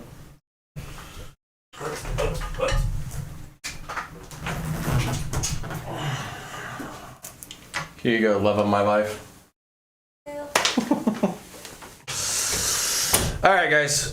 So we're gonna be talking to Vosh probably in the next like 12 minutes or something. Hopefully, it won't be blood sportsy. He said he doesn't want blood sports. I don't really want blood sports. Honestly, I'd just like the opportunity to kind of catch up and give him some of my beefs and complaints and all that kind of stuff. And hopefully we could do something super positive. That would be interesting. I would like to do that. Just fucking white pill a bunch of fucking socialists like a motherfucker. I think that would be cool. And then if y'all want to do @Counterpoints in the chat, then I will answer questions until he DMs me and says that he's ready. So does 12 work for you, or are you on your way to bed? I'm not on my way to bed. I got time. So let's leave that there. Go to my OBS, and I'm just going to scroll through @Counterpoints. The true argument is stochastic terror should be allowed because quiet terrorists are more dangerous. Yeah, that was a point that I didn't get to make a lot, but it's definitely something that I think is that as toxic and shitty as Twitch politics and Twitter politics is, it's probably a vent for really negative insights that people would otherwise keep to themselves. So I think that's good. And then a bunch of you are saying "voosh." That's cool. Vosh bad. True. Counterpoints, this has been wild. I appreciate you trying to squeeze water from this stone. Yeah, it was a little tough. Dude, like, I mean, I seriously, like, I know that I freak out and then fucking, like, try to interject and people are like, does this dude have social development disorder? But basically what happens is these motherfuckers get on 3-minute rants by themselves and they just go back and forth and back and forth and back and forth and then to the third person and then back and forth and back and forth. And it's like, dude, I had a point fucking 12 minutes ago. So, like, if you don't want me to, like, you know, scream at you, then you actually need to let people in on occasion. And that was my frustration too. Like, you could probably, oh shit, he might already be in the call. So give me a second. 1, 2 pieces. Hello? Oh, howdy. Hey, buddy. Give me 1 second. Let me change to a different cam. And yeah. Oh, sorry. Let me corner. Turn off camera. And then, sorry, I was just answering questions from chat and I'm fucking wiped, so it's perfect. It's perfect timing because I got all my screaming out over the past 3 hours, so it'll be mad chill, crazy chill. Yeah, well, I hope there isn't really a need for screaming. We've talked before, and we managed to avoid that at least. Yeah, it's been a while, buddy. So I don't know where I kind of sent you a little bit of just kind of what was on my mind and maybe what was coming out as frustration in that panel where maybe it wasn't appropriate. So where do you want to start? Oh, I don't know. I guess I just want to know where that frustration was coming from, because from my perspective, it got pretty wacky pretty quick, you know? It felt like it went well beyond the actual topics on the panel and went more towards like a straw man or like a set of frustrations that you had with me that I might pertain to views that I don't have. I don't really know where it came from. Yeah, so let's dial that in a little bit. So Vosh bad. Vosh gets clipped, right? You know? Sure. But sometimes you engage in hyperbole, particularly when it comes to law enforcement. And in particular, that Destiny debate was just a little rough for me personally. And the reason why is because the takes that... Rittenhouse debate? Yeah, like the original one, like a year ago. So I understand that's unfair, because that's a fucking year ago, right? But we kind of all engage in this digital space in which our memories and debates and conversations are kind of like digitized and held on for the eternal record. And it's kind of difficult because there is so much content. Like, dude, I'm putting out like three to 5 videos a week. It's hard to keep up with. Once you start producing, it's kind of hard to keep up with everybody's perspective. So basically what I would say is, like, I don't need to debate Rittenhouse in particular, but the way that you view rhetoric and politics and all that kind of stuff, it's come up a lot. It came up in the REM debate. It's come up kind of like multiple times since. And so that was really like the chief thing that I kind of wanted to get at was how do you view yourself? Because the frustration is, like, sometimes you can engage in hyperbole and everybody likes a little bit of like edgy memes or whatever, but that can be also counterproductive and engage in some like contribute to the toxic political and binary environment in which we find ourselves. So how do you view your role in what you're trying to achieve with your platform?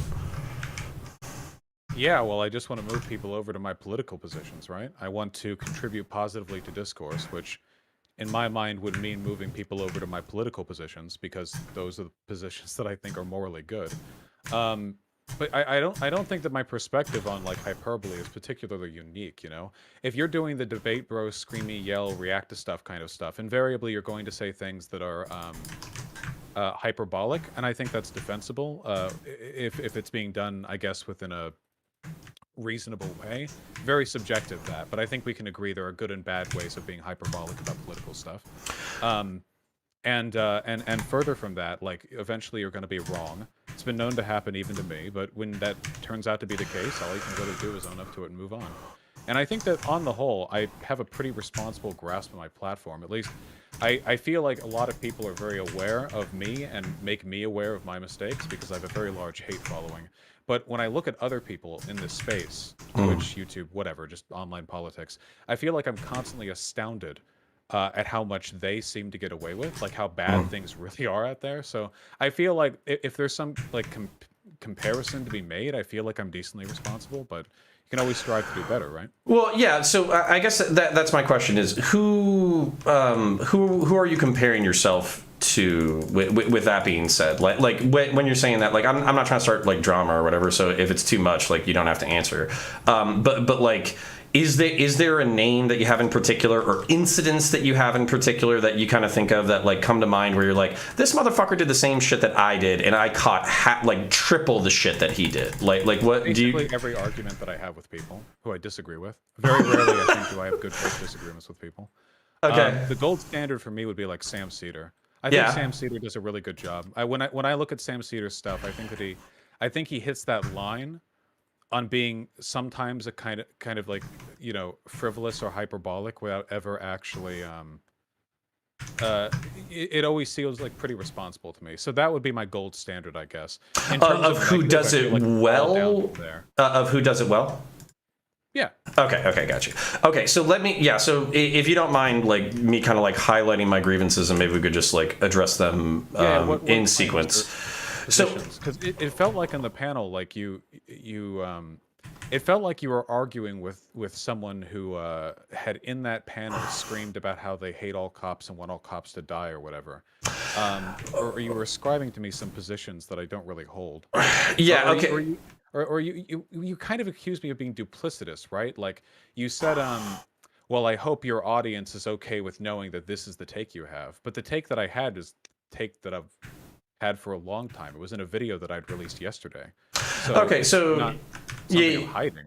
Yeah. So let's do Rittenhouse first, because that's obviously on everybody's minds. That's like the guy. Yeah. All right, I think that's hyperbole. So the fucking the point being with Rittenhouse in particular, if since then like your kind of argument is this is a dipshit fucking teenager who went to the fucking protest and basically wanted to be a fucking cowboy and thought he was fucking Billy Badass, bit off more than he could chew, and as a result of the situations was able to put himself in a self-defense scenario that will ultimately, like, he might catch lesser charges because he put himself in that scenario in the first place, but ultimately he'll probably be acquitted of murder. Does that seem like an accurate summary of your perspective? Yeah, it seems pretty decent. Okay, so I feel like he'll probably get acquitted. I feel like you can make really reasonable arguments for both sides, depending on the extent to which you believe that he's responsible for putting himself in the situation that he was in. But right now I'm at a position in terms of the self-defense thing where I could understand where either case comes from.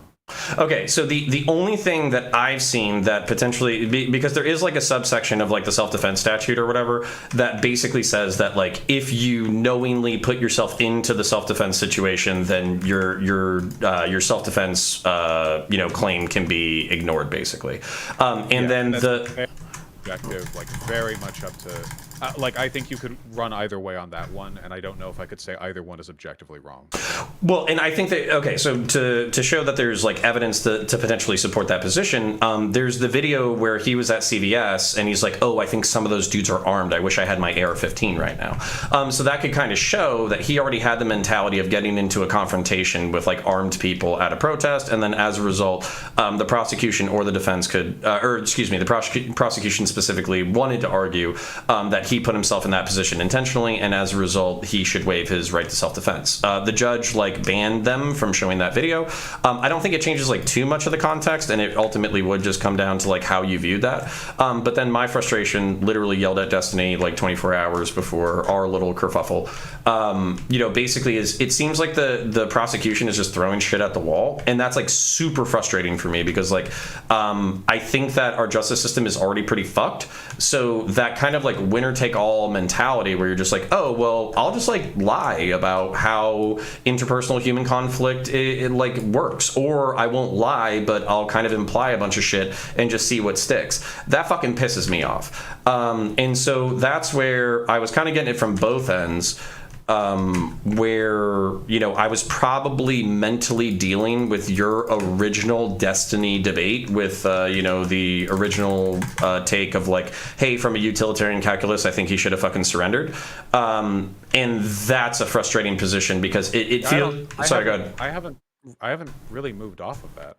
From a moral position, I do think that in a situation where you could be construed as an active shooter, which again, there's no way for a person in the vicinity to know the specific circumstances by which Rittenhouse shot someone, that it's your responsibility as the person who has, and we'll just assume that it's self-defense in the initial case with the first one killed, that it's your responsibility to affect yourself in a way which minimizes the likelihood of the people around you construing you as a threat. I guess there's kind of like mixed evidence on how he responded to that, because on one hand, you know, he didn't stay by the body, or just sort of lower his gun or in some way make himself small while waiting for police to arrive. But on the other hand, he was heading to police. So I think it's one of those situations where the most charitable thing I could say is that he imperfectly tried to respond in a way that I think would be reasonable. And then past that point, you introduce so many other variables that it's impossible for me to make like a definitive moral claim based on that info alone. But I think the abstract, the surrender to the mob take that so many people have memed about, which I talked to lawyers, I talked to police officers privately afterwards, and I really feel like outside of the memification that's gone on, like on the internet, like pretty much everyone agrees. Like, yeah, if you engage in self-defense in public, everyone else is just going to see you with a gun and another person dead. So the best thing that you can do is de-escalate as hard as you can, because other people might want to stop you if you appear aggressive, and then you set into motion this infinite chain of self-defense, which leads to a lot of death. So I stand by that. I don't think I've moved over that much since that debate. No, that's actually some of the legal details as more evidence has come out around Rittenhouse. No, that's actually good, because I think that would be something that we could kind of build off of to see if there's anything worthy of getting, like, you know, fussy about. So I guess from like my question within the context of a protest where people are flashing guns and like all that kind of shit, we can argue about, you know, whether or not Rittenhouse put him in the fucking in that position in the first place, by, you know, choosing to go there in the first place. But within that context, do you think like maybe not reasonable, because we're talking about like an adrenaline-addled, highly emotional situation in which people are acting in unreasonable ways. I mean, they're literally killing the fuck out of each other, right? So could you see how after killing someone, and if you were to divide this up in a binary between right wing and left wing, Kyle would have thought that it would have been the unconsciously, not even a conscious thought, but in an adrenaline-addled thought, would have thought that basically escaping, fleeing to law enforcement would be safer than staying by the body of people who were on, quote unquote, the other side that he had just killed a member of. Oh yeah, that's totally possible. Okay. I mean, especially given the fact, like, 17 adrenaline, like, fuck, I have no idea what I'd do under that situation.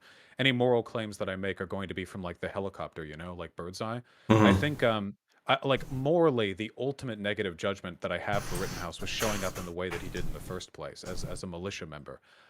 Because I don't believe for us, the whole, like, wanting to be a medic thing, I think, is kind of secondary to the gung-ho cowboy shit, which is not even a Republican tendency. I think we just generally think in those terms in America with our relatively lax attitudes towards civic policing and guns.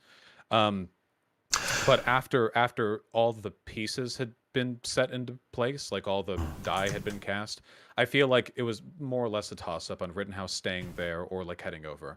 I do feel like if he had stayed there with the first body, no more people would have died, probably. That's a guess, of course. I can't know that, but I feel that's the case. Okay, then, but we can, even if that was the case, like, let's say that we had, like, perfect hindsight, you know, he just stays with the body, everybody's like, oh, hey, he shot this dude, but that dude was chasing him, and it doesn't seem like he's trying to aggress on anybody else, and he's actually trying to help out. As a result, we're going to give him a pass. I'm not saying that's a reason, like, in an adrenaline-addled brain, particularly with, like, a very fraught and tense situation. I'm not saying that I would expect Kyle to do that, but let's just assume that for a second. Then my we were already saying like, yeah, self-defense might be warranted, and really the mistakes were made before the die were cast. I think the primary frustration for a lot of people is that this, kind of like you said, this is a helicopter view of the violence, where kind of like in a perfect, like just running like raw math, we're saying like, hey, here's how many people died. If we had taken this action, maybe less people would have died. As a result, he should have taken this action. But especially with like conservatives who are more about like gung-ho shit anyways, the mindset is, number one, that would be unreasonable to expect an individual to do, and then number two, like, do you think that, like, let's say that we inverted this situation, because I think that was like the main frustration with this perspective, was if we inverted the situation politically, or if we individualized it to you, where the die was already cast, but like you had found yourself in the situation through some combination of like immaturity and like fucking political bravado or something, would you make that choice? And I think that was like one of the frustrations with that perspective. Yeah, well, I mean, I want to say that, like, you can make an argument that something is or is not the right choice, and then also concede that most people wouldn't make the right choice, right? I mean, a lot of people, especially in situations like that, are going to sort of instinctually defer towards behavior that's more damaging or sometimes illegal. I mean, we can't always rely on, like, the what would you do in this situation stuff, but in that case, I mean, I could lie to you and say, like, I know what I'd do, but I would like to believe that from what I understand, I would keep enough of a cool head to say, stay by the body or like set down the gun or do something, maybe not set down the gun, or like sit, or I'm sure given the context, there are innumerable things I could do that would make me feel as though I'm indicating I'm not a further threat to anyone in the area. I don't know what I would actually do, like, in the moment, though. What Kyle Rittenhouse did after the first killing may have been a fairly natural result of the dice already cast, right. But the argument that I got in with Destiny, leaving aside the grand crime, which was of course showing up there in the way that he did in the first place, was just more the abstract of how to handle self-defense situations. I think even in the pinned comment underneath that video, you can see that even like then, like the day where I had that argument with him, I said that, like, I could understand an argument for self-defense being made here, Right. So to me, it wasn't really about the legal claim. It's just about the limitations of self-defense as a method of guiding people's responsible behavior in difficult situations. Yeah, so actually, if you don't mind backing up a little bit, just because I think this would be the primary thing, because I think where we would mostly disagree then is probably like the die being cast in the situation in the... Fuck, I pressed the wrong button. The die being cast in the first place. And that's kind of where, for me, so in the result of, like, okay, bad cop shooting, right? Or the perspective of a bad cop shooting. Maybe it was a good cop shooting, but, there's still protests because of systemic conditions, this, that, the other. For me, and for a lot of other people, just because, like, I don't know, America, there might be disparate outcomes, or there might be systemic racism, or this, that, the other. That doesn't mean that, like, the individual, the individual business owner, the individual employee, the individual members of communities have to tolerate further wrongs to themselves, especially if they're unrelated. So for instance, like, if a business is getting burned down, and it doesn't do anything to address any kind of systemic racism or anything like that, then, like, we wouldn't expect the owner of the business to morally have to stand by because another moral wrong had occurred, and just out of, like, respect for the original moral wrong, they have to suffer. And that's kind of where, for me, a lot of the arguments boil down to, well, Kyle shouldn't have been there in the first place. He lived, 30 minutes away in a different state, and he worked in an adjacent suburb, but realistically, he had no fucking connection to that carport. That sets up, like, this really weird moral area for me. So it's like, so if you're saying the grocery store down my fucking street starts getting burned down for reasons that I think are bullshit, I can't do anything about that, even though I shop at that store and I know people who work there. That's like the moral framing where it's like, oh, well, you just fucking use insurance, 10 head. And that kind of pisses a lot of people off, including me. Yeah, well, I mean, insurance, unless these private businesses have some exceptional insurance, I doubt they're going to cover the place being burned down by rioters. or arsonists or whatever. I think, I mean, this is one of those. This would be an example of like the limitations of self-defense with regards to the civic outcomes that it could, achieve. Because, like, even though I do believe in the abstract that people have a right to defend their businesses, if you're a business owner and you want to chill on your property, like holding a rifle, waiting for people to find out if a motherfucker would, I think that's your legal right. I think that's your moral right. But civically, it's untenable unless it's done well. It's one of those things where it sounds great when you're talking about isolated moral behavior, but when you apply it to the real world, it quickly gets really fucked. Because what we're really talking about is like right-wing militias patrolling neighborhoods near protests. Like that's ultimately the broader like social force that's being fed into, right? Now, I'm not saying right-wing people don't have a right to patrol or whatever the fuck. It's not isolating it to its individual components here. I'm only saying that this does tend to escalate violence. It does not tend to limit violence. It tends to escalate violence, especially when done in this way. Now, if you want to have like a group of 20 or so people who go to a neighborhood where you know there's going to be violence, and you've got med kits, and you've got water, you've got fire extinguishers, you've got everything, and you stay as a group, and maybe one or two of those people have guns, and you're like the wandering medic patrol, I think that's based as fuck, Even if Kyle had gone there with his group, who were all, let's be fair, dressed as right-wing militias, like they were all rocking the look, which clearly indicates antagonism, especially in an environment like that. If they had stayed together as a group, that would have been better too, significantly better, because people are far less likely to attack a group, and a group has a kind of cohesion that limits the likelihood of these individual outspurts of violence. That's why police stay in groups too. Even police with all their armor, their shields, they stay behind the shield wall, because when they get separated and they get out in the group, they can be attacked and it can make everything worse. So in this case, this is like the whole being less than the sum of its parts. All the individual parts work, but when you add them together, you get something socially destructive. So I would like to, I guess, encourage on the right and the left, because these are our communities, whether or not we vote red or blue, to adopt better practices when it comes to stuff like this. Now, I feel comfortable saying that because the whole BLM time, I've been saying that while riots are the breath of the unheard, blah, blah, blah, you shouldn't do it. You shouldn't flip trucks. You shouldn't set shit on fire, quit flipping over trash cans, quit breaking windows. This shit doesn't help. If you see it in your BLM protest group, you call it out, you shame them, you ostracize them, don't bring guns, etc., etc. I was comfortable saying that for people on the left, so I feel I have a right to then turn to the right and say, don't do that. Don't escalate violence. Show up with fire extinguishers and medkits, not with guns. Or if you have to with guns, show up in a large group to mitigate the likelihood of interpersonal violence. Absolutely. And the interesting thing too is like, we dealt with a new level of right-wing fucking crazy on that panel. That was fucking amazing. I don't know if you saw. I love Hake. What a lad. Oh my god. So Hake was having some interesting takes, and I was like, holy shit, this is like the stereotype of fucking like Christian nationalist fucking right-wing fucking lunatics. I'm just gonna back off and chill the fuck out. And that's kind of my frustration, is because so far there's almost nothing that I've disagreed with so far, and then the only thing that I have seems to be just like a more bent on the individualist lens. And then I'm a fucking liberal, okay? I'm a liberal. I believe in universal rights and like all that kind of bullshit, so I'm just gonna fucking own that. And basically for me, the thing about it is you brought up the Black Panthers as like a positive example of a militia that did deter violence and like all that kind of shit, which I'm sure is true. I'm also sure that certain segments of the Black Panthers probably did some nefarious shit.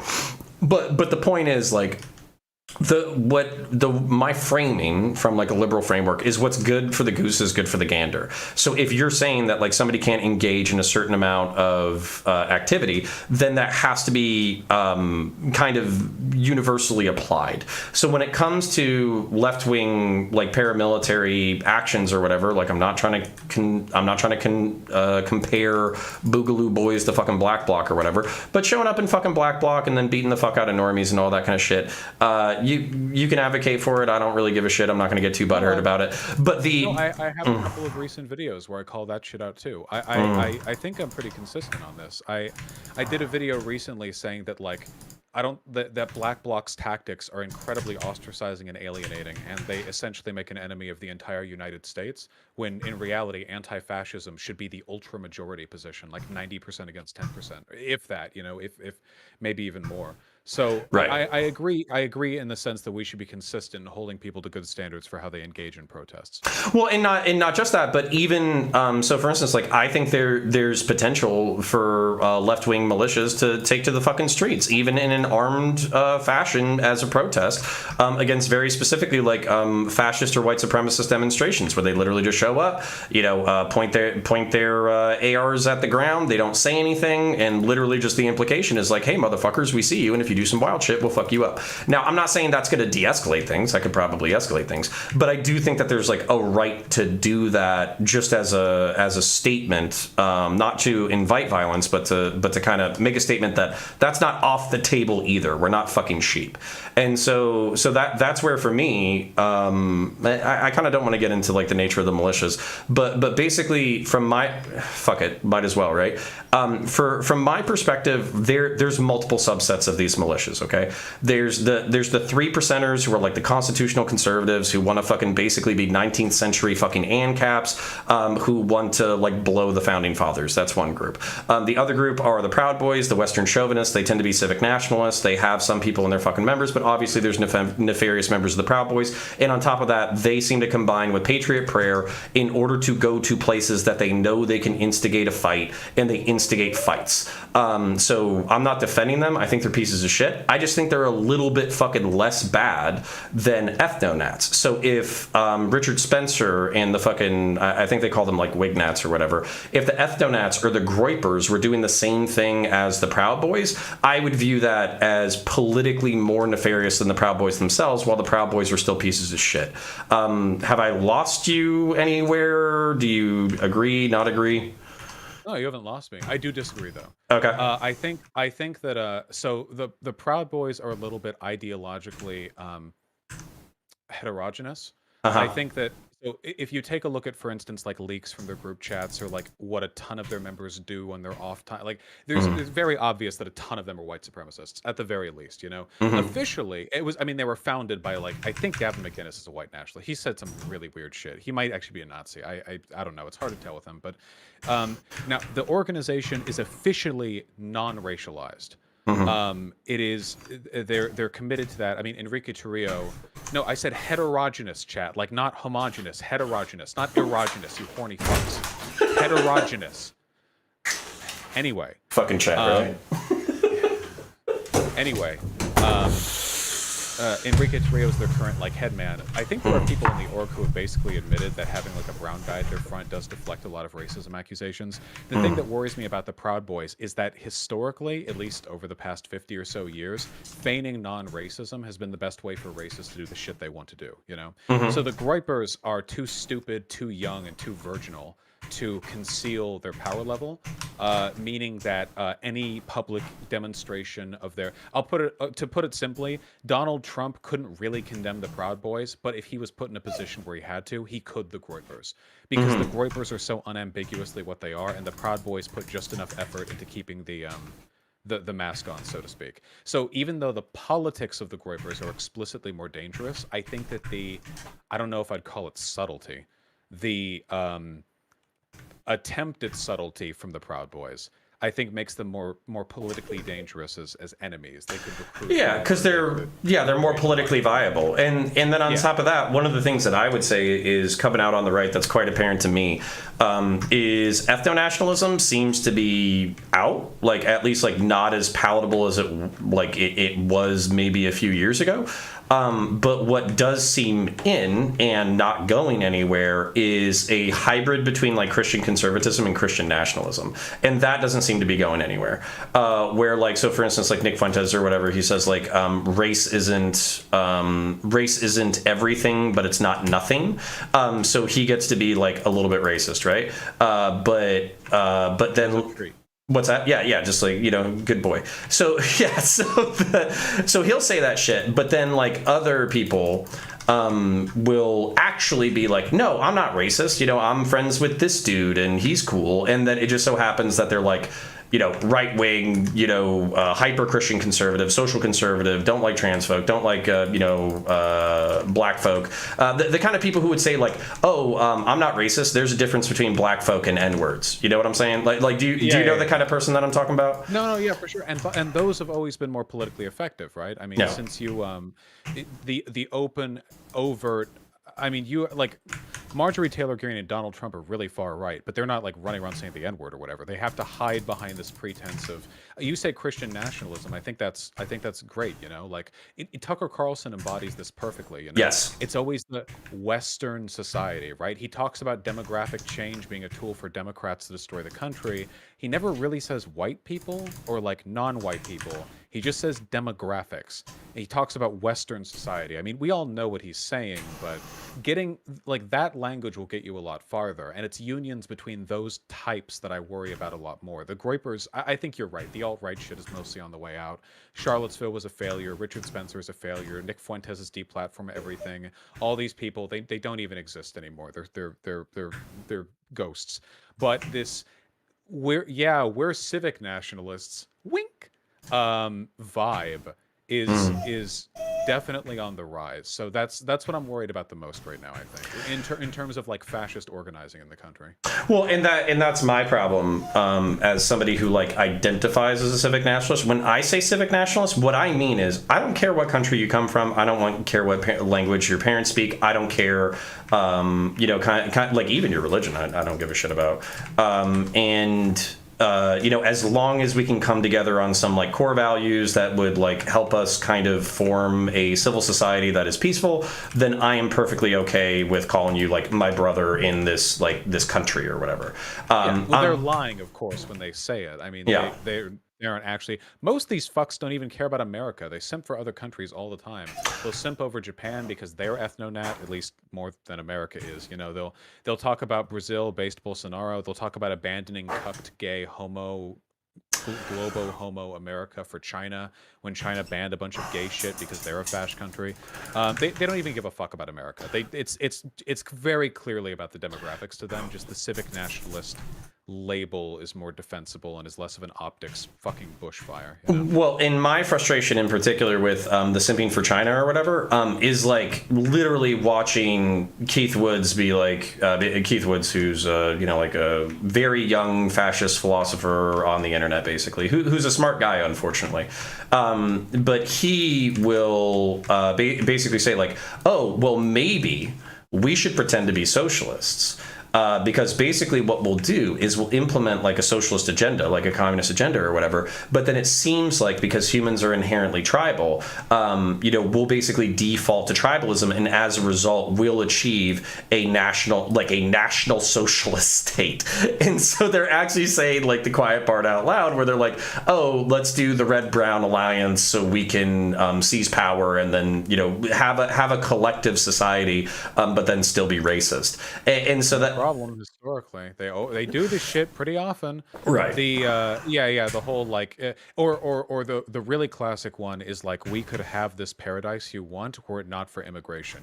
They pulled that shit all the way, like they pulled that shit 150 years ago. This whole like unions, you could you want your wages higher if only it weren't for all this cheap labor. And of course like the cheap labor isn't making itself cheap. They're being paid less deliberately by the people who are dividing the groups up. This red-brown alliance shit is growing larger and larger, and it's one of the reasons why I've always been screaming about the Nosbol Vortex shit. And we were just watching Hunter Avalone talk with Nico House, who's aligned with those types. These like people who use the affect of leftism to push people to the right, those types of people. I'm worried about them too. They don't really organize in public in the same way. Like, you're not going to see a bunch of red-brown Nosbol Proud Boy types, I don't think, but they're pretty good at infiltrating the movement. They're a real problem. Well, so what I would say is, for my thing is, like, Caleb Maupin or whatever, I don't think that he sees himself as a tanky. I think, and I don't think he sees himself as fascist either. I think he sees himself as like a truer socialist than the fucking ANCOMs or LibSocs or whatever, because he's willing to not be apologetic about what he wants to do and blah, blah, blah, blah, what I'm not. Uncocked left. Yeah. So he'll basically, make those arguments. Oh, God damn it. He'll make those arguments or whatever, and basically, but I don't think he sees himself that way. Like, I don't think he goes home and rubs his fucking hands like, maniacally in front of his fucking laptop, and he's like, "Ooh, I'm tricking all the lefties to be left wing." I think he legitimately thinks he's left wing, and same thing, like for instance with like Chaos's Mel, like she's one of the most apologetic people that I've ever met for authoritarian communistic regimes, but you as I don't know what you go by these days, but as an anarcho-communist, the only socialist, okay, the one remaining. Okay, the only real socialist, you're actually the cuck socialist because you're not willing to simp for fucking authoritarian regimes with a history of mass slaughter. So no, I agree. I think they think they're being sincere, or I think a lot of them are being sincere. I wonder about people like Jimmy Dore and like Peter Coffin. Sometimes their behavior comes off as so ostentatiously grifty that it makes me think they might just be in it for whatever social or actual capital there is to gain. But no, I think that for the most part we're really, really good at tricking ourselves into believing that we're invoking in the purest form whatever ideology we claim to be a part of, I mean, look at the divide between conservatives, right? Like, there are conservatives who say that, like, neocons are fake conservatives because they're not racist enough. And then there are neocons who say that racist conservatives aren't conservative because the dream of conservatism is the American dream, that all would be equal under the law.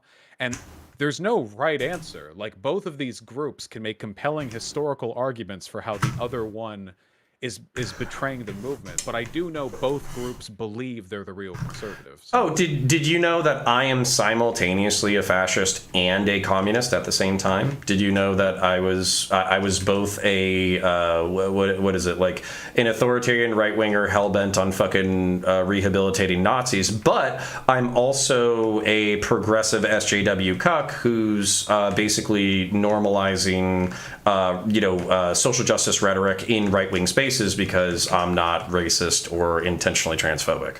So it's a big world out there, Holy shit! You see the shit people say about me, man.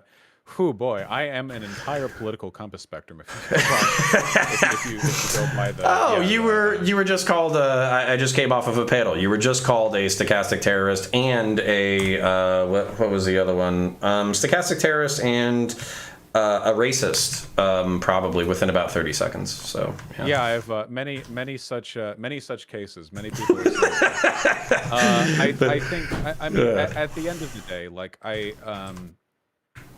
it's important to be aware of and oppose these sorts of things. How do I put this exactly?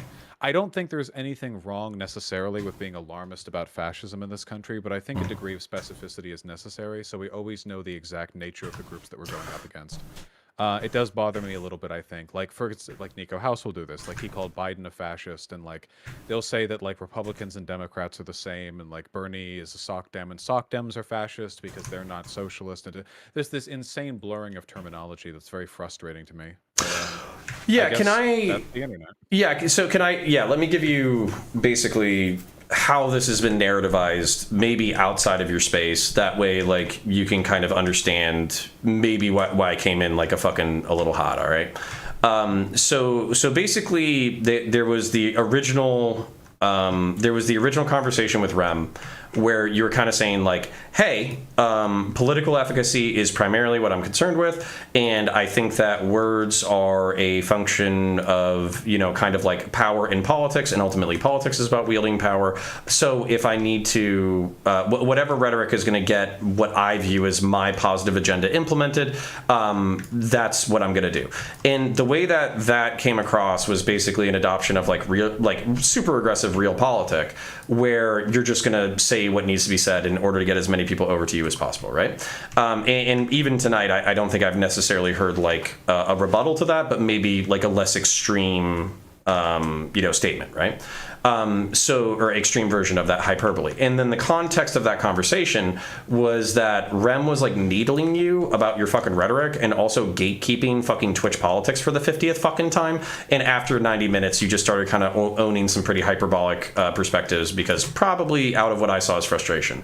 And so I saw the original 20-minute clip and I was like, this is fucking brutal. I have to respond to this. I made a response and then somebody was like, hey, you got to check out the full 2 hours. I checked it out. It wasn't as bad. Because I could understand the frustration where you were like, I've told you the same shit 7 different ways in ways that are agreeable, and you're just being a fucking dick, so I'm going to start owning hyperbole to piss you off. At least that's what it seemed from the outside. I'll admit that I don't think very much of Rem. I don't want to implicate myself here because that discussion was over a year ago. Right. God, nearing on 2 years. And I don't have the best memory on the best of days. I don't remember the exact language that I used, but so I'm not going to say what I said there. I'm just going to say what I believe and hope that it aligns with what I said in that conversation. But what I believe is something that I've been consistent about throughout my streaming, which is that I don't like lying to suit a political agenda because it's politically inefficacious. It's efficacious for me. It benefits me if I can lie and get away with it. But I think it's bad for the broader political movement because I don't gain that much satisfaction from drifting off of the optimism of my audience when misled. And to examples of that, I would point to how I handled Bernie Sanders.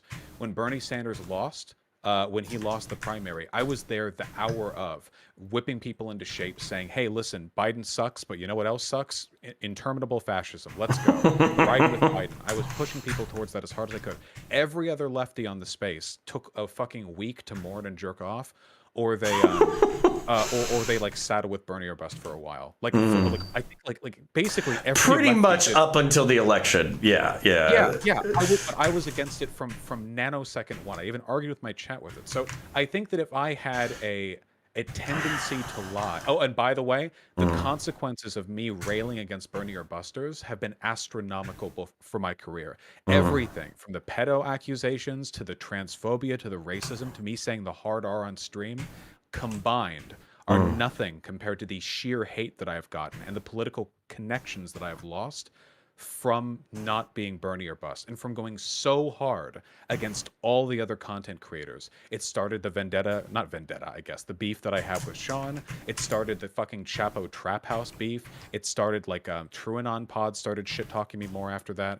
Like it was a huge rift. I mean, I even like shit talking with Kyle Kalinske, and I think I'm on good terms with him, even though he's done a bunch of shit that I disagree with. So if I had a tendency to lie for personal gain, I think I would have demonstrated it by not doing that. Yeah, and I'm not gonna lie. So that's all I can only point to that because I can't like prove my intent to you, but I don't feel like my career is indicative of a person who's willing to flagrantly lie for self-gain. I don't like lying because it hurts the movement. Even if I can amass a ton of social credit points by saying stuff that's not true, I don't think it's good for us in the long term. It hurts us. It hurts our ability to yeah, and this is what was so frustrating. Basically, about so let me just acknowledge this before I say it. Okay, if your perspective is that you rolled into the fucking the debate with Destiny while information was still fucking new, as a result, you might not have had like the best fucking research or full context or some shit like that. You made some perspectives, you still agree with them, but maybe that I don't even know because you kind of owned the most contentious part of that, which was the utilitarian calculus. I think that was like the primary thing that a lot of people had beef with. Well, I don't think it's that unreasonable, right? Like you've been from an individual. So my thing is, ask your question. That was my take, just in an abstract sense. I think even in that debate with Destiny, I said I'm talking about this in the abstract. In this particular case, there are extenuating circumstances because it's a real life case, not a philosophical hypothetical. That could mitigate the reasonability of this claim. But I stand by the base claim, right? Self-defense is a right that we all have, but there are consequences to the public safety when a person exercises it, especially with a firearm, and which it's the responsibility of the person with the weapon to mitigate those concerns afterwards. And if there are people approaching that person in a threatening manner, depending on a lot of circumstances, I would lean towards them trying to de-escalate. Now, I mean, if you just exercised your legal right to self-defense and like you turn around and there's like a dude with a knife jumping you, then you can't do anything. You have to shoot. Right. But if there's like a crowd of people kind of around you, like I think you could put your hands up. You can say like that was a legal exercise of self-defense. I don't intend on shooting anyone else. And obviously these are helicopter perspectives because the adrenaline in the moment will make it much harder. But I think I acknowledge that then too. It's just something we have to be careful about. Well, right. Okay. So, and so for me, as really the thing that I would look to, because you know me, I'm a fucking enlightened centrist, right? I'm always looking for compromise. As long as you're willing to say, like, hey, from an individualist perspective, I can't kind of promise that that would even be my reaction in the scenario. I'm just looking at like a total assessment helicopter view of the situation, and this is what I kind of wish would have happened in the way that people acted. Then yeah, fuck it. The only problem, it's not even a problem. It's more like an addendum, which so far I don't think I've heard you disagree with, is the fact that like individuals after they fucking shoot somebody and they're running away because they're afraid that they're going to be attacked further, they might not make that fucking calculus of like, oh, that guy was attacking me and I had no other options. As a result, I'm going to try to like appear as defenseless as possible, and I'm going to try to like just make it this next 200 yards without hurting or killing anybody else, and that's my priority. And even if I get hit a few times, it is what it is, because that's my duty to humanity, is to try to minimize the amount of harm. I had to shoot that guy, but I don't have to shoot these people. I need to get the fuck out of here. I think that like that could be an ideal, but as long as we could acknowledge like human error and stupidity, not realizing that ideal, then I'm good with this take. Pretty much. I completely agree with that. Like a lighter example would be if you're at like a party or something and somebody slaps you, woman, man, larger, smaller, I don't really care. If somebody slaps you and then it's clear from their body language afterwards they have no intention of continuing to hurt you, like you got slapped, that's it. I don't really think it's morally right to slap them back, because the only real justification for that is retribution, which I don't think is a really good moral argument. But I know that a lot of people would, and I probably would. Right. So it's one of those things where you have to acknowledge the dissonance sometimes between like the abstract ideal. It's just something we should lean towards. Maybe a person who's been slapped should think in their head, I probably shouldn't. And maybe a person who's just exercised self-defense by shooting a person, seeing a crowd forming around them, they should think, I should probably de-escalate. Right. If that weighs on their mind, that thought, that bias, I think that would be a good thing, even if they didn't act on it, because at least it means we're being compelled to good behavior. Well, so then this is coming to mind then. So for me, the dehumanization of each other around like political lines or whatever, whether it's like conservatives basically thinking that, transgender folk are going to enter in like the Jewish space laser fucking conspiracy that's going to turn all our kids gay. Like if it's that, or if it's conservatives are fucking two breaths away from neo-Nazi. I understand when Trump was in power. I actually do understand the arguments around that, particularly with January 6th as context.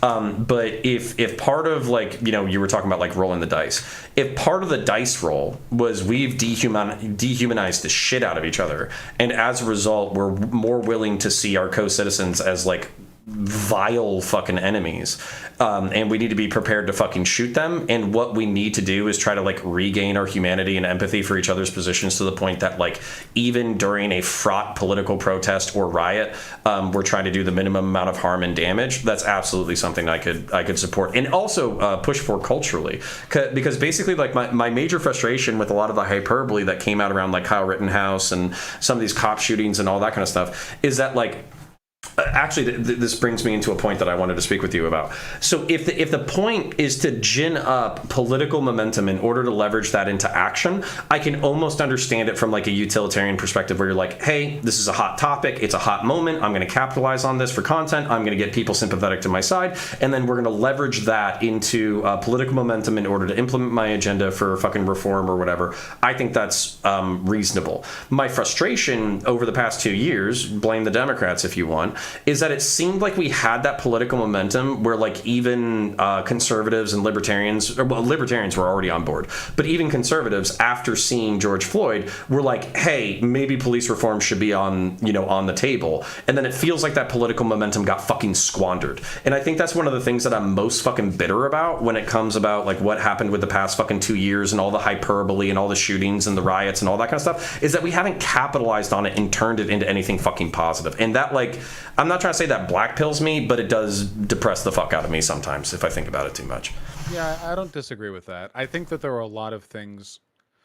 I think there's a lot of stuff that you could attribute to that, On one hand, I do think that some progressives, partially myself, chat might have to correct me on this. I think that for a while, I was moderately to tentatively in with the defund the police thing, but after a while I saw its use being ineffective. I could be completely wrong on that, and I'm just misremembering that in hindsight to serve my own interest. I know that right now, in retrospect, it seems clear to me that the defund the police thing may have been an overreach. I think the Democrats distanced themselves from it way too much. Oh yeah, I think I said good idea, bad slogan. I think I may have said a lot of stuff. My opinions evolved on that over time. You'll probably find me on any side of the aisle for that. For a while and currently, I think that I think that it's an overplaying of the hand. I guess when the Black Lives Matter stuff really like started, I overestimated how much of its anger would translate into political efficacy. With the civil rights protests, things were very, very directed. Very, very directed with the civil rights protests. It's very easy to understand what they were going on about, what their intentions were, where they were headed, everything. With the BLM stuff, there was so much variance, and I'm not talking about the rioting or the arson either. That stuff happens anytime people get rowdy. I don't think that's exceptional. No, we didn't have a specific target to go after as far as reform, and then the one that was on the table didn't seem like it might have seemed more possible to other people, but for me it didn't seem possible at the time. Right, and I think ultimately the real issue is that what we're talking about is really, really nebulous. So let's talk about defunding the police, or let's say like removing their funding somewhat. Okay, that only works with decades of infrastructural investment paired with alternatives being introduced, tested, addressed, everything. You can't just defund the police. Now, do I think that as like a society we massively overinvest in our police departments? Absolutely, by a huge factor. If you look at other comparable countries, it's disgusting how much we spend. But there's a reason we spend that much. It's not just for funsies. We spend that much because we've got horrible neighborhoods with horrible rates of crime, because we don't have the infrastructure to properly support the jobs that police currently do pretty much all on their lonesome. We don't have the support network to defund the police, but it's a goal to work towards. But that's not easy to put into a slogan, and it's really tough to get the average voter behind. Well, civil rights is comparatively a lot easier. Well, sorry, go ahead, buddy. Right? No, I'm just so what do you do? Do you accept that the most you can ever fight for is milquetoast reform, unless it's a revolution, and then you get to go hog wild, and good luck with that, I guess? Or do you hope that a radical slogan like defund the police paired with enough anger can fuel the momentum, the energy to get real change done, even though the optics in the slogan aren't great and aren't immediately achievable? I don't know if there's an objective answer to that. It's just I have it because I'm the enlightened centrist, so I come with the solutions. Okay, fucking Destiny in particular. You guys were having that social worker debate, and like it actually really got me frustrated because both of y'all had like correct points simultaneously, and it was frustrating to me that he was kind of acting like you didn't have a fucking point. So the main thing that I felt like he kept repeating things that I had already seen. He was like, well, some jobs are dangerous. Of course. Yeah. But the thing that you said that I think is not only palatable but actionable was the fact that police are jack of all trades, masters of none, and as a result, that puts people in dangerous situations. That puts them in basically like it puts cops in inappropriate situations where like a kid is fucking truant for school and a dude with fucking body armor and a pistol on his hip shows up to fucking yell at him to go to school. That's a fucking inappropriate use of state resources, right? So when you talk about defund the police and you talk about like breaking up the jobs of police, like a truancy administrator for school. That's going to cost money. It might cost almost as much money as a fucking law enforcement officer, but it enforces, like truancy law without, I don't know, terrifying children. And there's I'm sorry, I got excited there. I agree. No, good. I want you to be excited because my next one was field social workers. So a lot of the field social workers, I think, is an incredibly good idea. Some of the challenges that were a part of that conversation was basically like, you don't know what call is going to be good and what call is going to be bad. So I think you could probably send field social workers to certain calls that you knew there was like a low risk of like violence or whatever, and you could send them to those ones. But then even for the psych calls where there was like a high risk of violence, what you would do is you would basically have a 2-man unit, but instead of having a 2-man unit where it's 2 cops, you would have a 2-man unit where it's a dude in fucking soft armor, a polo and khakis, no weapons, and then the cop would just be there to watch his back. And the cop could be as far or as close as the situation dictated. And also, I went to crisis intervention training as a law enforcement officer, which is kind of like a social worker de-escalation class run by social workers. That individual cop could basically take that class. That way he was also educated similarly. And then just by having that person on the shift as well, not only can they take primary on psych calls, but then also they will probably de-escalate their officers on the same shift. Because instead of having like gung-ho fucking dickhead fucking cops who want to escalate a paranoid schizophrenic into a fist fight so they can get an arrest for the night, you have the social worker and the other cop de-escalating the situation, and then the fucking dude who just wants to get his fight on or whatever, he knows that if he fucking unnecessarily escalates the situation, it's gonna be obvious to everyone that he's being a fucking piece of shit. And so that's where sorry, go ahead. That's brilliant. I completely agree. It's also about the long-term investment, right? Even if you end up spending a little bit more on like this compartmentalization of programs, the thing that's really, really, really special is that over the long term, I think it would decrease the need for them at all. Like, so especially in like, okay, so I think it's pretty well known. I'm sure you'd agree with this because at least I've talked with cops this. Like a huge portion of the police budget goes towards policing a very small area in most cities. Like I grew up in Beverly Hills, okay? The police in LA were not spending a significant or even proportionate amount of their budget patrolling the fine, fair streets of Beverly Hills. There are some areas that attract a hell of a lot more calls, a hell of a lot more attention, more officer deaths in the rare instances where that happens. It's not in Beverly Hills. It's elsewhere. It's in Skid Row. It's in downtown. It's in East LA. You know, sometimes it's in Hollywood at night because that place is scary. So with all that like being said, it seems like a lot of the problems in these neighborhoods get exacerbated by the inevitable agitation between police and criminal elements, you know? That's not to say like go soft on criminals or whatever, just more like if a drug addict is having a bad day, you know, and an encounter with a police officer means a night in a jail cell, then they get dumped out. I don't know how much of that person's life is going to change apart from an added antagonism to the police, but maybe it'd be possible to apply the theoretical priority for rehabilitation we have in our prisons, which we don't really actually do, but I mean, work with me here. And we try to apply it in a way that works on the streets as well, where these problems get magnified and exacerbated over and over when the most, with respect, brutish solution is brought in to crack down on criminal elements every time, you know? People are arrested, families are separated, drug addicts are put in prison rather than given like medical treatment. And all this means is that a generation later, you're going to have the same, if not worse, problems. Maybe the rehabilitative element means that in 30 or 40 years, parts of LA, just through better policing or less policing, could be a little bit better. Maybe 10% better. And that would make a huge difference. Well, and this is actually what pisses me off about fiscal conservatives and social conservatives in particular. So fiscal conservatives, what pisses me off is they will save a dime in order to spend a dollar. So Florida, as draconian as it is with law enforcement, they literally started paying for the psych meds of homeless people, particularly paranoid schizophrenics, because it was so much cheaper to give them like $100 pill than in like a month's supply or like an injection. It was so much cheaper to do that than it was to keep taking them to the ER or to a jail cell.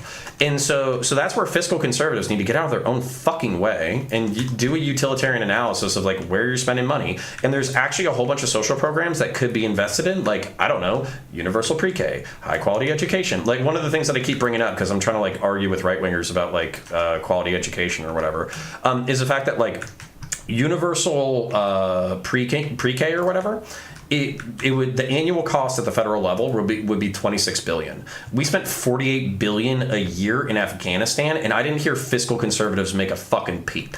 So that's where it's like, you know, do you really want to save money, or do you just not give a fuck about poor people or people whose lives suck? Yeah, or like WIC, like investing in WIC, you know, or contraception. There was a program, I forget if it was WIC or was something similar, but in every dollar spent towards that program saved the state $7 years in the future, because you know if the kid was healthy, if kids are healthy, if they're getting proper nutrition, that means they're much less likely to develop conditions or have medical issues, which will tax the ER, which means that like this all rolls down. It means they're more likely to make money in the future, which means they can pay taxes. Everything gets better when you invest in infrastructure for everyone, including the people paying the taxes, even the ultra wealthy. They may not get as much proportional to their income, but they have healthy, productive workers, which means more, you know, more goes to them, I guess, if they really want that stuff. right. And by the way, this is where you and I part ways, okay? So my goal, as incremental as it is to make fiscal conservative and social conservative arguments about like why we should be investing in social welfare programs as much as that is quote unquote a left wing idea. So for instance, like when it comes to social conservatives or whatever, they talk about like, oh, the strength of the family, this, that, the other. Well, guess what? If you want functional adults, you have to invest in functional kids. And in order for lefties to kind of convince righties that this is not just like throwing, you know, money down the drain or whatever, what you kind of have to design the programs around is, instead of like, I don't know, means testing that cuts people off in ways that fucks them over, you know, basically saying like, no, this is an intergenerational project where we are going to view like an investment in this generation in order to get the next generation healthy, happy, self-sufficient, and all that kind of stuff. And if the next generation is also on government assistance through, I don't know, like circumstances that they can't control or circumstances they can control, then we're going to look at how we adjust these programs in order to continue to get the maximum amount of healthy, happy, productive human beings out of this process. And that's where it's like, you know, I want to argue for these policies along conservative ends, but then obviously you and I, like I'm mixed economy capitalist. I don't see myself being a market socialist anytime soon. And fine. Yeah, even agreeing on stuff like this is essential. A good investment in infrastructure, schooling, stuff like that. That's a universally, near objectively valuable thing. So being able to agree on that is I think really important. I don't mean to interrupt you or to cut you off. There were a couple of other things that I promised my chat before I ended stream, and I don't want to disappoint them. Yeah. But would you there were a couple of things that you said earlier on in the discussion that I don't know if I got to. Do you mind if I respond, I guess, to what I think might be a perceived fault? Sure. You may think of me? Sure, please. I know the broader narrative about me. I think you were saying like the ultimate realpolitik, you know, like lying to achieve political ends. I do acknowledge that my language has been really hyperbolic on some issues in the past. I do get caught up in things sometimes, the police especially, I think, in large part because I think that the cult of personality, cult of police, I don't know. At least up until a few years ago, was pretty strong, and I think that I have a kind of inbuilt resentment, not against police officers individually, since I've known and been friends with them, but with the attitude that people take towards them socially. I also had a really fucking annoying person I went to college with whose dad was a cop and he would never shut the fuck up about it. Now, none of that excuses hyperbole that trends towards misinformation. So that is something that I've tried to work on. I've been trying to be a little bit more calm about that sort of stuff recently. I could name some instances of times that I did a little bit more research than I would have, but it would come off as kind of like, I don't know, pathetic, so I won't. But it is something that I'm trying to work on. In terms of like how I see myself or how I try to hold myself to a standard with regards to truth telling, I genuinely do think of myself as a person who is a pretty reliable source of information when it comes to like political analysis, and a moderate like poppy source of information when it comes to news. I think that my analysis has always been much better than my news, because news coverage involves like getting the angle, getting the right groups to listen to. That stuff is a skill that I don't think I have as well trained. But I do want to say, like, if at any point you feel like I'm spreading misinformation or I'm wrong about something, I invite you to DM me about it, especially if it's about police stuff or whatever. I might end up disagreeing on some stuff. I'm not guaranteeing a concession. I'm only saying that it's something I'm always open to hearing, because I think when that info is offered in good faith, it's always something that I can learn from. Yeah, and that's that's kind of my offer, because we've always been friendly in DMs. Our first conversation was fucking awesome. I loved it. And then the frustration, part of the frustration is that might have come across in that conversation, is because I know you're not a fucking dumb guy. And like people in my fucking audience or whatever, they'll be like, oh, Vosh, he's just a fucking Machiavellian asshole and this, that, the fucking other. And they're like, oh, he got this wrong and he's an idiot and this, that, the other. And I'm like, listen, you can talk all the fucking shit you want about Vosh. He's not a dumb guy. And on top of that, he's rhetorically gifted. So like, don't, just because you don't like somebody. I'm not dumb, I'm sinister. Yeah, exactly. It's one or the other with some of these guys. No, I get it. I feel like I don't know. I'm always going to be biased with stuff like this, because I have a very, very large hate following, a very disproportionate hate following compared to my size. Like, I'm decently large, but whew, that hate following. Well, then I'll promise you this: if I got beef, I won't hold it for fucking a panel and let it come out in some weird inarticulate fucking gargle. It'll be more like, hey buddy, this is kind of bugging me, this is what I'm thinking, this, that, the other. And I do mean what I said, by the way.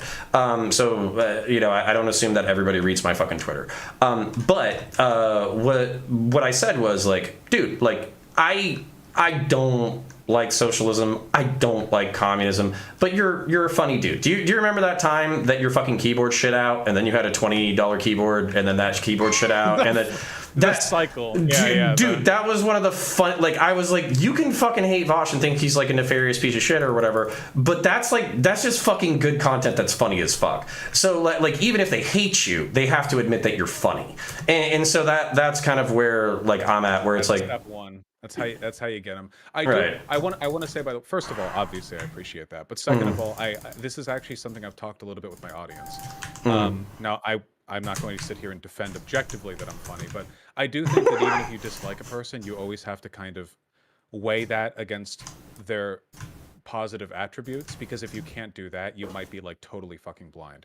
I think I've said this before with chat about even people like Nick Fuentes or whatever. Like he's got a funny cadence or whatever. If only he was like a comedian and not a fucking Nazi or whatever.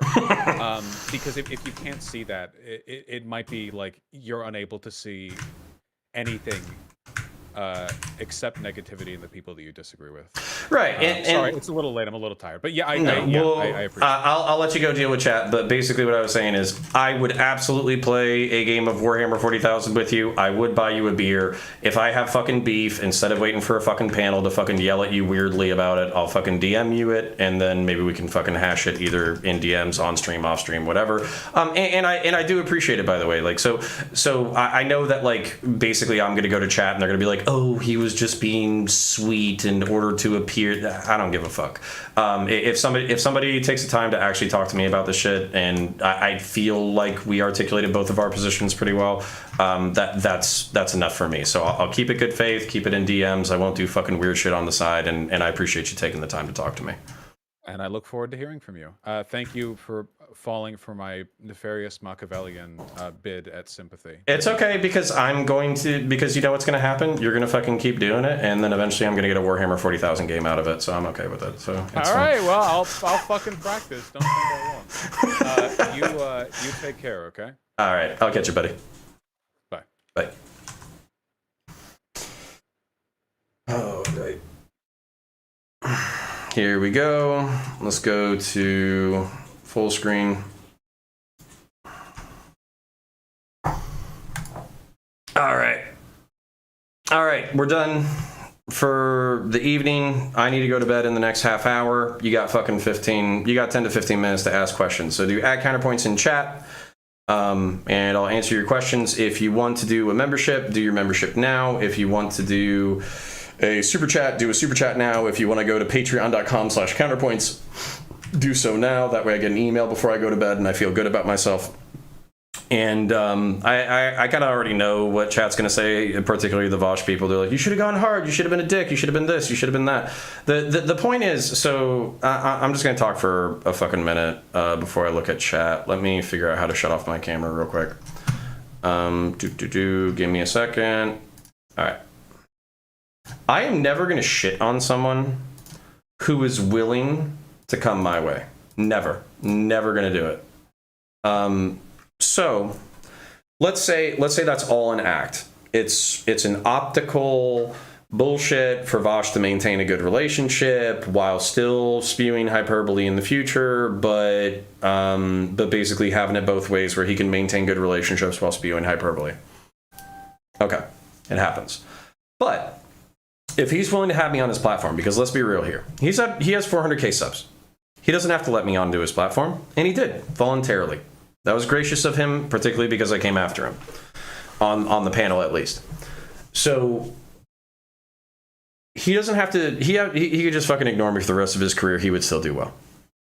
The fact that he was willing to have that conversation and in front of his chat say, "I've been hyperbolic in the past.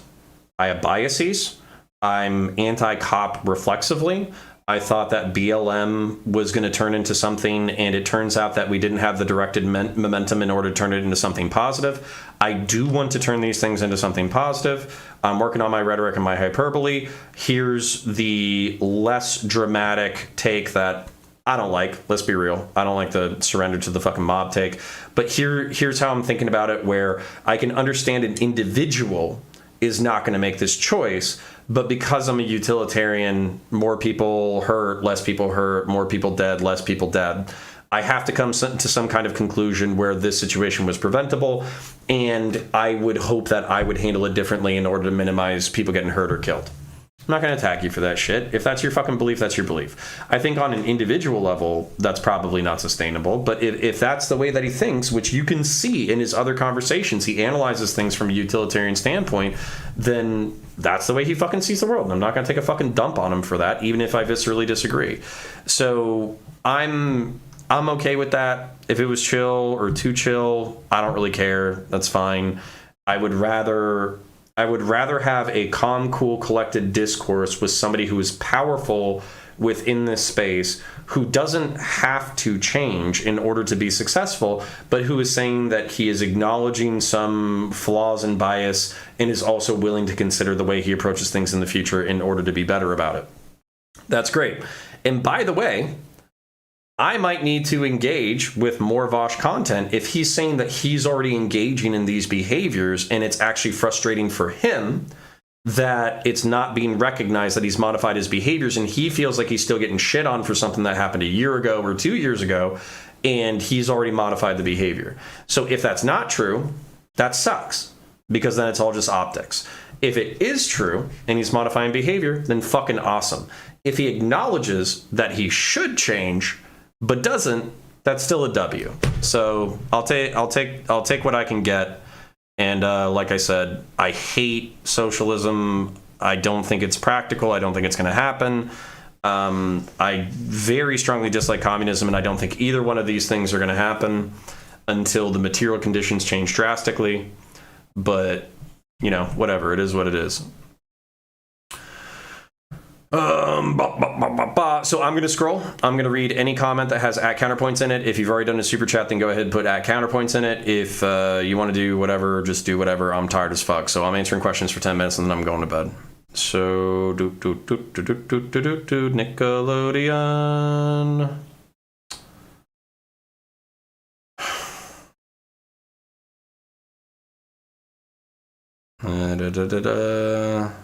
Lots of spicy comments. Holy shit. Sorry, I'm just reading. I'm reading your comments, and some of them are their comments. I'll tell you about that. Centrists, people puking, people killing themselves in chat, centipedes kissing them, puppy wants attention. Yeah, she just wanted to leave. Oh my god, you guys hate centrists so fucking bad. Why is there a fucking 100 of you? Somebody said Titanfall 2. No, we're playing Space Marine. Titanfall 2, I probably could play it again, but I just played it last night. And then also, I downloaded Halo Infinite multiplayer, but then it screwed up. So I was going to play Halo Infinite multiplayer, but it didn't work out. Nickelodeon. Mike from Redacted is such a dipshit. Yeah, fucking true. Man, y'all are fucking mean. Y'all are mean as shit. Holy fuck. Yeah. So somebody said Vosh is funny, question mark? Yeah, so I don't know if you're going to be able to find it easily, but you should be like, you should seriously type this into like fucking YouTube or whatever. It's like Vosh loses keyboard or something like that. And his fucking keyboard like shits the house. So he goes to get a fucking $20 keyboard. He's talking shit about how cheap it is. And then that keyboard doesn't work, but then he has a second keyboard and he plays it like the comedic timing on it is fucking hilarious. So yeah, that's pretty much it.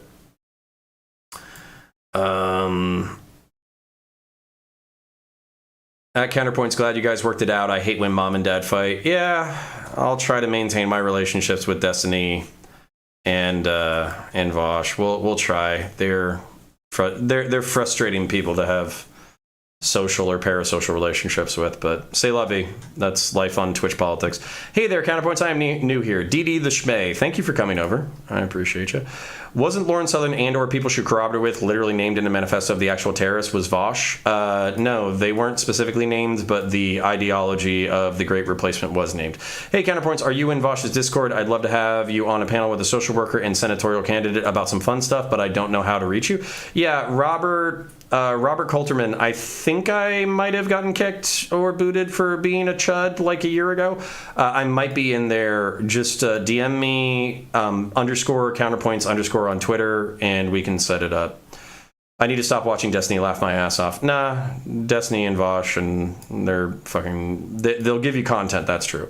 At Counterpoints, I like both you and Vosh. That's good, because, like, I don't want to hate Vosh. I just get frustrated with his fucking takes, and then I get fucking pissy, and then I go at him crazy on a fucking panel. And if he can chill the fuck out with the fucking hyperbole, and then also we can discuss, like, serious shit in the future, then I'm fucking good with it. At Counterpoints, do you really believe Vosh is willing to come your way, i.e. to the right? Because I call fucking bullshit on that. Dude is a known entity. Yeah, I'm not saying that he's going to come right. I think Vosh, no matter what, is going to be a socialist who advocates for social democracy as an incremental thing while still trying to get tens of thousands or hundreds of thousands of people comfortable with the concepts and words of socialism. I still think that's going to happen. But I don't think that's going to happen within the next century. So if he can somehow like white pill kids into not killing themselves, and also teach them like valuable life skills, and also maybe back off on the hyperbole and teach kids how to engage with media properly, that's a step in the right direction. So like I'm not expecting to stop Destiny from being a neo-lib or stop Big Papa Fascist from being a Christian theocrat or stop Nick Fuentes from being a Christian theocrat. I'm not expecting to change anybody. The only thing that I am expecting to do is to try to moderate their rhetoric, because I'm a moderate or a centrist, and then also try to help them achieve goals that I think are amenable to my positions. So I'm not going to help them achieve the goals that are contrary to my positions, and I will criticize them where I think their ideals are incorrect. But if I can move them on things that are important to me, then I don't really give a fuck. At Counterpoints, in Space Marine, this part with the auto turrets hanging from the ceiling, I always just use my plasma pistol against them and found a good angle where I could shoot them without having them shoot me back. Yeah, sorry if that was frustrating for you to watch. I mean, Vosh engages in a lot of bad faith shit and some misinfo similar to Destiny, but he provides a lot of value on the left, so I'm okay with him. Yeah, I don't want to speculate on that shit, but even Destiny, my parasocial debate grandfather or whatever, he engaged in some sneaky debate tactics in our little prosecutorial debate.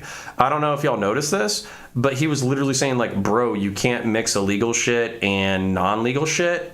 And I had done that like 20 minutes previous. And I had said, for the sake of conversation, just consider that everything that I'm talking about is legal. And he kept bringing it up like I kept bringing up illegal shit, and I didn't. And he kept doing that over and fucking over again. And it was like, are you on weak ground? Why do you keep bringing this shit up if I'm not saying it? At Counterpoints, how did the debate go with Pisco and Fabian? Yeah, pretty good. We had a lot of fun. It was hard for me to get in, but it was a good one. At Counterpoints, Vosh has burned stronger bridges over less contentious disagreements. It's not about keeping the relationship. Vosh has burned stronger bridges over less contentious disagreements. It's not about keeping the relationship. So what is it about, MS? What do you think it's about? Do you think it's just about optics on his end? What do you think it is? At Counterpoints, because why the fuck would he give a shit about me? I'm a fucking 12K streamer. I'm not saying that we're not doing well. We're doing fucking great considering our size. And I think we punch way above our fucking weight class.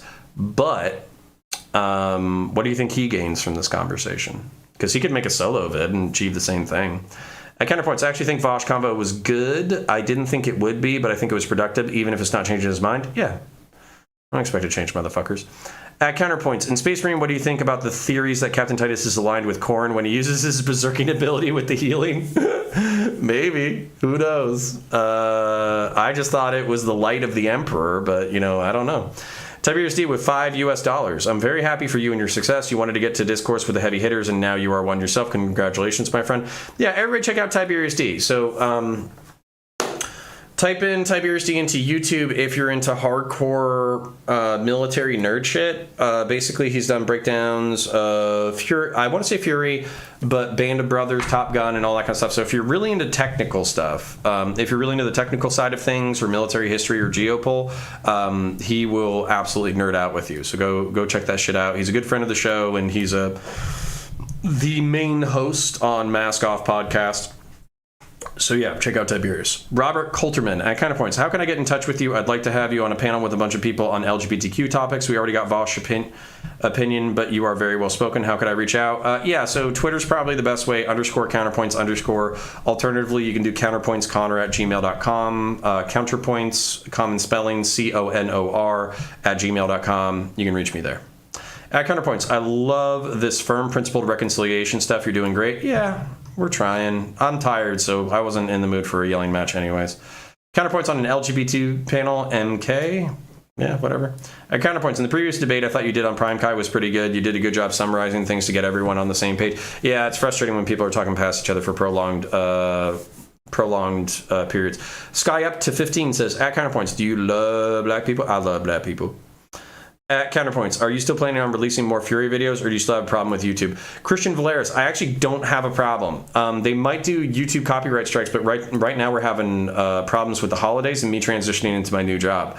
It was actually really difficult for me for the past couple of weeks, where I had to basically worry about my income at my work. And then luckily for me, within the past week and a half, it's picked up a lot. And the volume of the work that I'm receiving hasn't changed, but my skill at doing my job has significantly increased.